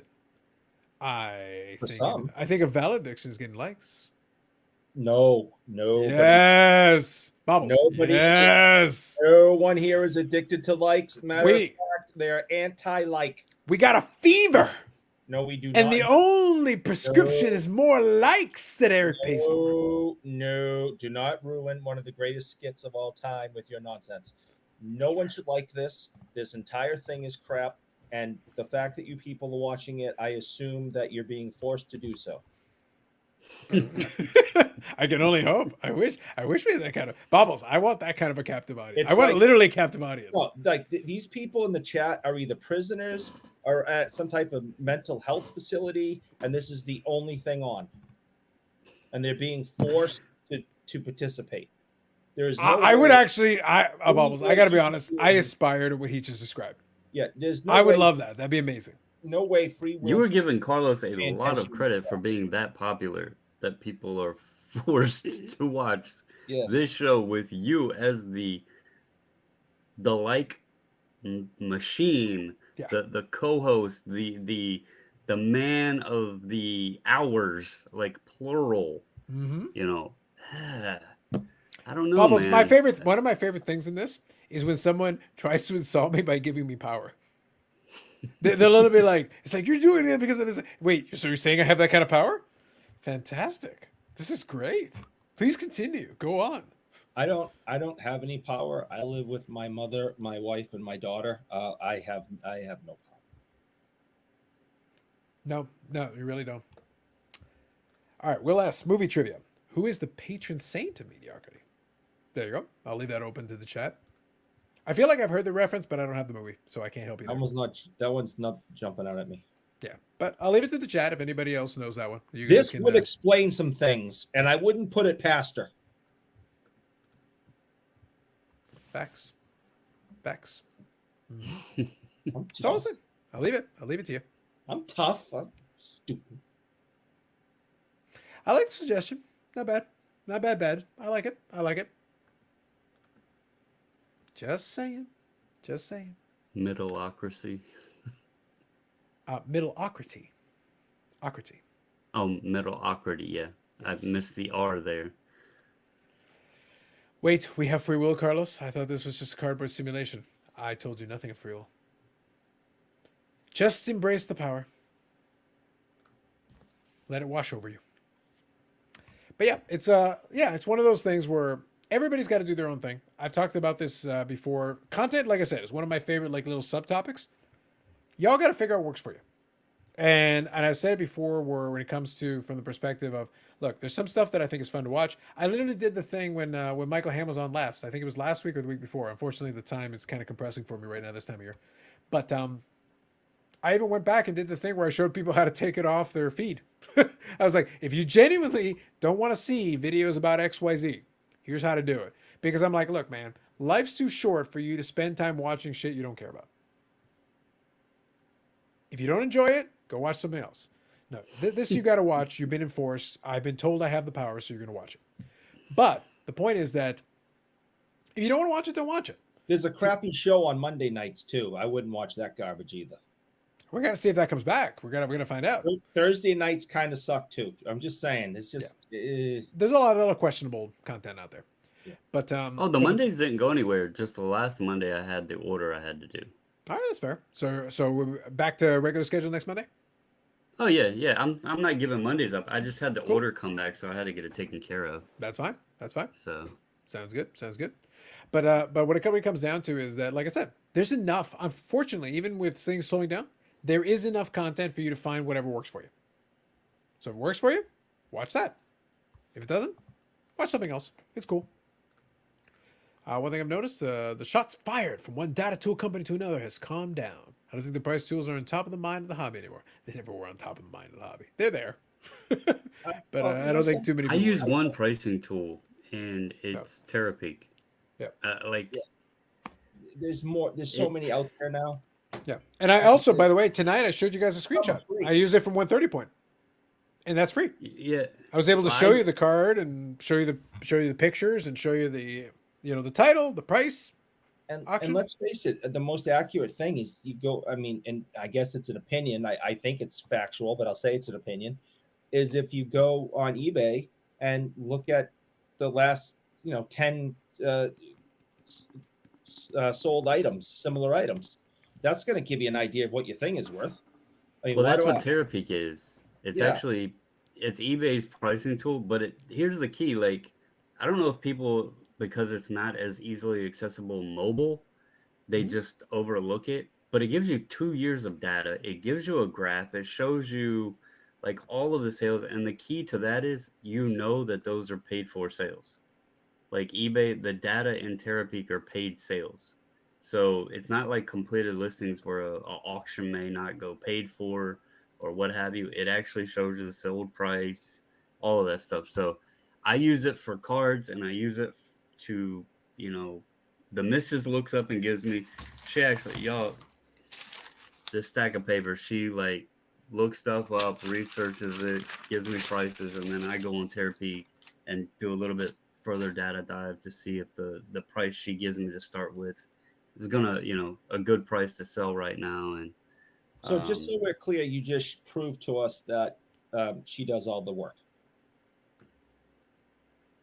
she what? You just showed us and proved to us that she does all the work, and you don't really do very much. She likes looking the stuff up and identifying it for me, but I actually, what you talked about earlier, I take the photos, I do the listing, and I do all of the packaging. And you said yourself earlier, packing shit to ship out is a lot of work. So Yeah, you might get a paper. but no, she does. She enjoys looking it up. Look, and, Eric, like, the man who gets off on piggyback rides should probably not be questioning other people's work ethic. I don't see what the big deal is. And I still say everybody here would accept a piggyback ride from Bobby Orr if you showed up at their house and said, hey, you want to go around the block real quick? Everyone would be like, hell yeah. I might have to take the old man out. At that point, it's like you need to go back to the home. You're going back to the home right now. I'm just saying, I got concerns. One of the greatest hockey players played for the Minnesota North Stars in 1990. Helmut Balderas, NHL career. Games played 26. 3 goals, 6 assists, 9 points. Anybody know him? They know him in his house. They know him in his house. Bobbles, you seem lower energy today. Right now, he does not feel the fever. A few more like buttons, I think, would boost his spirits. No. I think we're all coming down from the sugar high of those cookies earlier. no, like lower energy thing, no joke. It's awesome to be able to get to do like what I'm doing and pay the bills on what I'm doing and everything. And it's fun and it's enjoyable. But there is a lot of hours that I put into this. Like I'm normally up, before 7, and then I'm normally working roughly till about 10 o'clock at night, minus, breaks here or there, eating dinner, watching the show, what have you. But there's a lot of hours involved in it. And there's also a lot of traveling. I mentioned it the other day. Last Saturday, I was in Richmond, which is about an hour and a half from here. That Monday, I was up near DC at a sale. Wednesday, I was down near Charlottesville. So there's been a lot of running and all this, but I'm not complaining about it. It does wear on you. It's a lot of hours, but nothing is given to you. And if you want to do something and you actually enjoy it, then putting forth the effort is the best way to go about it.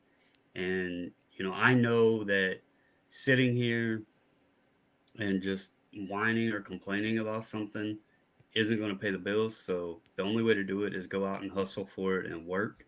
And, if I seem like I'm a little tired, maybe I am, but I've always had a strong work ethic, and once I get motivated, the motor keeps going. So Now, I will say though, one important thing is that it goes back to what I said earlier about small margins. This game, when it's operating, like I said, the sexy idea is you buy the card for a couple $100 and sell it for thousands. In practice, it's a lot of grinding out 10, 15, 20% margins, occasionally a little more. But that isn't going to double your money in 5 seconds. You got to put in a lot of volume. You got to put in a lot of work, and it's getting all these little margins where you can. You keep adding it up, and eventually, in the aggregate, it becomes a profitable venture if you do it enough and you do it successfully enough. But it takes a lot of work. It's like what Brad was talking about earlier. The key right now, what I'm learning with the reselling stuff, and it's been good so far, but the scaling of it happened way faster than I thought it would. Mm-hmm. But the key to it is you want something that when you go to buy, you want something that you're going to get the return quick, and then everything else, if it takes time, is profits, because then you're not tying up funds, you're recouping what you spent, and then you have others there to earn on. Yeah. So, he pointed out, like, he basically made what he bought that lot for in 3 hours or something, whatever he said. Mm-hmm. And that's the key to it. Spend the money, buy the lot, make the money back, and then you can put that back into something else and continue scaling. So that's right. Absolutely. So real quick, I'll scan through a couple of these fast. Carlos, you excited for the MLB season? I can't wait to see how the game evolves in the rules. I am interested to see the new rules, but we're still mid-February. I've gotten over. I'm not into spring training as a way it once was. I'm interested in the World Baseball Classic. I want to check that out, but I won't really be engaged until right about an opening day. When we're about an opening day, I'll be interested. Yeah, I love the new rules. I get paid $80 million a year, and I'm a professional baseball player, but I can only hit the ball right over there. So you can't let that man stand there and stop the ball from rolling out to the outfield. So you've got to make him go stand over there now, because that's not fair. Because with $80 million a year, I can only hit right there. That's it. And he's always standing there, and he's catching the ball, or he's picking it up and throwing it to first base. And that's not fair. So you got to change those rules. And they went, who the hell is making $80 million? I was going to say, this has got to be a guy. The point is, Eric notwithstanding, I'm a big fan of offense. I'd outlaw pitching if I could. Moving on. Now I'd say, what do you want to Carlos is going to T-ball. Yeah. Listen, pitching is like goaltending in hockey. It's wrong. Moving on. Now I'd say, what do you want, old creep? In reference to Bobby Orr being creepy. Carlos, how do you feel about the alcohol findings that made the news in Canada a few weeks ago? I appreciate that you think I watch the news. I literally have no idea what you're talking about. No, like I'm being serious. I literally have no idea what you're talking about. I'll look it up later. I don't watch the news, so I genuinely have no idea what you're referring to. I'll try to find out what he's talking about. I'm sure. But like, here's the thing. I'm sure it's a thing. I'm not I'm not exaggerating. I'm not saying it just for fun. I do not watch the news. I also don't look at Twitter unless I need to look something specific up or an account. I also don't watch Twitter. You'd be surprised how much more enriched your life is if you don't watch the news and you don't read Twitter. I don't have a Twitter.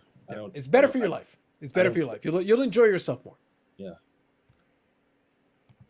So I was saying here, Bobbles is the face of the corporation. Mrs. Bobbles is the maestro, like all marriages. Fair enough, Baz. You got that right.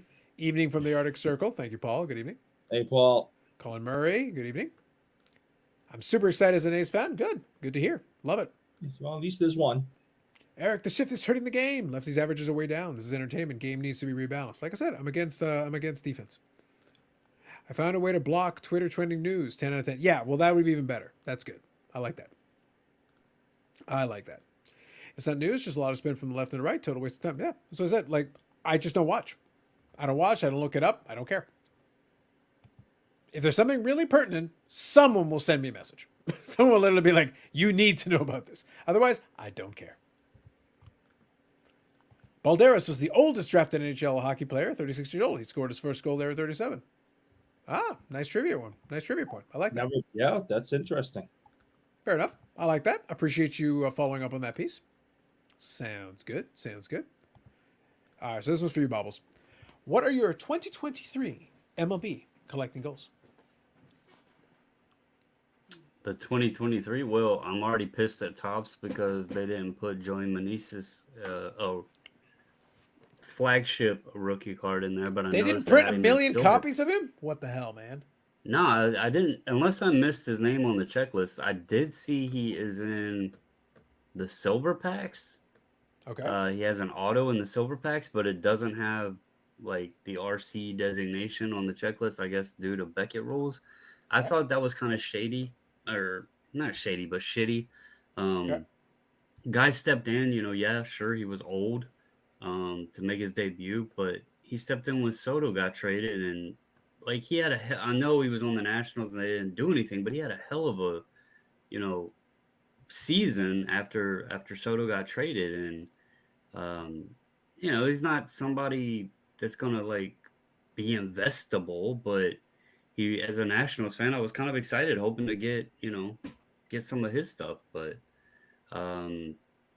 as a Nats fan right now, I'm hoping CJ Abrams does pretty good. Okay. And I'm gonna have to keep an eye on some of the young kids at in the minors. We do have a few decent names there prospect wise, but I'm not gonna go heavy on them in their prospect cards. Mm-hmm. But I'll likely be hitting up minor league games to catch some of those guys if they're down at Fredericksburg. So, all right, I like it. Seems fair. Don't you want to know what my major league collecting goals are for 2023? Well, Hockey Night it seemingly doesn't, but go ahead, by all means. So Is it about piggyback rides? Please tell me it's not piggyback rides. My 2023 Major League Baseball collecting goals are to make sure that I do not collect not even one baseball card this year. All right, so we'll get his address here for everybody, and we'll all send him cards. Sounds good. You just put your foot in your mouth, Eric. Remember, I just showed that you can get to me, that you can reach me from any distance. All of a sudden, it's like we're gonna have a video on location. It's like, so what happens? So why are you in Massachusetts, Carlos? Well, it's been a long time. I've been to Massachusetts a few times. I've been here before, but tonight I'm giving you a preview of the video. Tonight we are here to present Bougie Eric with his prize. What's that? 5 million baseball cards in front of your goddamn house. Yeah. Good luck. I just set them on fire. The problem is I intend to layer your house with them. You set them on fire, you set your house on fire. Good luck. Have a good time. Bob just had a great idea. All right, let me scroll through real quick. We'll do a couple of these quick, and I'll get to it. All right, Bobble, since you went to high school with Charlie Chaplin, lived in 3 centuries. That's like 2 less than Eric. Does it give you an edge in thrifting as you've almost seen everything he invented? Possible. Just say yes. Go with it. Say yes. Baz, what gives me the edge is if it looks like it could be. Honestly, my best stuff so far has been not knowing a thing about what I bought, just following my gut. And like I said, if it's cheap enough to where I'm not losing, take the chance. That's been the best choices. But here's the thing, though, Bubbles. Seriously, like almost, I said earlier tonight, almost anything could potentially be profitable if you were able to buy it cheap enough. Again, I'm not guaranteeing it. I'm just saying that almost anything has a potential buyer. And if you buy it cheap enough, it could be profitable at that stage, if that's what happens. So since we've been live, this is how like silly this is, and really when you think about it, just since we've been live, I've sold 2 items outside of cards. I've sold some cards, but 2 items that weren't cards. They both were hats. Yep. People will even buy. I did not even know this was a thing. People will buy used hats. Yes. Didn't know that was a thing, but $31 on 2 baseball hats that I spent $4 on. Yeah. Not a bad return. Yeah. So, Well, look, did you ever watch the Rally Roots? I think I sent you a link to their channel, right? you sent me one of their videos, yeah. Yeah. Well, so they do a lot of like clothing, shirts, Mm-hmm. hats, whatever. They literally have a whole warehouse out in Florida at Yeah. this point for all their reselling operation because that's how big it's gotten. But like clothing, hats, shirts, all kind like they flip it. It's a constant flow. Hats. I love going and looking at them because they're normally about $2 a piece, sometimes Yes. less. And if you get like the 2 I sold was a Carolina Hurricanes season ticket holder hat and a Bass Pro Shops hat. Stuff like that people are constantly wearing sports stuff or whatever. You buy them for $1 or $2 and they sell for $10, $12, $15, $20, and it's like it's almost like flipping cards. You're just not flipping cards, you're flipping other stuff. So But the $1 or $2 is the key. The $1 or Right, $2 yeah. gives you a lot of latitude to be able to make it work because sometimes it won't. Sometimes you buy it for $1 or $2 and it's worth $1 or $2. So Yep. be it. In which case, that's fine. But other times, it'll be $1 or $2 and it's $10, $15, $20. Great, fantastic. That makes up for the times where it's $1 or $2 is $1 or $2. right, And that's how you exactly. average it out over time. So Baz here says, haven't watched the news in 10 years. Life doesn't change at all. Exactly. Listen, I make the joke about it, but it's a reality. Like I live it in my life. You guys, any of you who watched the Christmas Eve special, I did it from my family house. You got to see Carlos Sr. You got to see my younger brother. I swear to you, he's my younger brother. But you would think he's older because he looks like he's aged a lot more. He takes things and they stick to him a little bit. Whereas I'm like, it is what it is. I'm living my life doing my thing. I feel a lot less stress in my life than he does. Now, he probably shouldn't feel as much stress as it is given that he has no reason to be stressed to the degree he is. But guess what? Stress ages you. That's not a joke. Stress ages you. It wears you down. It drags you. Sometimes you can't avoid it. If you can't avoid it, so be it. Whatever, it happens. But what has worked for me is like, I'm only going to worry about stuff for the most part that I can control. If I can't control it, why on earth am I going to waste my bandwidth on that? So when I'm watching the news, it's like, okay, so what do you want me to do about it? If I can't do anything about it, then why am I going to worry about that? That's me. You do you, man. You want to watch it religiously and stare at it until your eyes bleed? Have at it. I'm not going to do it. Julio Rodriguez has way too many cards, apparently, more than Tatis Jr. People lose on him. Great player, though. Sure. Yeah, I was saying the same thing the other day. No doubt. Bobbles Balderas. Every rookie now has too many cards at this point. Agree Bobbles. Let me scan through. Agree Bob, sorry, on this one. I knocked another card off the want list. Just waiting for it to arrive now. Nice. Bobbles is going to Comes do... bent. I think this is the one you were talking about, Bobbles. Bobbles is going to DoorDash Eric some Topps cards from Target. Yeah, because I Like was that one. thinking how like you can order from certain, like even the gas stations carry cards and stuff now. It's like yeah. Could be, man. I could see it. Nationals are rough. Thinking about jumping ship. How about the Pirates? That's a choice. If he was in Silver Packs and rookie, maybe Series 2 as a base. Probably Series 2. He Carlos. should have been in last year's product. Fair enough. How many games did he play? He came up as soon as Soto was traded, so that was, I think, Most of the season, over then? half the season. I'm surprised it didn't end up an update then. Fair enough. Yeah, that's what I was saying. But I think it's because he was 30. Even still, you throw him an update. Like, what's the harm? Like, what That's- difference does it make? That's what I thought. Yep.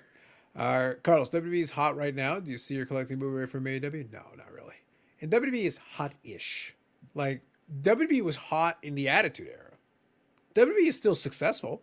They're an amazing marketing company. They could. This was part of that wrestling discussion that I had with on Zombie Collector's channel.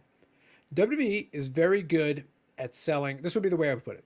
WWE is amazing at selling sizzle, but there hasn't been steak in years. They know how to sell sizzle. They can sell it like nobody else can. But then when you look at it and you're ready to eat, there's no steak. And you're sitting there starving going, what the hell's going on? I thought there was steak. There is no steak. It's not there. And that's WWE's product. So are they hot? I don't know if that's true because ratings are better than they were, but they were going down for years. And those ratings are still like 60% off, 70% off the heyday. Does that sound hot to you? I guess relatively. It still draws decent ratings on TV. That's why they're getting the big TV contract, because in the current PVR era, nothing draws amazing ratings consistently other than certain sports. The NFL can still draw, absolutely. But WWE is way lower than they were in their heyday. The gap, AEW is not going to catch them in viewership because of the type of product they're trying to sell, because it's more niche. But WWE, if they were by themselves, they'd struggle to still maintain the same ratings they're getting right now, because the product is what it is. You either like it or you don't. Do you think there's either organization are selling out the places they're performing, like when they show up at the Boston Garden? Are they selling that out, you think? Or, I mean, because back in the, Monday Night Wars, I mean, it was, you couldn't get a ticket. There's a healthy market of comps. Now, what I'll say is this.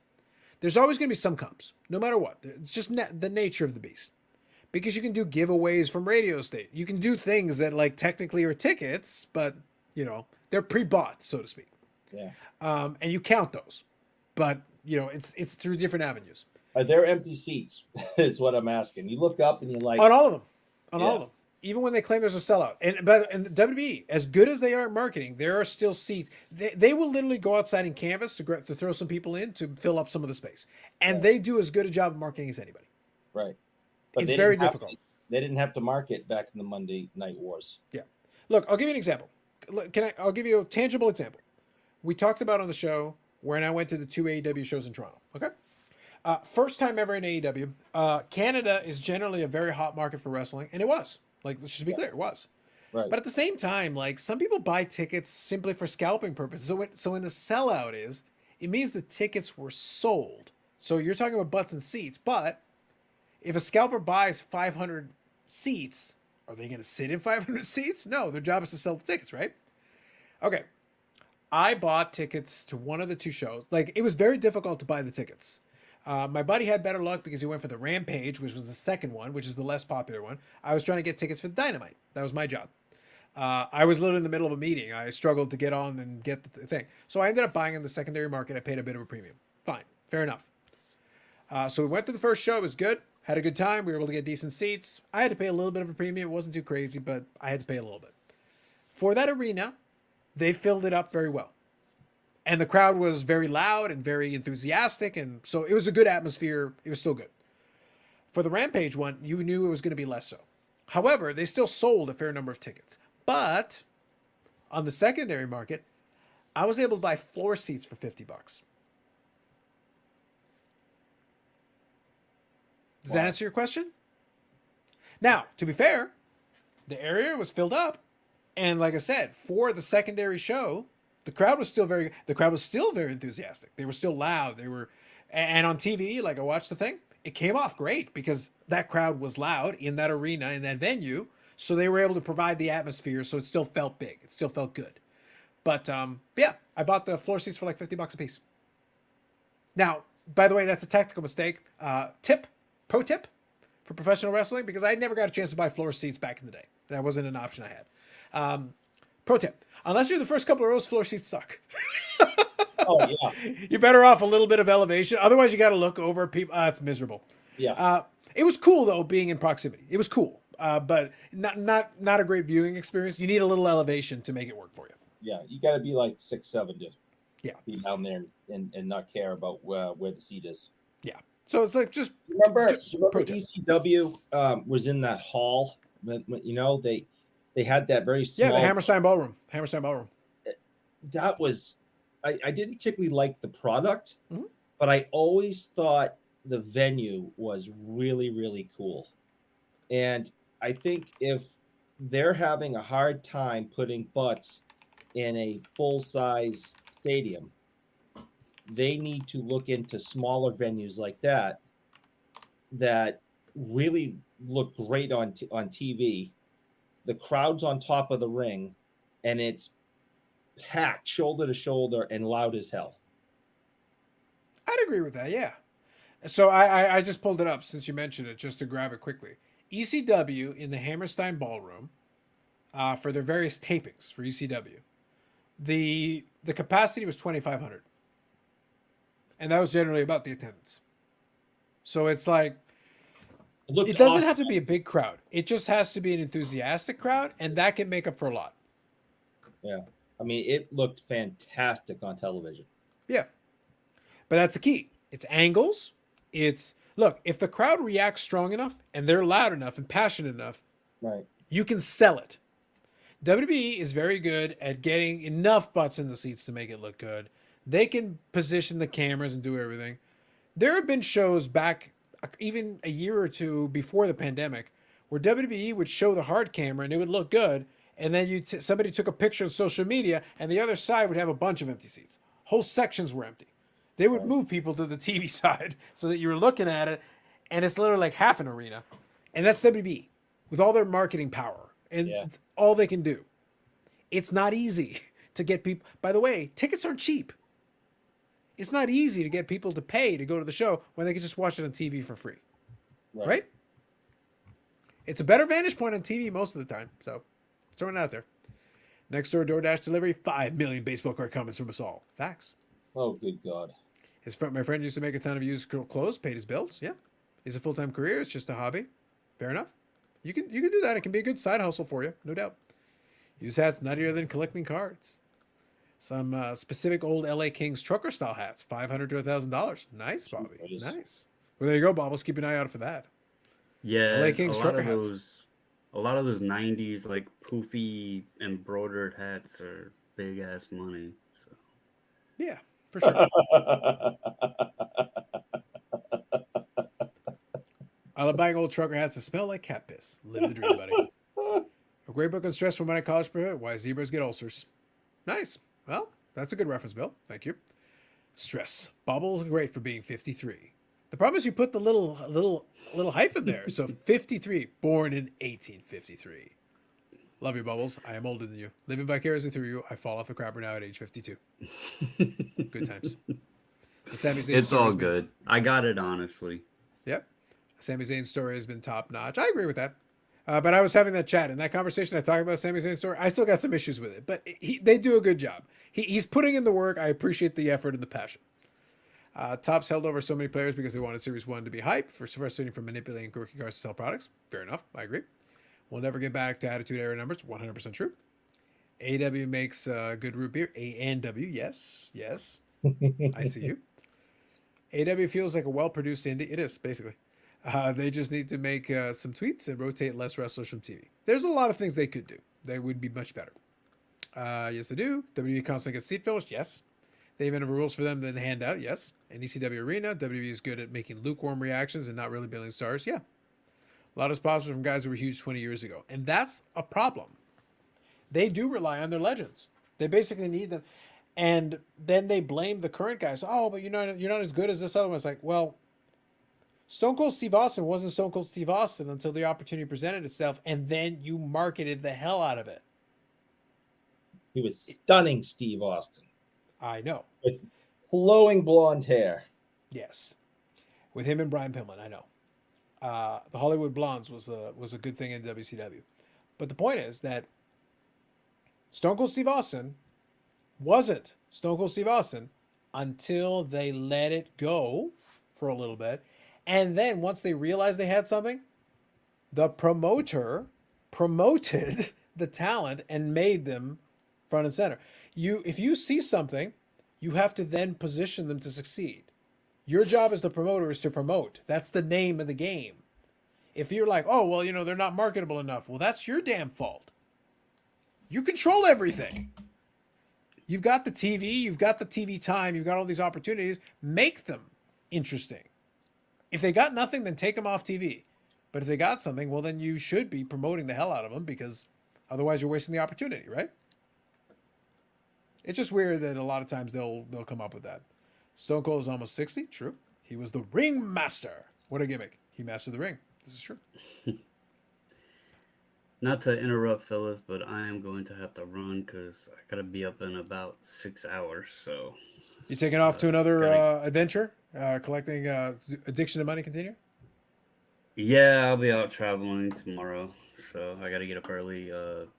There's a couple places we want to go that start at 8 o'clock, but it's about an hour drive, so I gotta get up, get ready, and all that. So No, sounds good. I was about to wind her down, but we had a couple of comments there, so I wanted to get through them. no, Anyway. it was all good. I actually had planned to get off a little earlier, but Yeah, you know, it's all good. I enjoy hanging out with you guys. So, and I missed the Super Bowl one and the other because I had to get up early and stuff. So No, it's all good. figured I'd tough it out.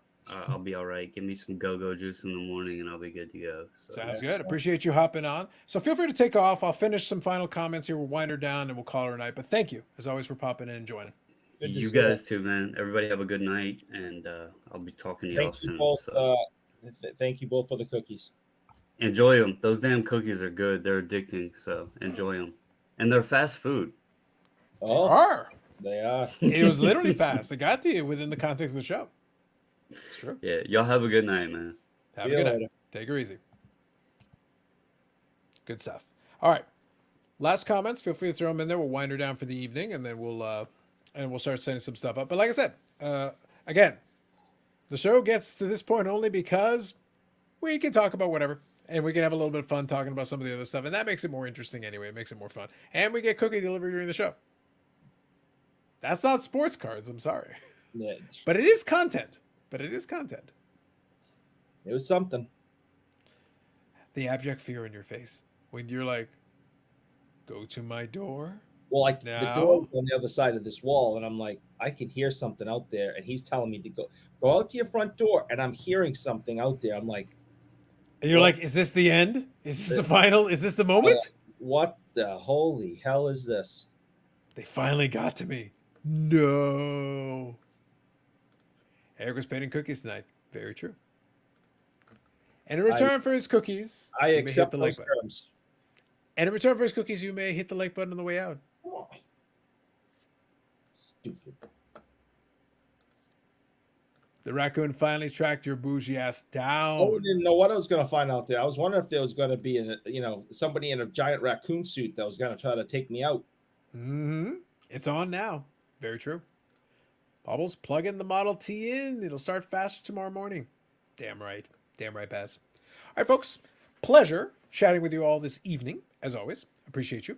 Also, I'll note, as always, like I said, hit the like button on your way out. I always appreciate that. It supports the channel. Appreciate you all hanging out as well. It's been really good. We've been actually had a really good. Thank you to everybody in the chat tonight for participating and bringing in comments and questions. Always appreciate that. If you check it out on the replay, feel free to throw a comment if you want to. You can put questions, comments, whatever. I'll go through them and read them as they come in. You can talk about Eric's fixation with piggyback rides. A little weird, a little bizarre. I didn't want to do a poll on it, but it was weird. It was strange. Very strange. Come on. My dad's favorite wrestler was Stone Cold. The only thing he didn't like about him was the way he drank beer because he spilled too much beer while drinking. Well, that was intentional, though. Because you can't go through, like, he literally has to be in the ring doing this. So it's like most of the beer is going on him instead of his mouth. It is intentional, but I agree. He did spill a lot of beer. No doubt. Actually, talked about that. If you drank it all, you'd be drunk. Yes, exactly, Bob. Exactly. I wonder if back then WWEF, whatever it was at the time, was so huge. If they had I think they had a deal with like Bud Light, I think it was. And I know for a fact that Red Bull, for example, has deals with athletes. Well, none of those athletes drink Red Bull because it's stuff like poison.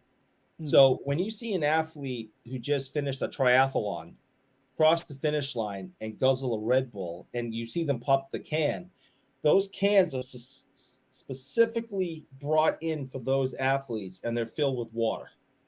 Yeah. So my curiosity is, at that time, did WWE have a card, because they were so huge that Bud Light would do anything to get that advertisement? would they give him non-beer? Oh no, he had beer. He had beer. For his instance, because he did also have a little bit of a problem with that later on. Like he had beer, but the cracking it together, like all you got to do, you take a can of beer, another can of beer, you slam them together. All of a sudden, the foam pops out, and basically half of it's winding up on your body anyway. You're just pouring it. Well, guess what? How much beer you actually get? Let's use a little common sense. If I did this intentionally, and then you pour it back, it's like half foam. So how much beer are you actually consuming? So you can all of a sudden Stone Cold could be there drinking 30 beers inside of a couple of minutes, and he's perfectly fine. Why? Because he probably drank about 2 or 3 beers worth, really. so he can manage that and he'd be fine. There's a method to the madness. That one's the sawing the lady in half. If you know what the trick is, it makes a lot of sense. When I was little, he liked pygmybacks. Very specific, Baz. You might have to Google that shit.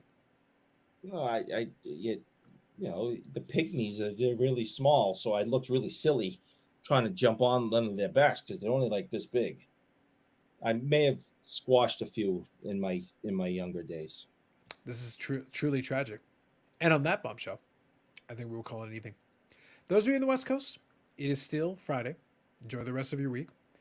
Those of you on the East Coast, it is now Saturday. Enjoy the rest of your weekend. And if you happen to be in the right segments of Canada, enjoy your long weekend. Thank you. And Name Cardinal can suck it because he's big timing us, because he's a big upper deck industry card making pro now, and he doesn't have time for the little guys. So, Name, you can suck it. There you go. And on those profound words, Bob Jackson says, have a good week, folks. Yeah, even you, Eric. True words indeed.